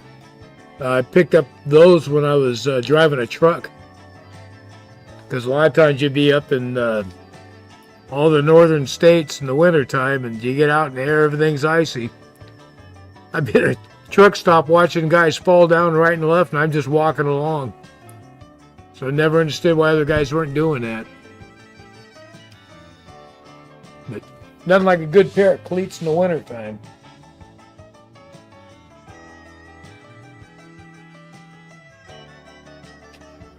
No, so the mailman here in town, my mailbox is right on my front porch. I open the door, reach out, get the mail. It's perfect.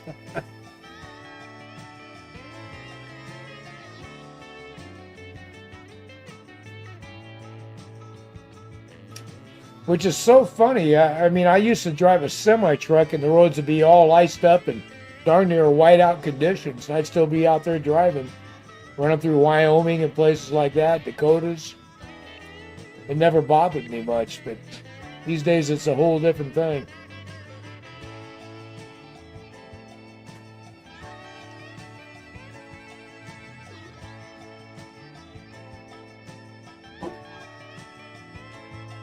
Ah, Roxy's back.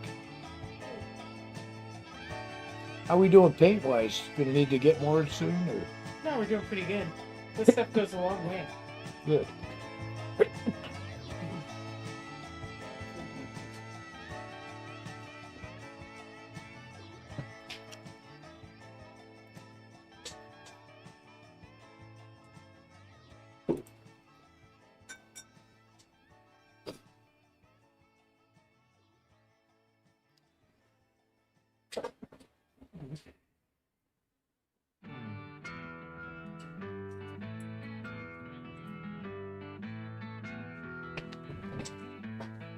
See how my foundation is doing. I'm still perplexed by the little corners. Yeah, it doesn't make sense why they're there. Guess there's something I'm missing.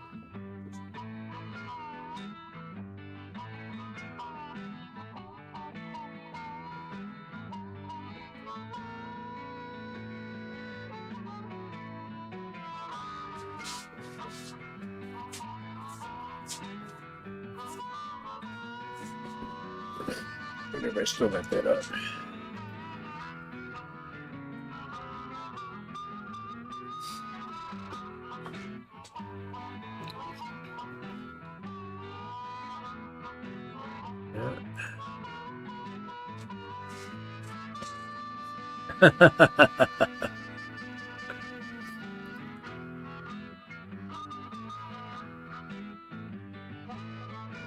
I remember what that one Chevy Chase movie where, I know it was Tim Allen, where they move out to the country from the city, and the mailman, he's just like this crazy dude. He just comes racing up this dirt road all the time like that, and just kind of chucks his mail out the window on the way by, goes flying everywhere. Yeah. Can't remember the name of that movie. Gosh. But that was always so funny. Yeah. So Peter says when he's on the farm, he had to cross US 14 to get to his mailbox. Oh. Because we were just talking about the mail. Yeah. Said, you know, I just opened my door and the mailbox is right there on the front porch. I can just reach over and grab it. I've never had that situation before. That's kind of weird to me. Well, yeah, I mean, on the West Coast, your mail is down on the curb because they drive up with the thing and stick it in. And, Yeah. you know, they act inconvenienced. If they got a package, they got to get out of their car and deliver it to you. Oh, yeah.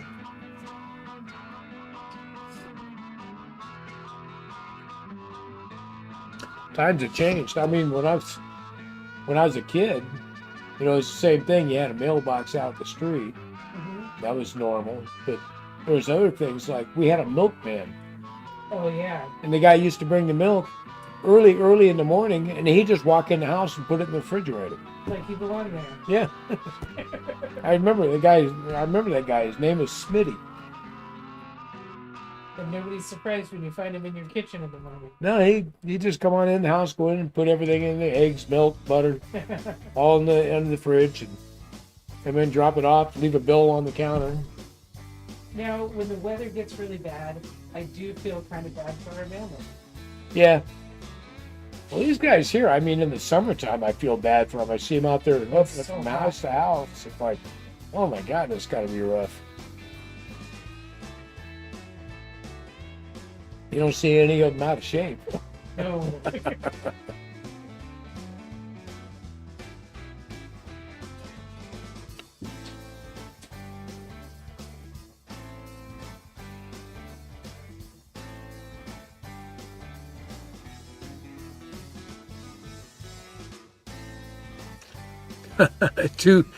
Says 14 was a two-lane road for him. So he had to zip across the street to get his mail. Yeah, mine used to be at the end of my block, but it was just a quiet neighborhood, so not so bad.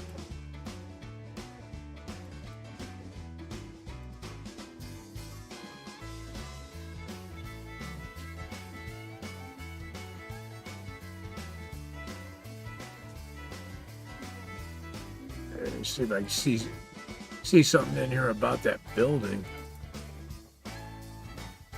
Images.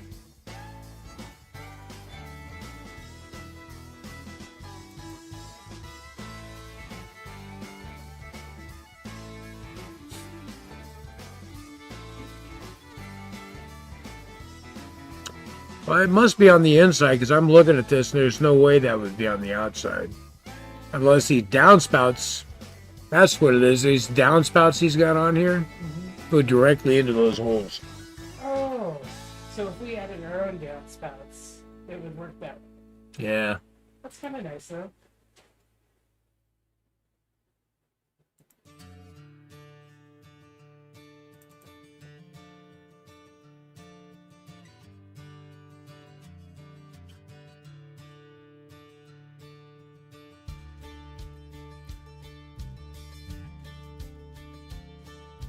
Yeah, there's a file in here for gutter and downspouts. Okay. So that's what that is. Okay. That makes more sense. No issue. I can do that.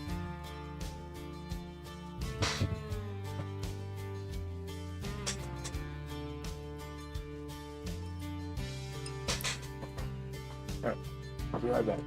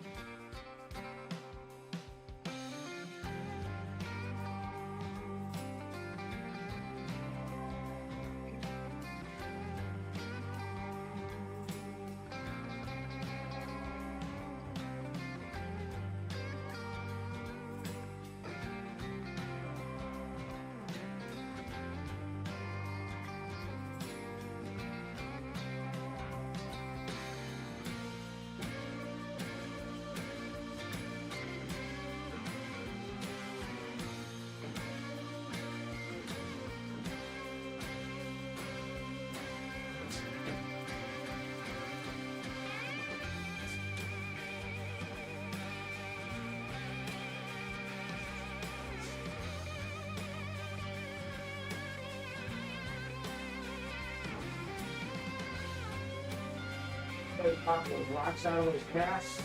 How they look? They look pretty good. Nice.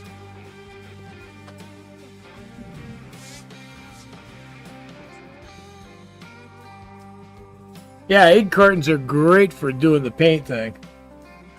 You know, we go through a lot of eggs too, so there's always, I got a whole stack of those things. Yeah, they're super simple. They wash out pretty easily.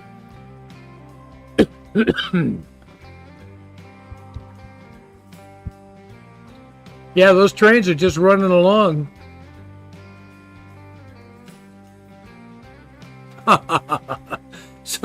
So you're running across the road to get your mail right at the same time people are accelerating to the 55-mile-an-hour speed limit. Oh no. Perfect.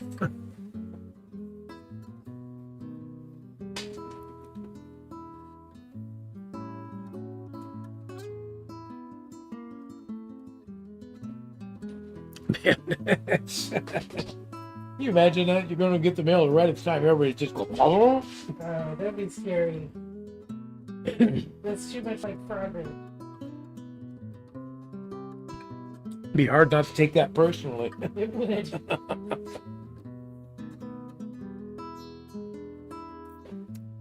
Yeah, we've hit a nice little stretch here where trains are running good.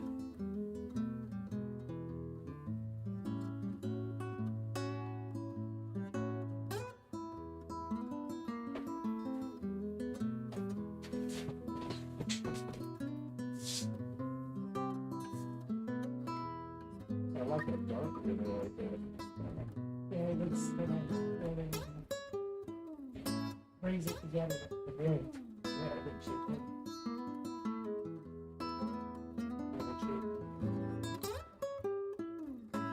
Makes it kind of novel. Yeah. Yeah, it's been outside for a long time. Yeah, well, of course, you know, we'll be doing some more with weather and that's getting in something, but Yeah. good stuff. Yeah, I think that wash works really well. This time we're trying a little bit of a thicker wash Yeah. because I felt like it didn't show up quite enough on our last film. So I think maybe something a little thicker would work. Josh says he has a shirt that says you can never have too many trains. That's a good one. Yeah. I would have to agree with that. Yep. I was super excited when I found that heavy metal one with the big steam locomotive on it. Oh, yeah, yeah.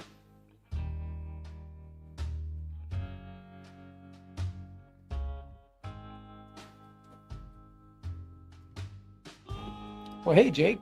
What's going on, dude? Hey, buddy. What's happening? Huh? Okay, run around and look around, see if there's anything to eat. There's got to be something to eat down here. He smelled pretzels on me earlier.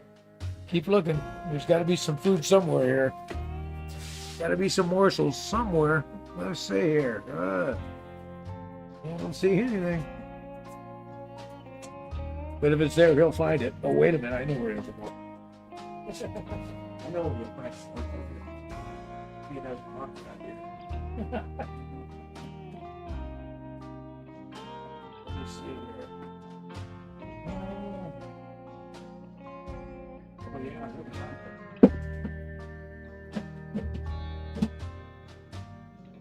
I think That one had your name all over it, man. It had your name on it, Jake. Oh, good boy. That's a good boy. I must have closed the door for a while. Whoa. Jake said the next 3 coming in, he'll be up to 167 engines. Oh, wow. That's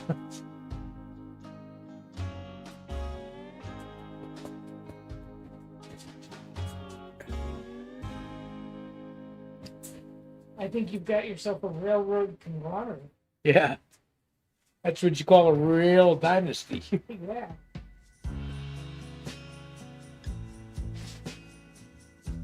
Yeah, those guys that run those plow trucks are just incredible, man. That's a job. Oh yeah.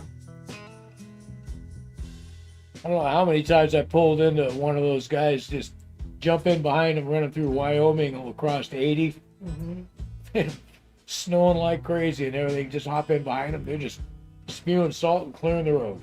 Oh yeah. You gotta be such a good driver to do that kind of a job. Yeah, yeah. But you know, even the guys like they're in going up over the pass in 90 and US 2 in Washington. Yeah. Yeah, that's an incredible job. I mean, that's some steep, mountainous, windy, Oh yeah. crazy road. It really is.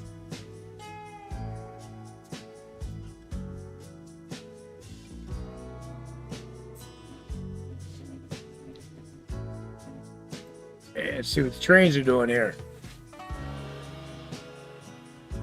Train keep rolling all night long.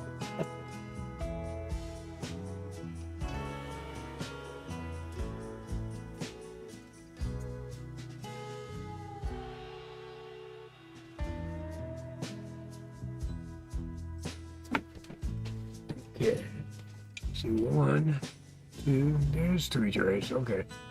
A minute, I was going, wait a minute. I just need to keep going. I do that all the time. Like, wait, I know there are 4 trains. Although it's easier to see on your computer, the pictures are a little bigger. Yeah. Yeah, that helps. Yeah, I do like that one, Josh. That's a real runner too. Thing zips right along. It's great. Runs good and looks good.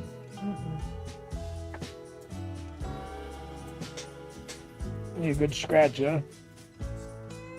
Something else more interesting happening there? I mean, open the fridge or something. You probably heard a package rustling or something. Somebody 3 states over opened a potato chip bag. Exactly. Dogs are funny.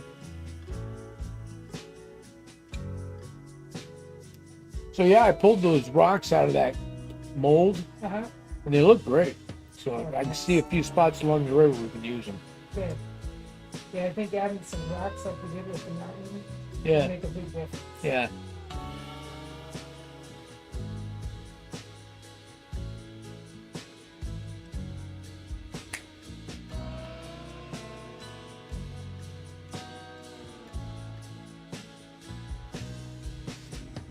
Ben doing his stream tonight? He is.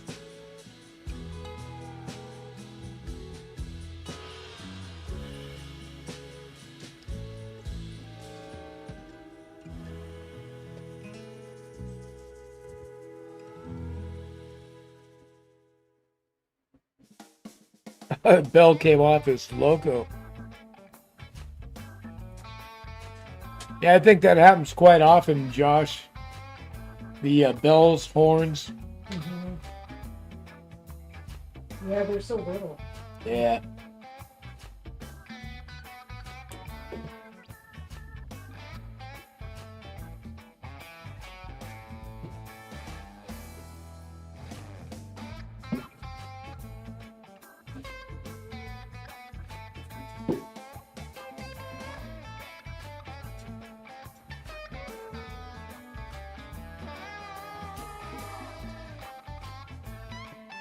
I wonder how our video's doing.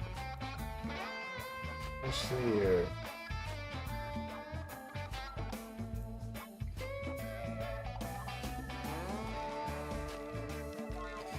Oh, you're short. I already got 42 views. Oh, wow. That's a lot for just coming out.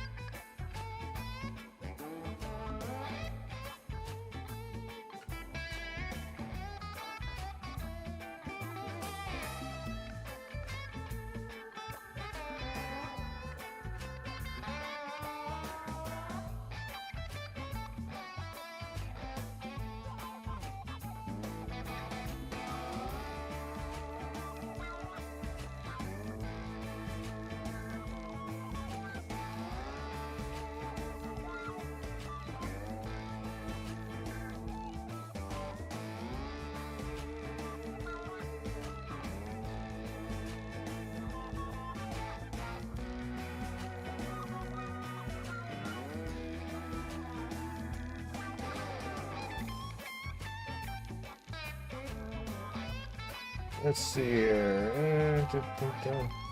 Yeah, not a lot yet.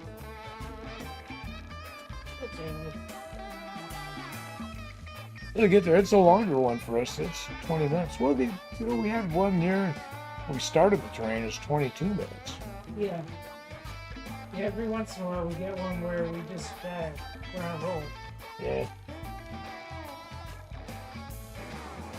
That's all right.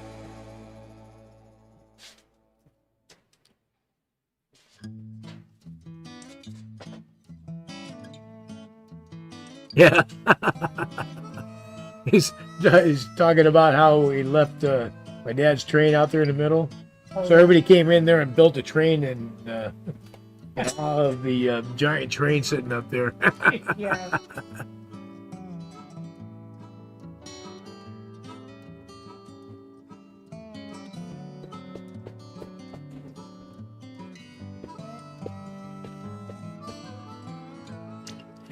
You got a funny sense of humor there, Josh. You make me laugh, buddy.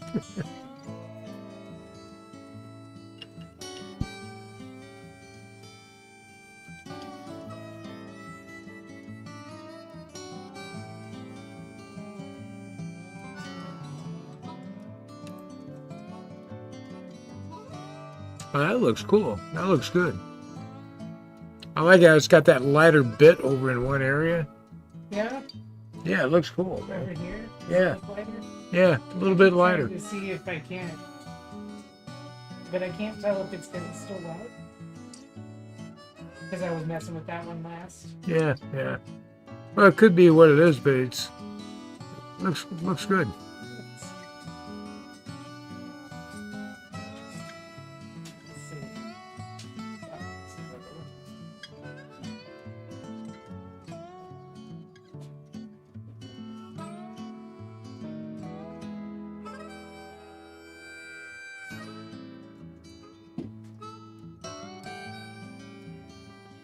Let's see what this sounds like now.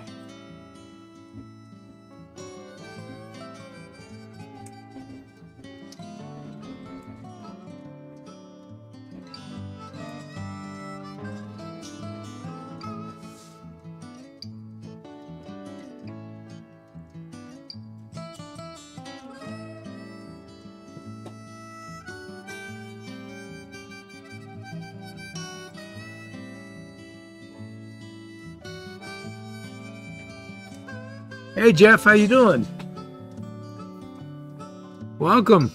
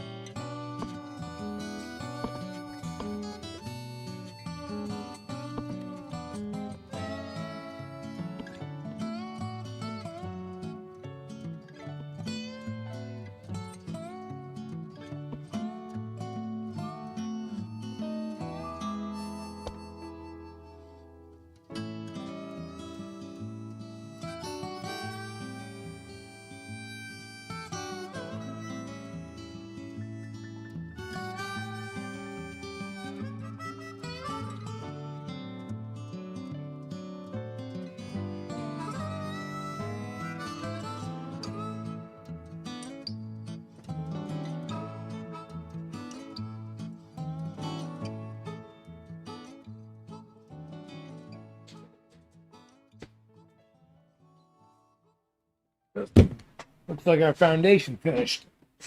Let's not try to understand this.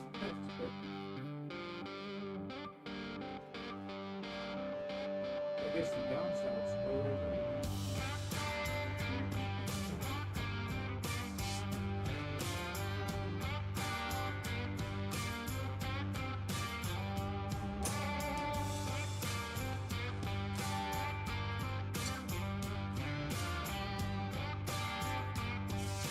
see that?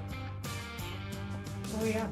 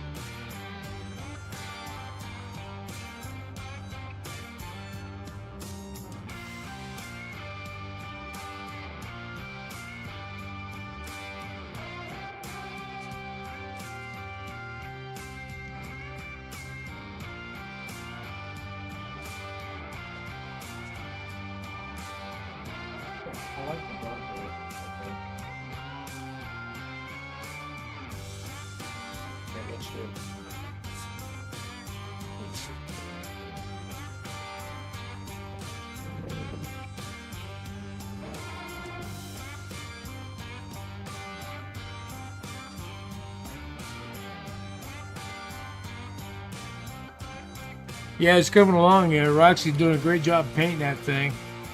We finally got our trains running, the sound's going. Haven't had it derailed in a while. Guess the sun shines on a dog ass every once in a while.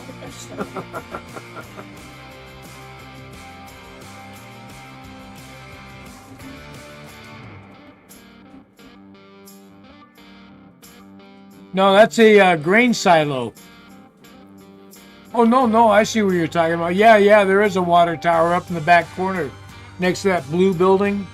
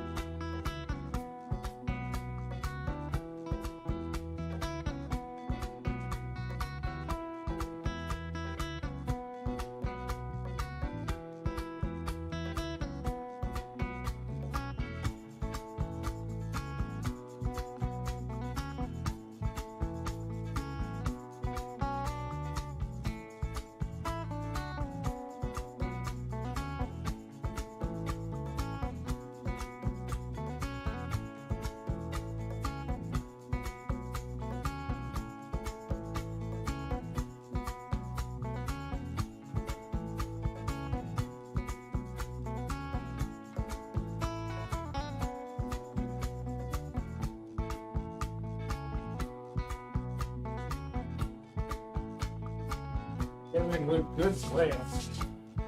Okay. Everything's going like it's supposed to. That happens.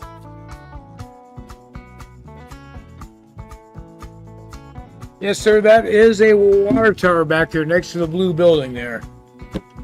That was another thing my dad had. It was kind of funny. He had it on his O scale layout, but it was HO scale water tower.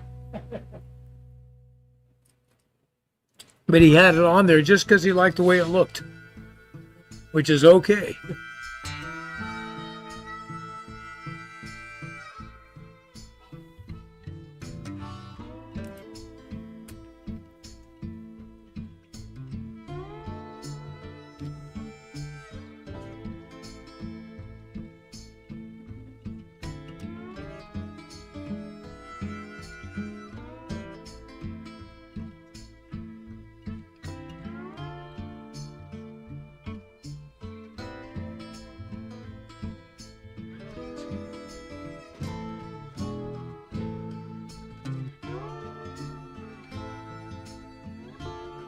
Looks like our printer's doing its thing again. I think this is the dock walls that's printing now. So it's got a recess at the back of the building, so the inside's like an inside dock almost. Mhm. But a few trucks up against docks like that. Oh yeah. Is that more difficult? A lot more difficult to do? It can be. I did one in Milwaukee one time. It was in a super tiny little side kind of a street.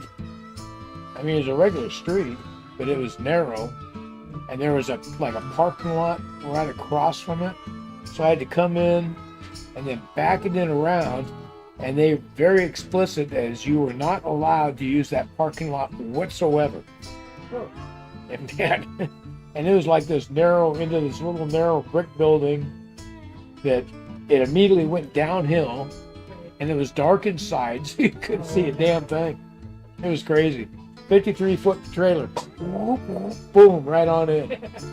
I remember I was training a guy at the time. He was like, "Oh my God, how'd you do that?" I said, "Yeah."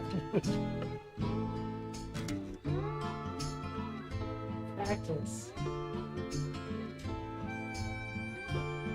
Yeah, Eiffel Tower, that would be pretty cool, Josh. Are you still looking for a police station and a fire station, or?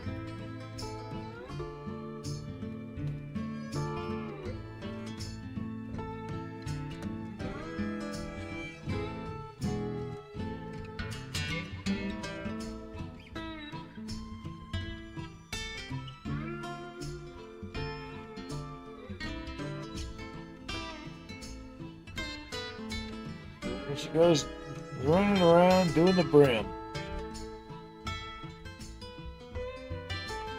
Oh, this would be a skirt. I don't hardly ever do the brim anymore. Only do that if something's like skinny and tall. Yeah. Yeah, I can see it being needed in that situation. And if it's really tall, I do a raft. Right?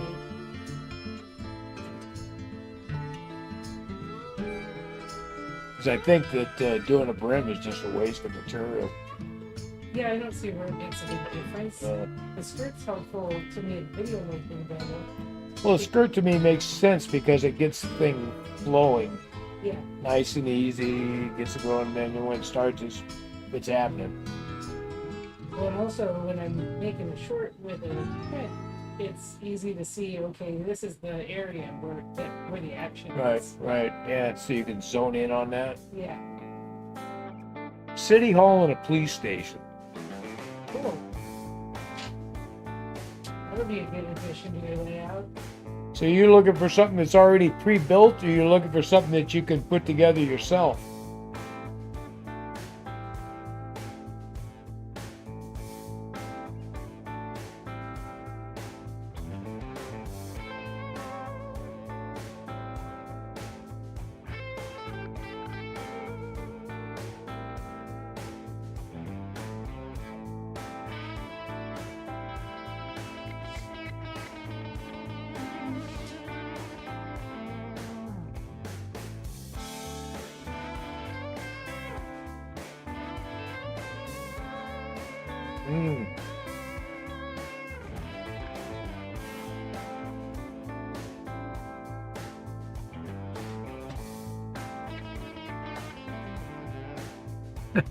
I saw another guy had a flying saucer on his, and it was pretty awesome because he printed the thing up, and the way he mounted it, it was like this beam of light that came down to the ground.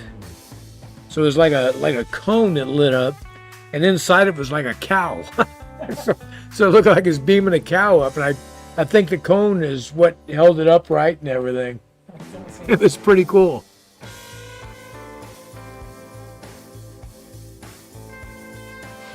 I thought that was pretty imaginative. Yeah.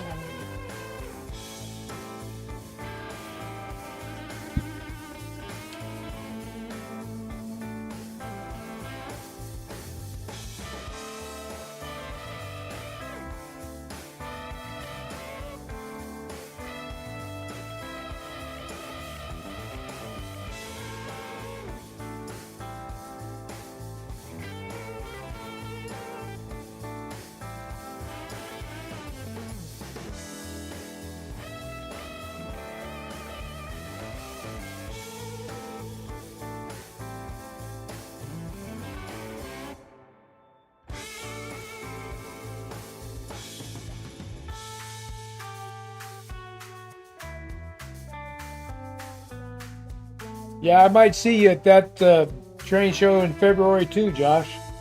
Depending on the weather now. Yeah, you never know what February is going to be again. But if it's decent enough weather, Roxy and I might run out there.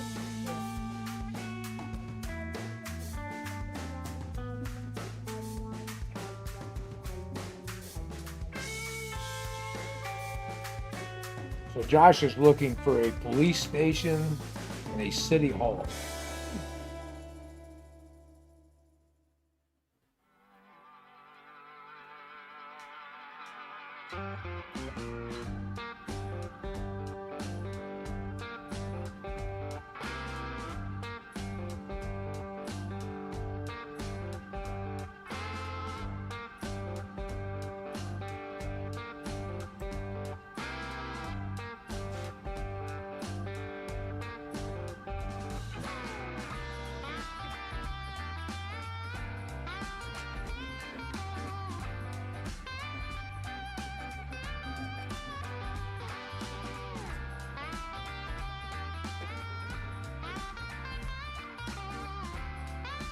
That's the roof sections there, right? Yep.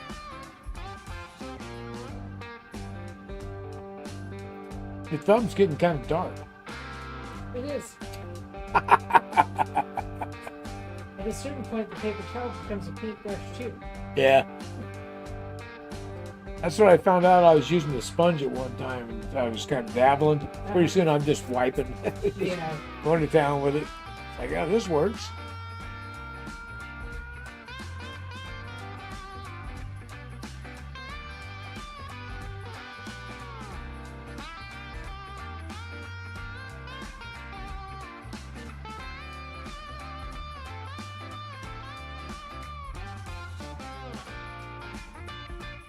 Well, that sounds pretty cool. So Pete's saying that he has a metal model of a World War II bomber. He's going to mount it over a restaurant. So there used to be a restaurant near Midway Airport in the 60s. It was called Ski High, which was had a passenger, Boeing passenger on it. Mm-hmm. Yeah, what a draw for a restaurant. That's pretty cool, huh? Yeah. That'd be neat. Yeah, I see a lot of different things, guys, pretty imaginative, Yeah. It's like, I can't remember the one guy's channel that had the dinosaur eating the passenger coach. That was so cool because it was so unexpected, the cab ride would come right a corner, it's like, whoa! Well, in some of the scenes you see people do with the little, the people figures, Yeah, where you're like, oh man, there's an event happening around that corner. yeah.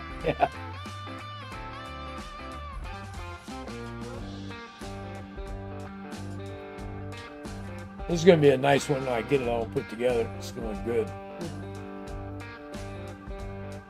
Yeah, they do serious factory work in this factory.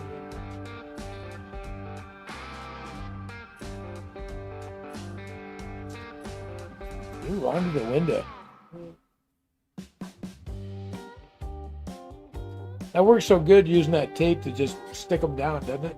It helps so much. On the windows, there's really nowhere to hold on to. Yeah, exactly.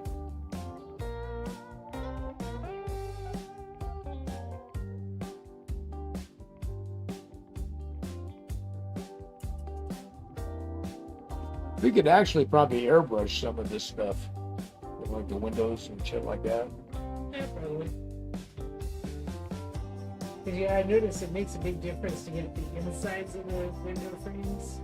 Because those are definitely going to show in the finished product. Oh yeah, yeah.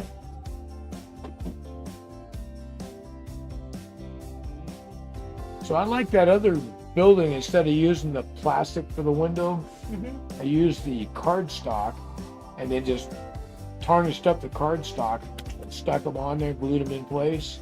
Oh yeah. And I thought that made it look like dirty, opaque windows. Yeah. I thought that worked real well.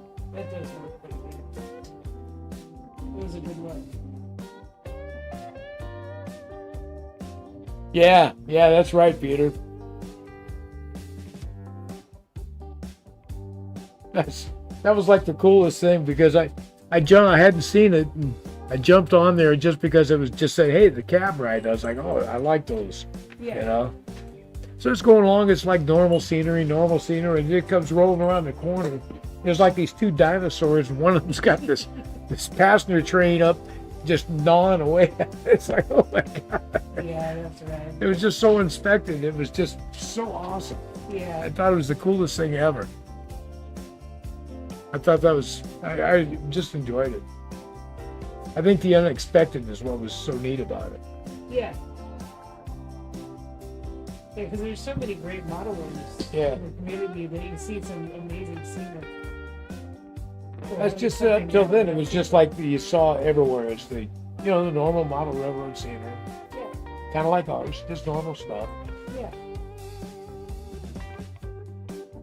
I guess I gotta figure out something just crazy that people are gonna run and go, what?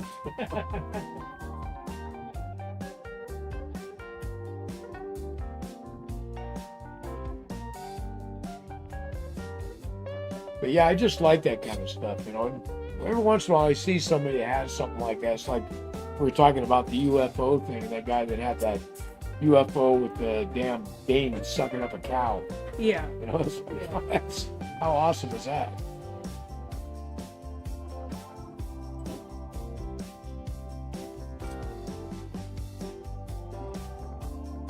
And I've seen ones where guys will get like a crop duster. They'll do like a field.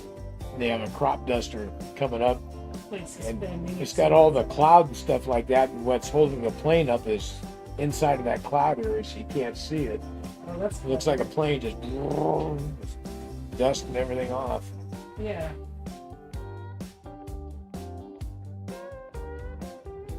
Yeah, we do go to that one. We went last year. We're definitely going to the one in Springfield again this year. That's a pretty good show.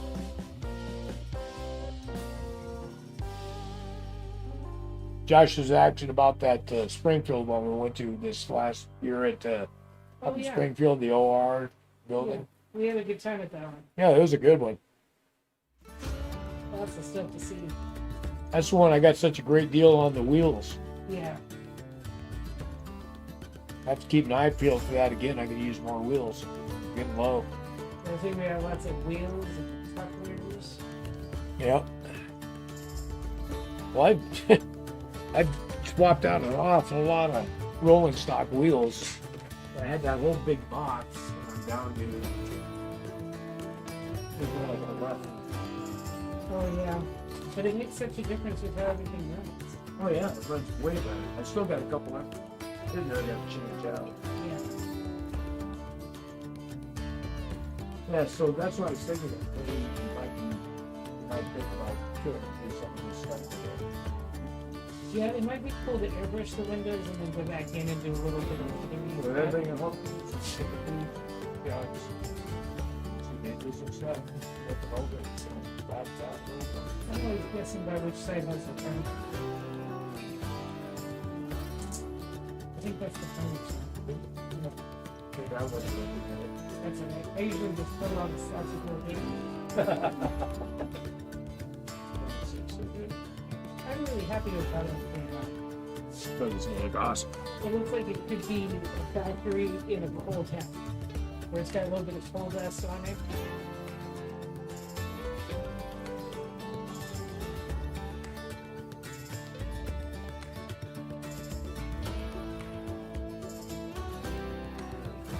Josh said, yeah, he wants to go. He said he needs more rail joiners. Oh yeah, we'll need to get through too. And there's some cool layouts running when we Yeah. had a couple of sets of things running.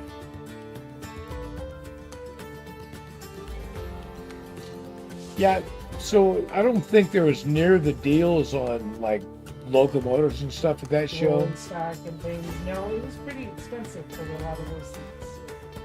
But a lot of the other stuff, wheels and couplers and stuff like that, I thought were pretty good prices. Yeah. And we weren't ready for it yet, but I did see quite a bit of scenery stuff with that. Yeah. Oh, yeah. Yeah, I saw a lot of it there.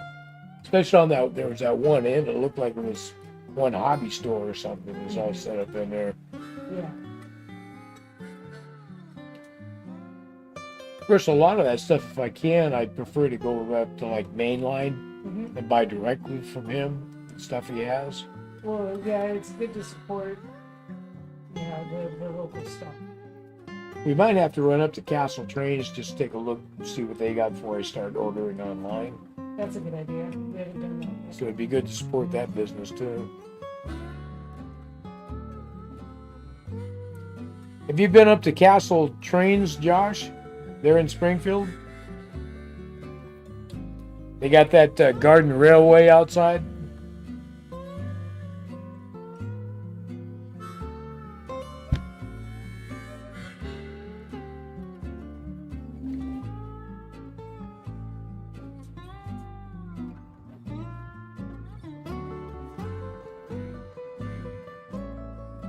Yeah, it's a pretty good store. I like that one. Most of the time, we're always on the other side of town. We always stop at Mainline Hobbies. It's a good store. I like the guy in there. Yeah. Friendly guy.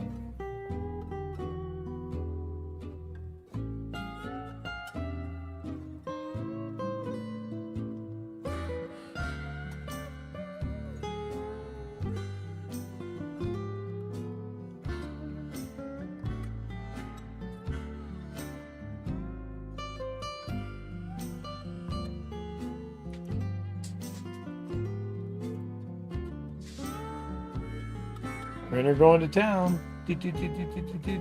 What are we printing now? Are we still on the foundation? We're doing the walls for the dock area. Oh, okay. This one's still, we may not finish this print tonight on the live. But It's a longer one. yeah, it's got to get done. Yeah. I did speed up some of the travel from 100 to 120. I'm afraid to go much higher than that. Because it might affect the quality. Yeah, yeah.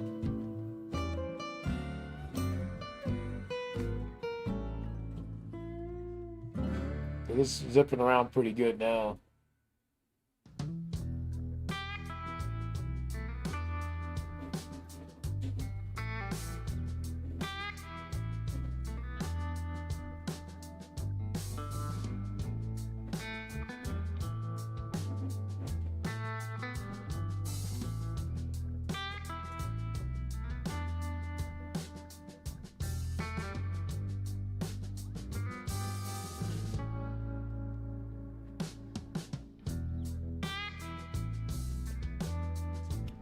Yeah, what I like about the main line is they got a lot of used stuff. I bought a lot of rolling stock out of there because they'll have a deal like you'll get, 3 box cars, 3 pieces of rolling stock for like $15. It'd be a decent where they already got the KD couplers on them. And that's a pretty good deal to me.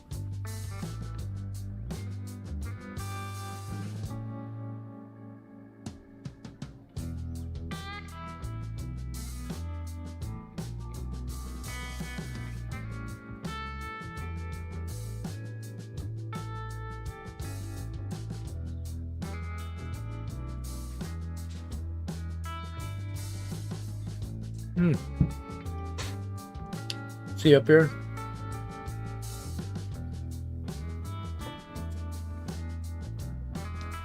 That's pretty good. It's more normal. Yeah.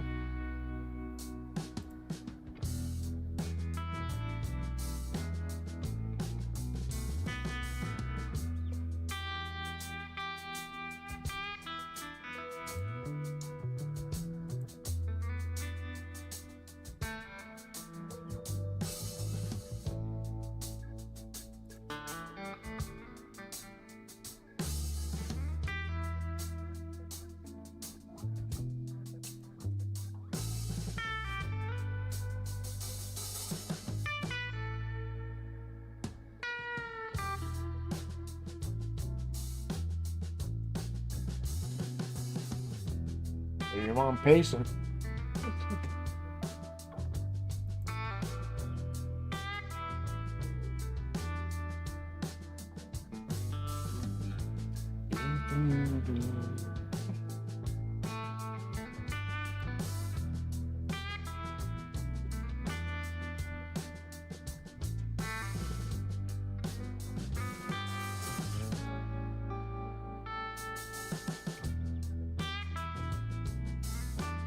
Did you see this last assembling the town building flat?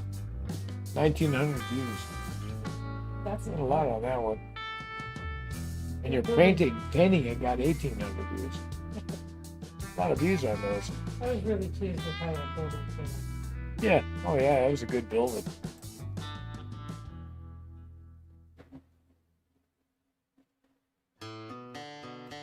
Just funny because the previous assembly one we got the 156 views.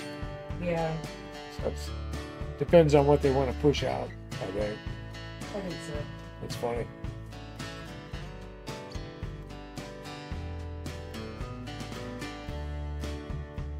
But it's all good.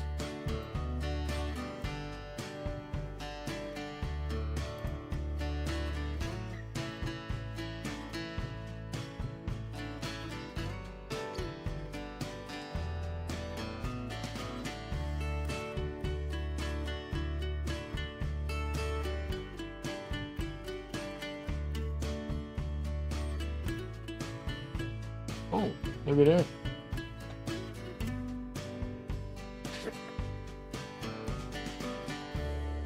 You're killing it, Roxy.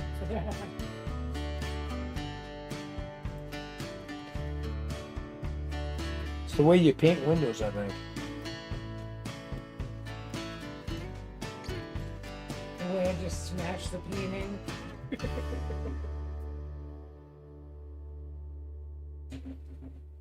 Oh, you bought the N scale from Mainline? Yeah.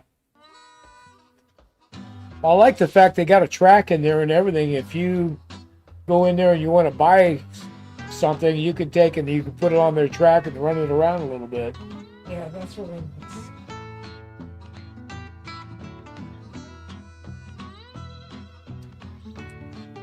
And the guy in there is really helpful. There's been in there a few times that I've had questions about something that I wasn't sure about. He was able to answer it real well. Real friendly, easygoing.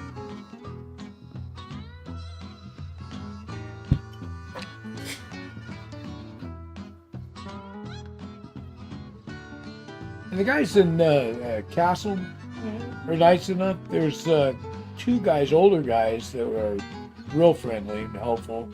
There was a younger guy in there. He was, I don't know, maybe it's a bad day for him, but he was more interested in what was going on with his phone than helping me out.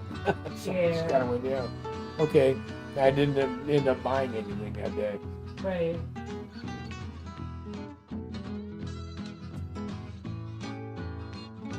He probably was just having a bad day.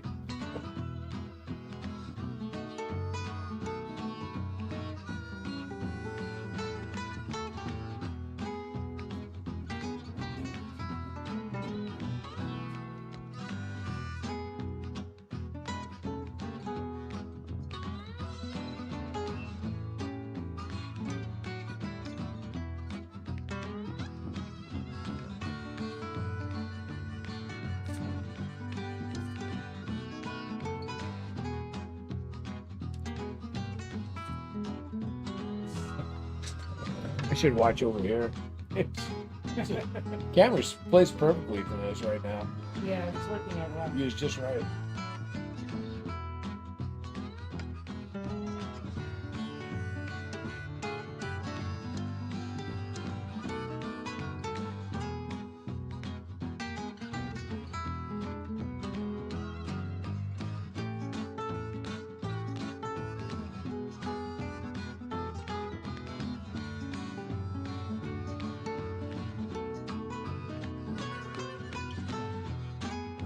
I'm gonna have to start making your mom come down there and hang out in the office.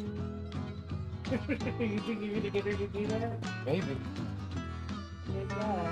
Maybe if I buy her some windows or something. There you go. Buy her with chocolates.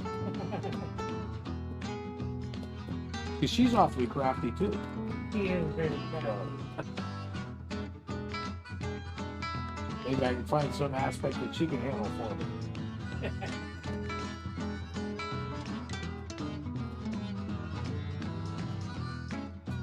Sometimes I think she's glad we're busy. Yeah, I'm sure she is. Well, you know, everything's changed since I got sick. I'm here all the time. Sure. Whereas she got used to me going out in the truck and be gone 6 to 8 weeks at a time. Yeah. So she had the house to herself. Whatever she wanted to do, she'd go do. She had her own things going on. Mm-hmm. And I get that. Yeah, it was good. We talked every night on the phone. Everything was always good. So it's way different for her now. I'm sure I'm not always the easiest guy in the world. I think it's less about the people, more about just, you know, being used to having time in the home and stuff like that. Yeah, yeah. Well, just not having to consider outside. So we all get used to our patterns.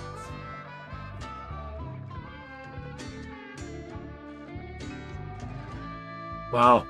$50 for rolling stock, that's kind of high, yeah.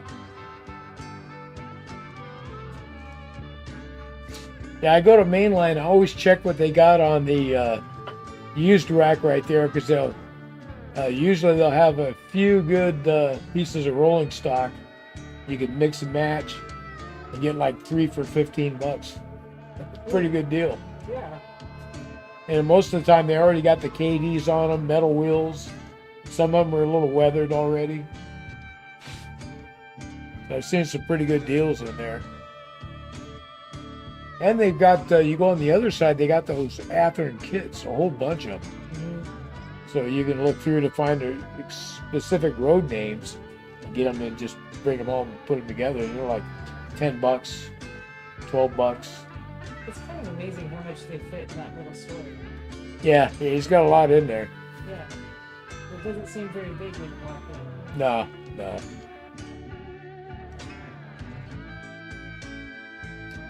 Now there's another place down in Staunton that that store's difficult for me because they got to pack so much. Mm-hmm. It's hard to even get up and down aisles in there. Oh, yeah. Yeah, that's tough when you don't want to be tripping on things. Yeah. But I bought, one of the tankers I bought from there. It was a pretty good price. And it was damn near new. Real good shape. I'd like to get some more tank cars. Yeah. I like the tank cars, are cool.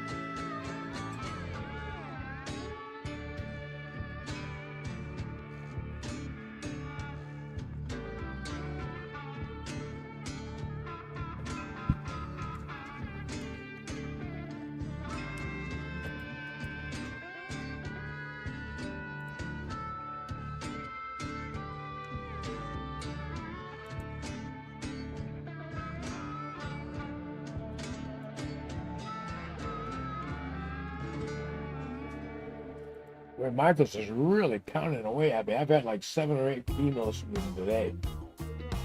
That is how they Jeez. If you ask Ben, there's a tool you can use that shuffles it off to a folder over there where you don't have to look at it unless you want to go get one. And sometimes I think that's the best way to manage the store ads that you do want to get. Yeah. You want to have the coupon if you go to the store, get your 30% off or whatever. But I sure don't need to see their ads 3 times a day. Yeah, that's for sure. I mean, I like the store. There's a lot of things that they got in there. I like some of the paint. They got great deals on paint brushes and Oh yeah. Some of the things we use. You can get good prices for. That's where I've been getting that rustic wire for the trees. Yeah.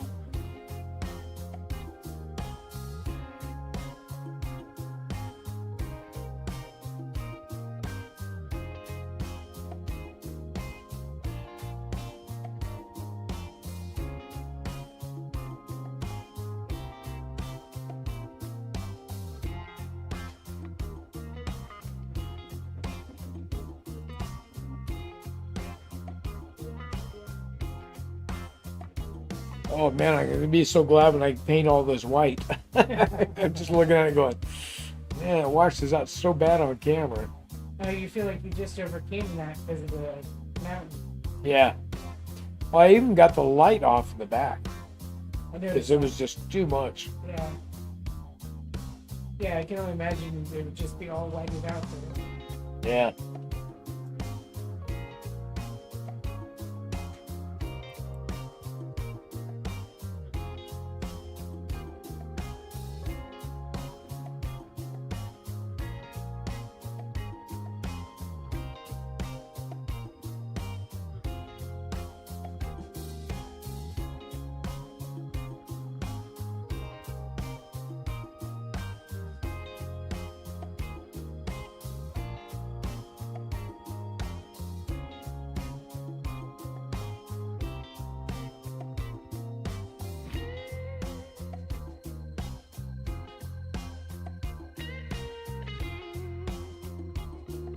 So I noticed the inside line and the outside line are getting a little further and further apart. Are they? They're synced up for a while, eh? Yeah.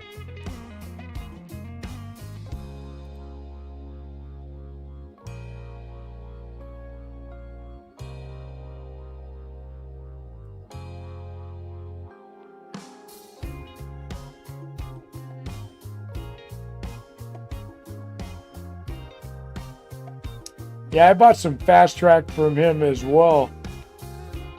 When I was talking to him, he was telling me he didn't sell a whole lot of fast track.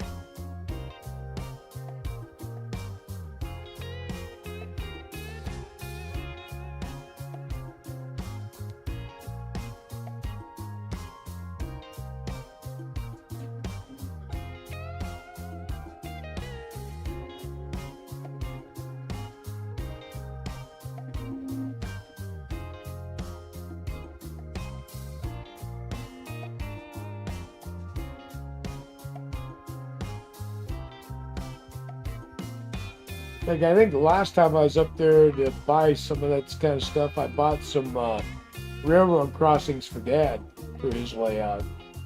I remember that. Yeah. Those were good on them. Give him a place for that little truck he had going on. Well, that's when the guy told me that, oh yeah, I hardly ever sell any of that. So I think most of the people coming in there are all HO. Yeah. N scale. Yeah. Cause he didn't have a whole lot of O-gauge stuff. No, I haven't seen a lot of that there. Castle Trains had a lot more O-gauge. Yeah. I remember that guy I saw last winter had an O-gauge running on his fence, and he had the fancy plow for the a snow plow on it? Yeah, he was running it in the snow. It was so cool.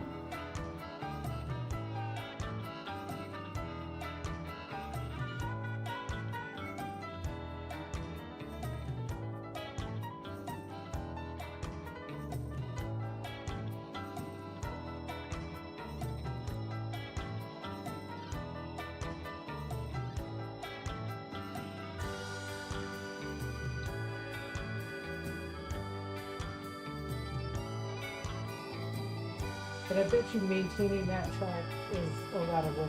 Yeah, I would think so. I would think so.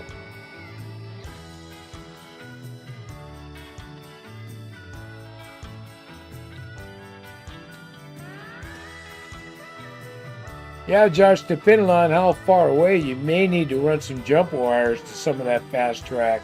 I had to do that with Dad's.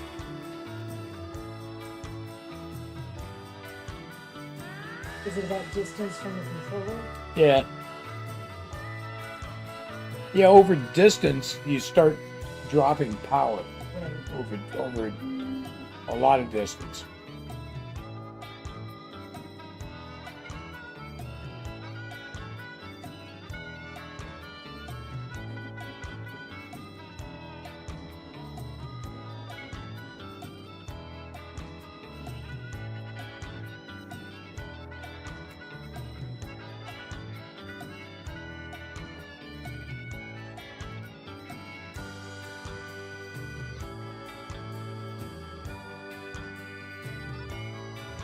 I think this next week I'm going to start painting the backdrop further down around the one side.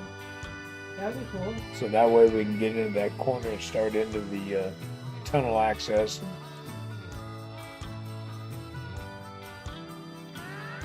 Yeah, it doesn't all of a sudden slow down.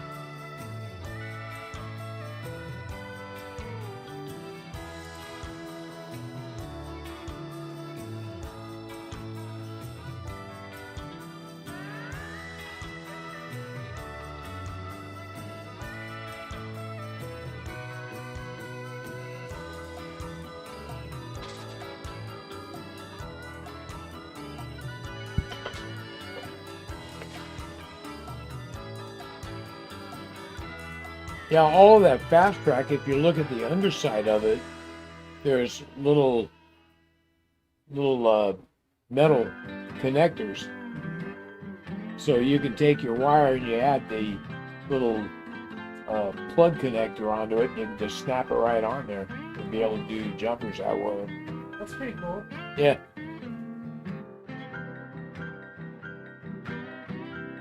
Yeah, we were just talking about Thanksgiving, Josh. It's the season. So yeah, we're gonna have Thanksgiving over at Roxy's house, and we'll cook some of the food at my place, some at her place. Get together, maybe play some cards after. I'm waiting to hear from her husband whether I need to smoke a turkey for him or not. He likes that smoked turkey. Yeah, he does. How about you, Josh? You got a big Thanksgiving tradition you do every year? I bet your mom's a good cook.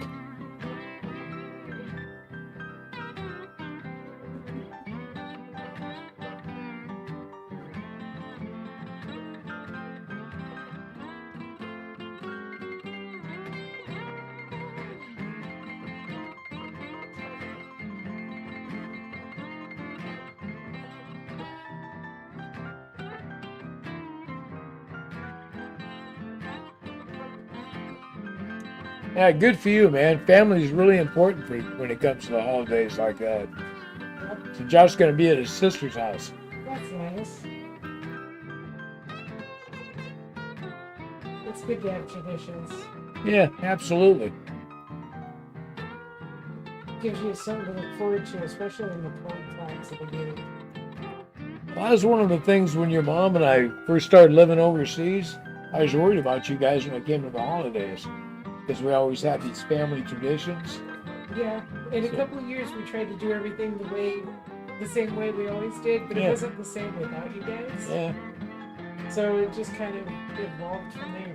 Well, I think it's important to have your own traditions, but the idea of being together as family is what's important no matter what you're doing. Yeah, that's the big deal. I think that's the big thing that I was happy to see is, it didn't mean that you had to do exactly what we do. It always did, but you were together as a family.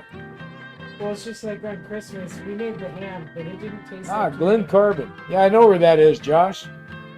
I went down, that's where I go down to the convention center down there for the train show. That's a nice area. Yeah.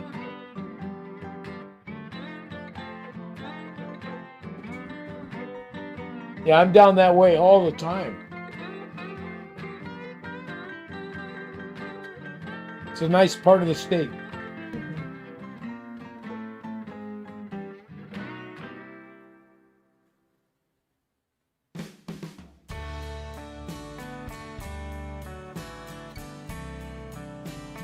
You talked to Ben about Thanksgiving yet? Not since I talked to you guys. But we also got that smoker over there. I don't know about smoking a whole turkey in it, but well, if Ben wants to have a smoked turkey, I'll just smoke one over here. Yeah. I've done it plenty of times. Know how to do it. Now you're the reason Bob got himself a smoker. Because the time that you smoked us a turkey, he was like, that is the best turkey I've ever eaten. Went out and got himself a smoker and started learning how to do it.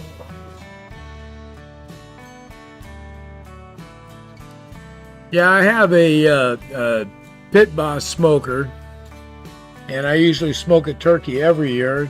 So this year is going to be on my son-in-law whether he wants a turkey in the smoker, but I'd be more than happy to smoke him one. But we always get together. We usually will roast a turkey, smoke a turkey. We make homemade pumpkin pies, homemade cranberry sauce. All the classics. Yeah. Do the stuffing. Oh, your sister has 4 cats. Nice.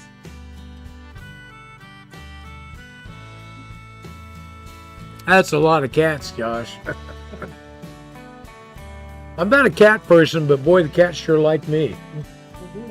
I don't know what it is about cats, but every time I get around, cats are just all over me. You know, that's no stuff.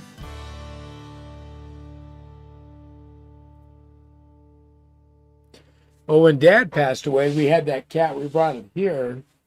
There was a problem. I was like tripping over it all the time. That cat is literally trying to trip you. Yeah. It seems like it. And it was a problem with the dogs. Yeah. So it was like, this is never going to work. Well, she was not going to live with dogs. She said no. Yeah. Which, I mean, it was okay cat, you know. Cats. Yeah. He used to pet him all the time over at Dad's house. Dad loved that cat. Yeah. She's a good cat.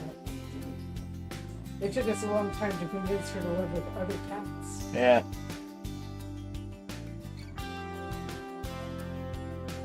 She tried very hard to make it so she was the only cat. It's like locking him out and shit. Like, I'm having none of this. That's funny.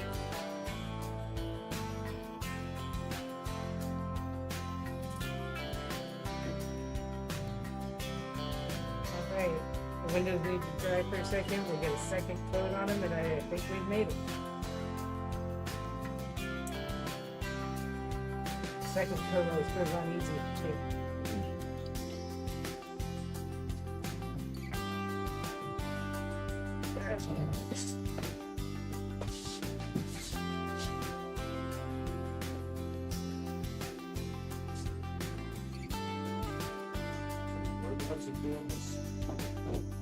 This one different too? Most of the walls are trying to understand why it's doing the supports and stuff. Yeah. Just has some windows or something like that.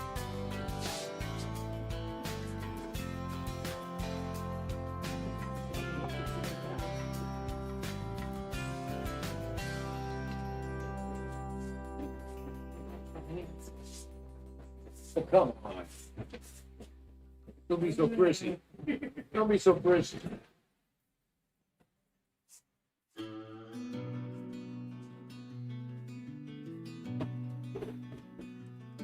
Oh, that's even better.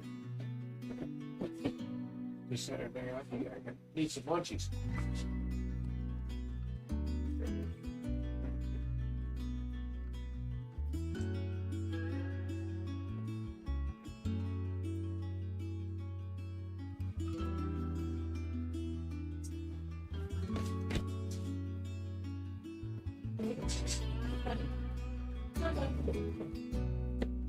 Yeah, that's a lot of cats. That's a herd of cats.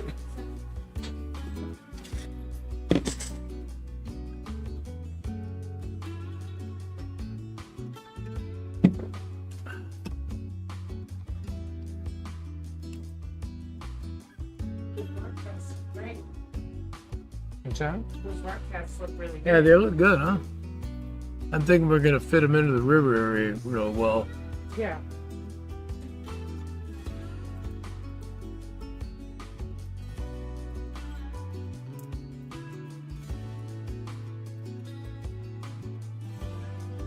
Homemade from scratch pumpkin pie. That's the stuff.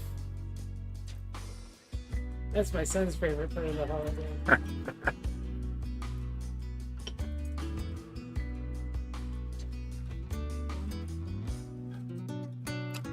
A lantern The lantern? under the mountain. Reach over so we can see the mountain. Oh, it's a lamp that we put up on the deck when we can't see what we're doing. Yeah.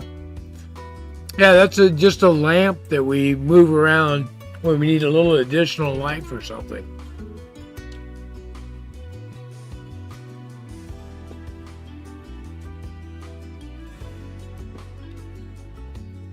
I was laughing earlier. I told Roxy, I saw the picture and it was under there and went, I forgot to move that out of there. My layout area is a mess.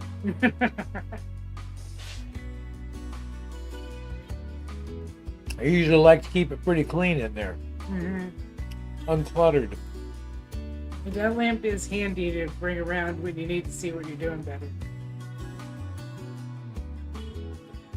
Or you need a better light for video. Mm-hmm. Some of the corners can be dark because we haven't put the overhead lights for the layout in yet.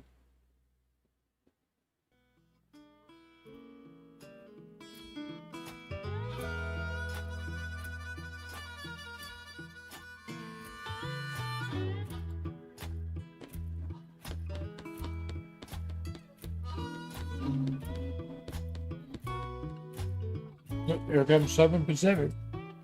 It looks so good coming around that corner since we got it all built up.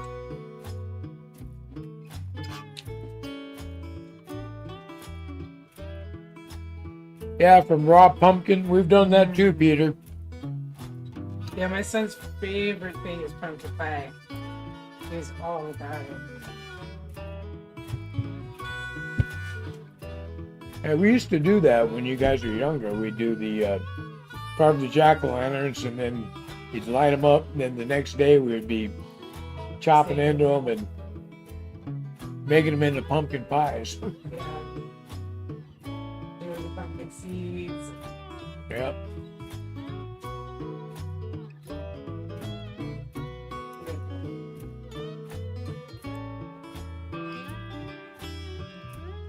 May not have any cookies left.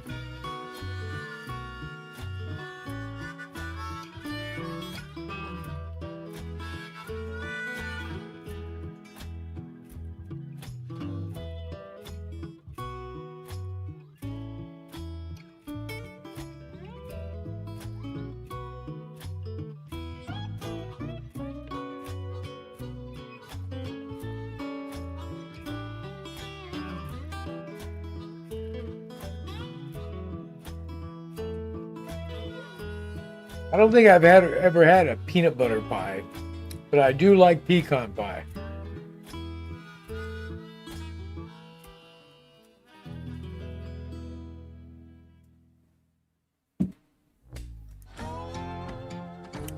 My dad, now on the other hand, he always loved lemon meringue pie. My sister makes absolutely the best lemon meringue pie ever.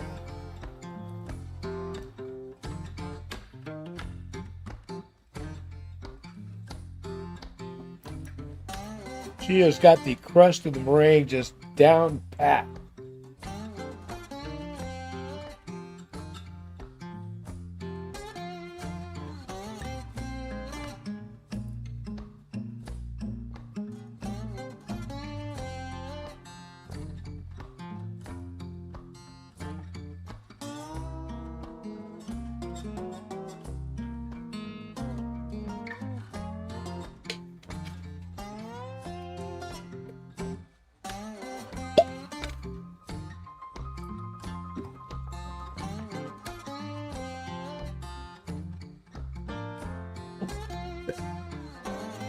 Yeah. Excuse me.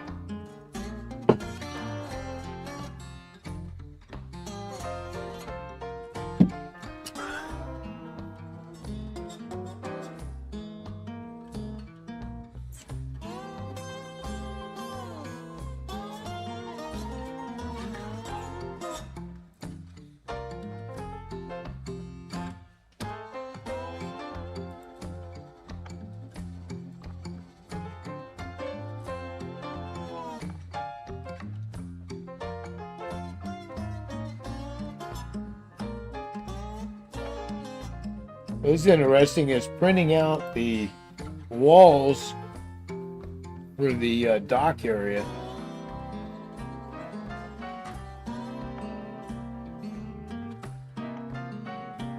It looks like these little holes are so you could put lights in that area.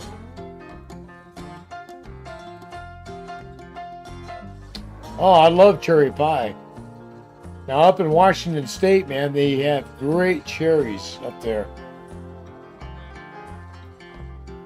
Good place to get cherries.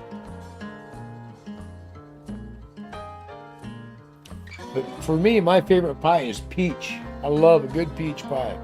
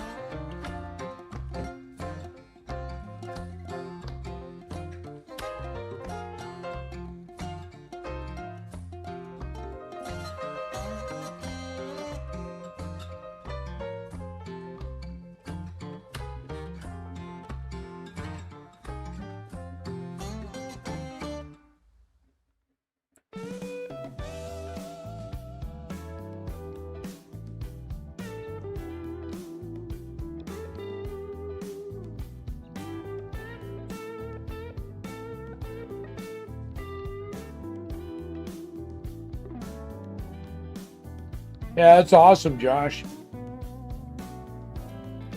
That's where my sister carries on the legacy from my grandmother. She always made great lemon meringue.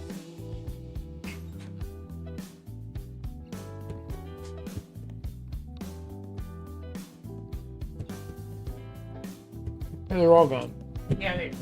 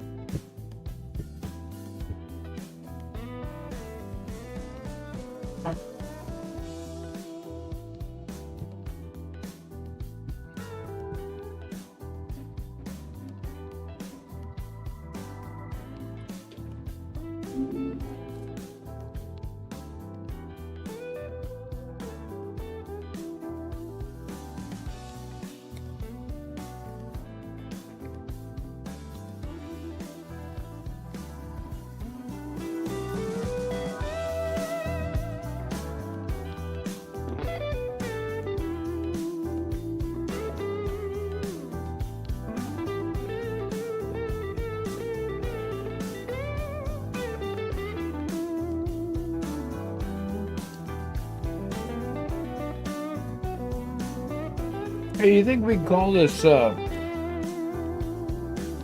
Rama Brisbane? You can help me with that? Because I still owe Mon. Yeah. I gotta figure out how to do that.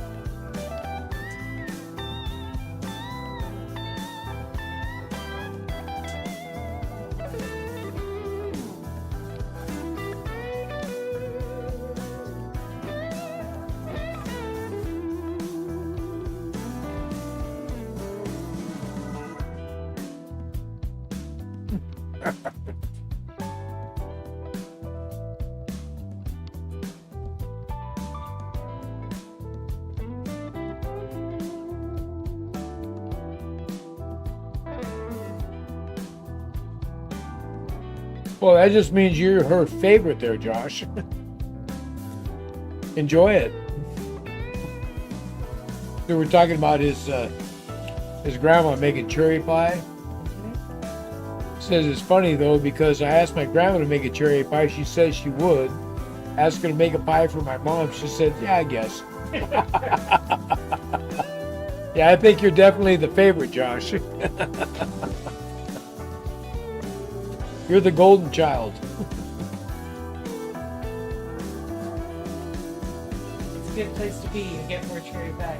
Yeah, yeah. We were talking about pies, and I told her that my sister, Linda, makes like the best lemon meringue pie ever. Oh yeah, yeah. Her pie crust is amazing. Yeah, she's got the pie crust perfected. She makes the perfect meringue, and she learned it all based off my grandmother, Yeah. my dad's mom. So she just carried on the legacy for that. And my dad, it was like the big deal. It's like she made him lemon meringue pie every year on his birthday. Oh yeah. That was a big thing. And I remember He was so happy. his last birthday, he actually had hip surgery on his birthday. Yeah, I remember that. What a day to have surgery. And the nurse found out that he liked lemon meringue pie, went and got lemon meringue pie from the cafeteria and brought it to him. They're so good about that. Yeah, that was pretty awesome. Yeah, I get that, Josh. You're just saying that, yeah, he says, yeah, I know. So she passed away a long time ago and she misses her a lot. Yeah. I get it, man. I do. My grandparents passed away a long time ago and I miss them. And my mom and dad passed away not very long ago and I miss them. Yeah, you kind of always miss people you lost. Especially Dad, because he was in the model railroad. And every time we make a big push forward on this layout, I always think about Dad and I always think about how excited he would be and how much he would enjoy it. Yeah. How happy he'd be where we're at with it. Yeah, he was always so good at supporting what we do. Yeah, yeah. He once told me, I'll never forget it. He said, "You know what I like about you, Steve? When you get excited about something, it's never a half measure with you. Nope. You are all in. Yeah, exactly. No holding back. You go all the way." He said he liked that about me. And I do that. Oh, yeah, you do.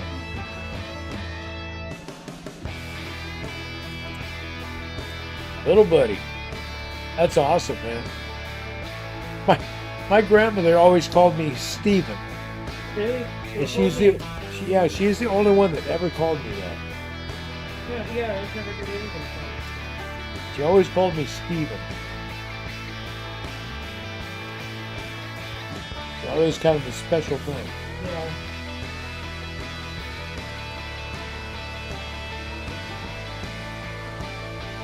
I remember one year I was, maybe 12. That I spent about a week and a half over at Grandma's house.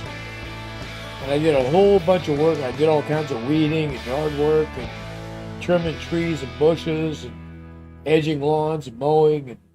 And I mean, it just really tied the whole place up. And when I got done with everything, she took me, we went up to, she rented a condo on the beach. There's a ground floor, so when you go out the sliding door, there's the sand. Oh, nice. There's the water. It was out in California. It was awesome. We spent a whole week in this condo at the beach. It was great. That was so awesome.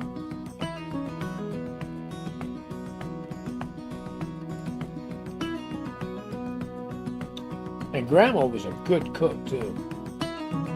I don't know how many times we went over there on a Sunday. She goes, "Why don't you guys stay for dinner? There's not much here, but I'll find something." And it'd be like this feast.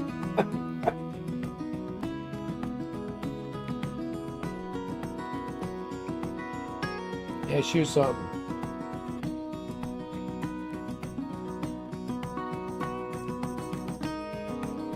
Both my grandmothers were that way.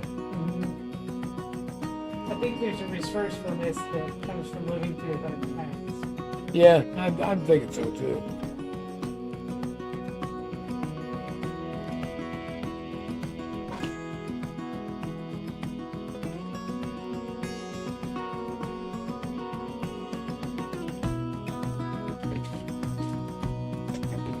You ate a cookie.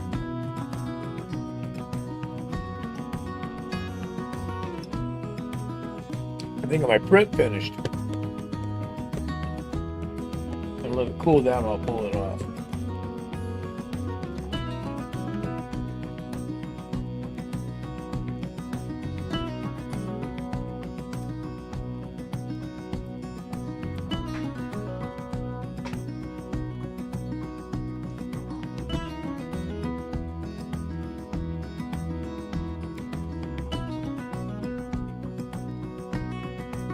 Yeah, that Alzheimer's, that's rough. That's a rough thing. That's hard. Both for the patient and for. Yeah. Yeah, my mom was in a nursing home too at the end of her life. That was pretty rough.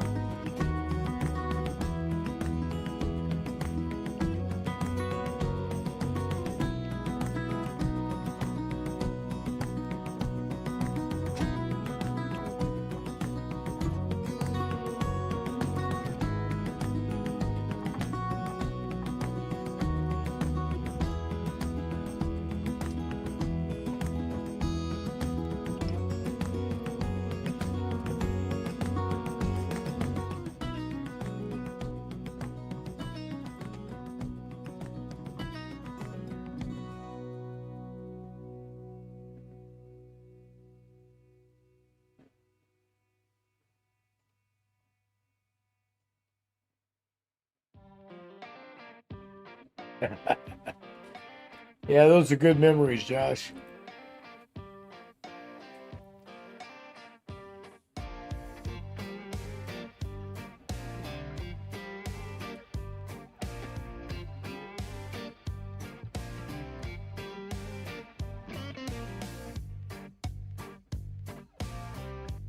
Boy, trains are running good.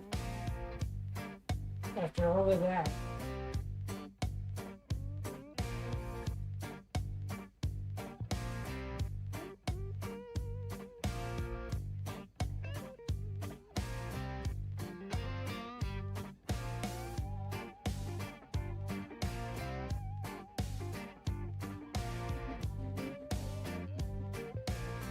This music's good.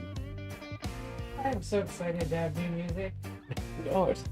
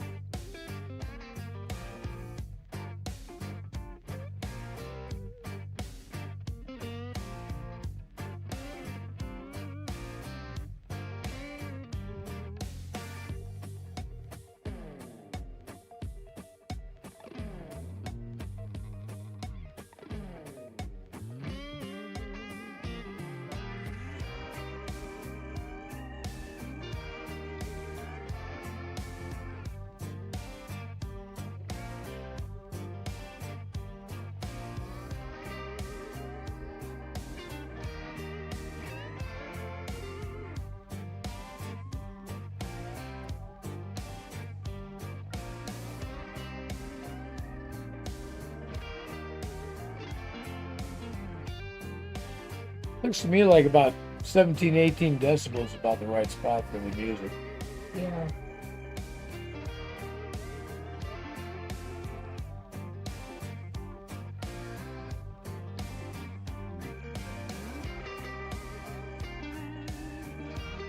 Oh, I would love your grandma, Josh. Biscuits and gravy. Mm. That's like my favorite breakfast. Oh, yeah.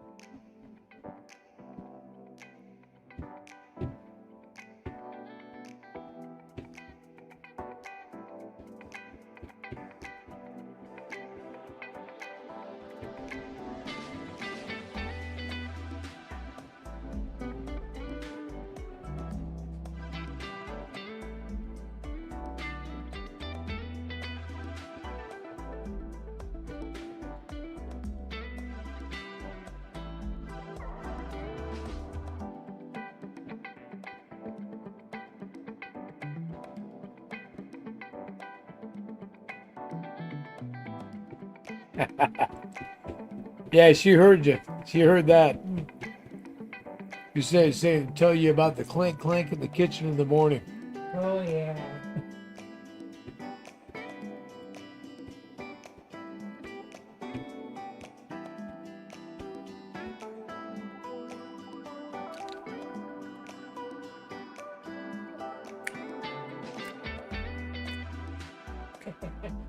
It's rocking out already.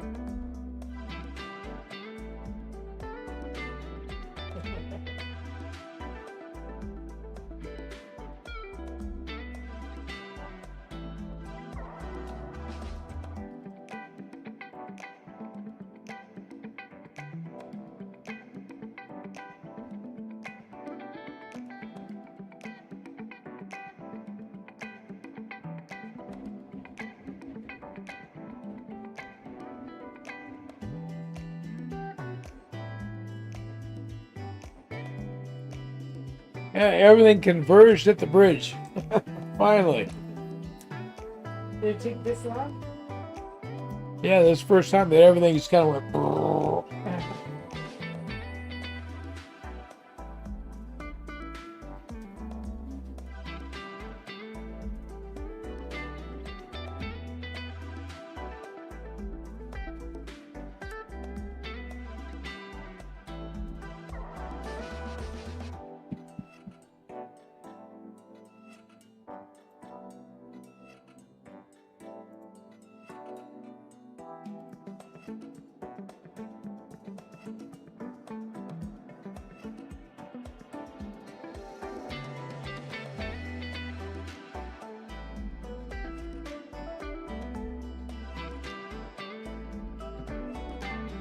Woohoo!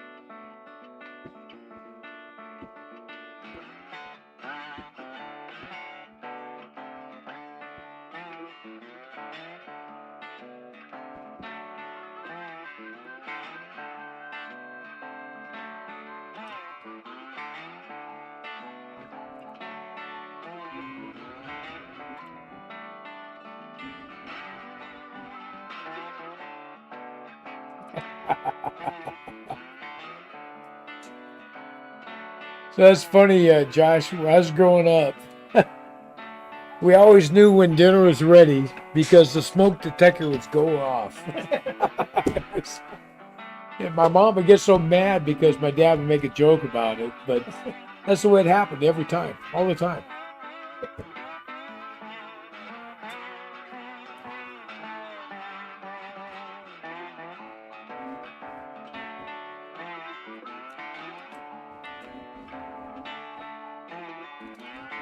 That's funny. There's so many similarities here, Josh.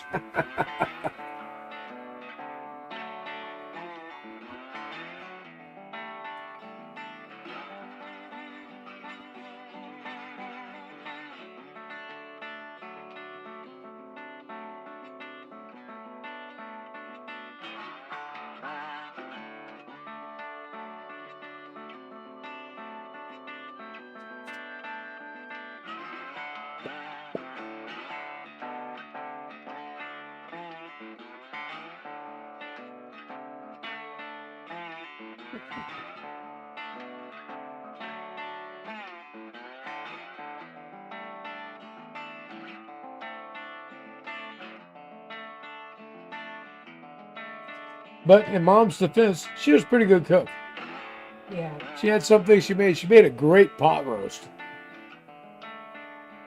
And who knows? You guys were always in the kitchen helping her.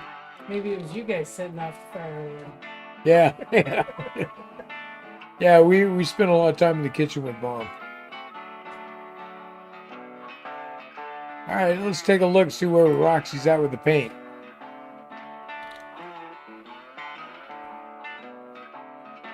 Throw it outside.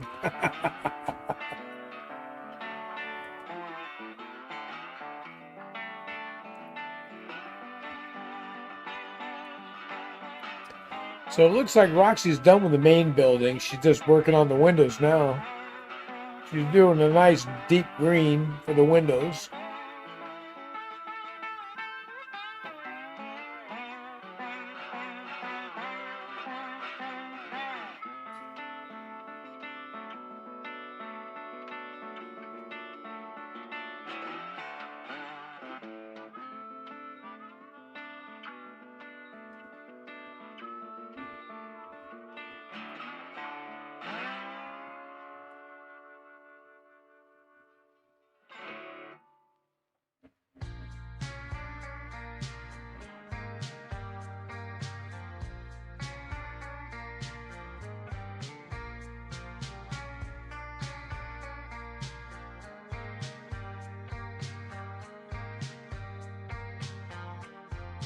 Yeah, those look good, Roxy.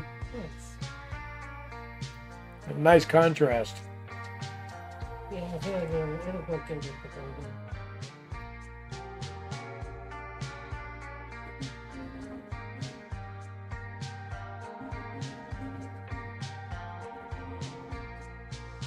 Yeah, I do too, Josh. I think that's a good contrast between the brick and the window color.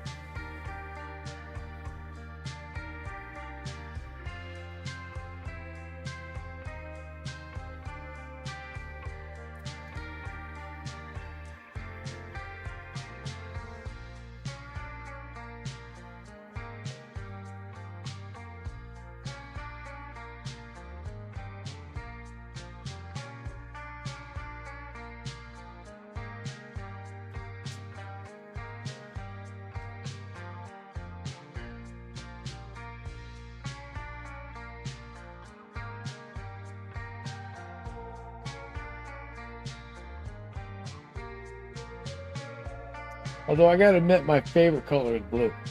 Yeah, I do like blue. we've got a really good blue in this pile that I'm trying not to overuse Yeah, because I like the color so much. yeah.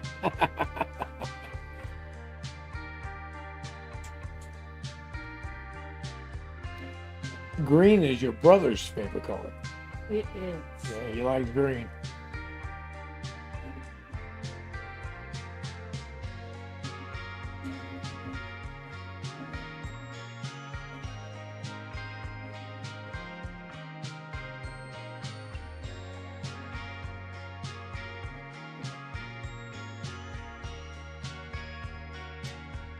Yeah, she takes this. Got this real wide painter's tape, and we wrap it around a piece of cardboard. So then you can just take the windows and stick it to it. You don't have to hold on to them while you're painting them. It works really well. Helps a lot.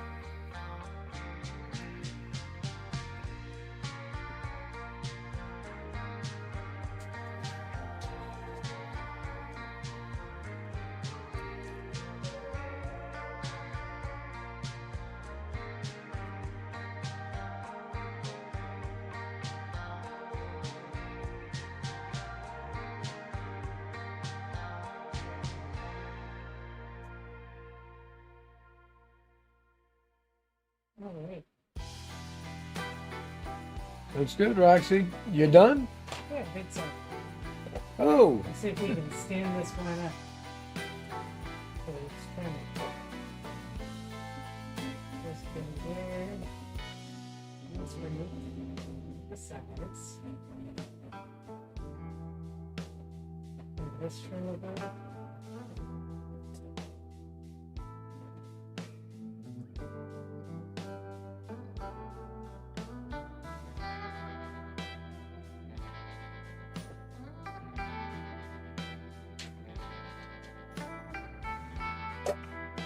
This trim over here.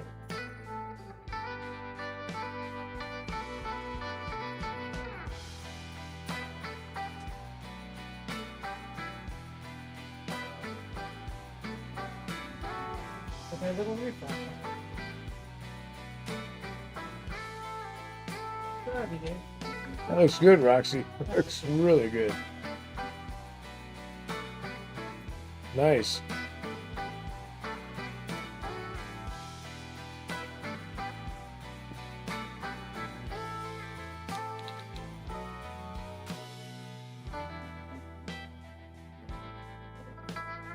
Well, it looks like our painting is done.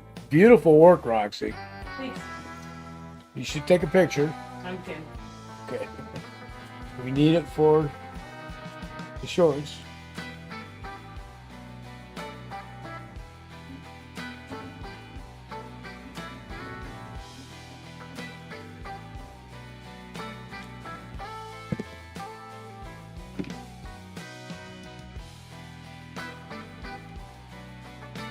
Stop the camera. Let's give it to you. There you go.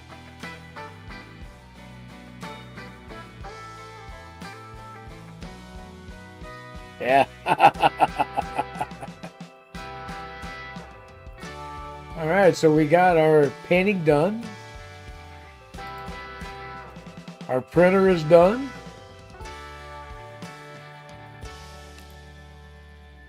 Everything's rolling along.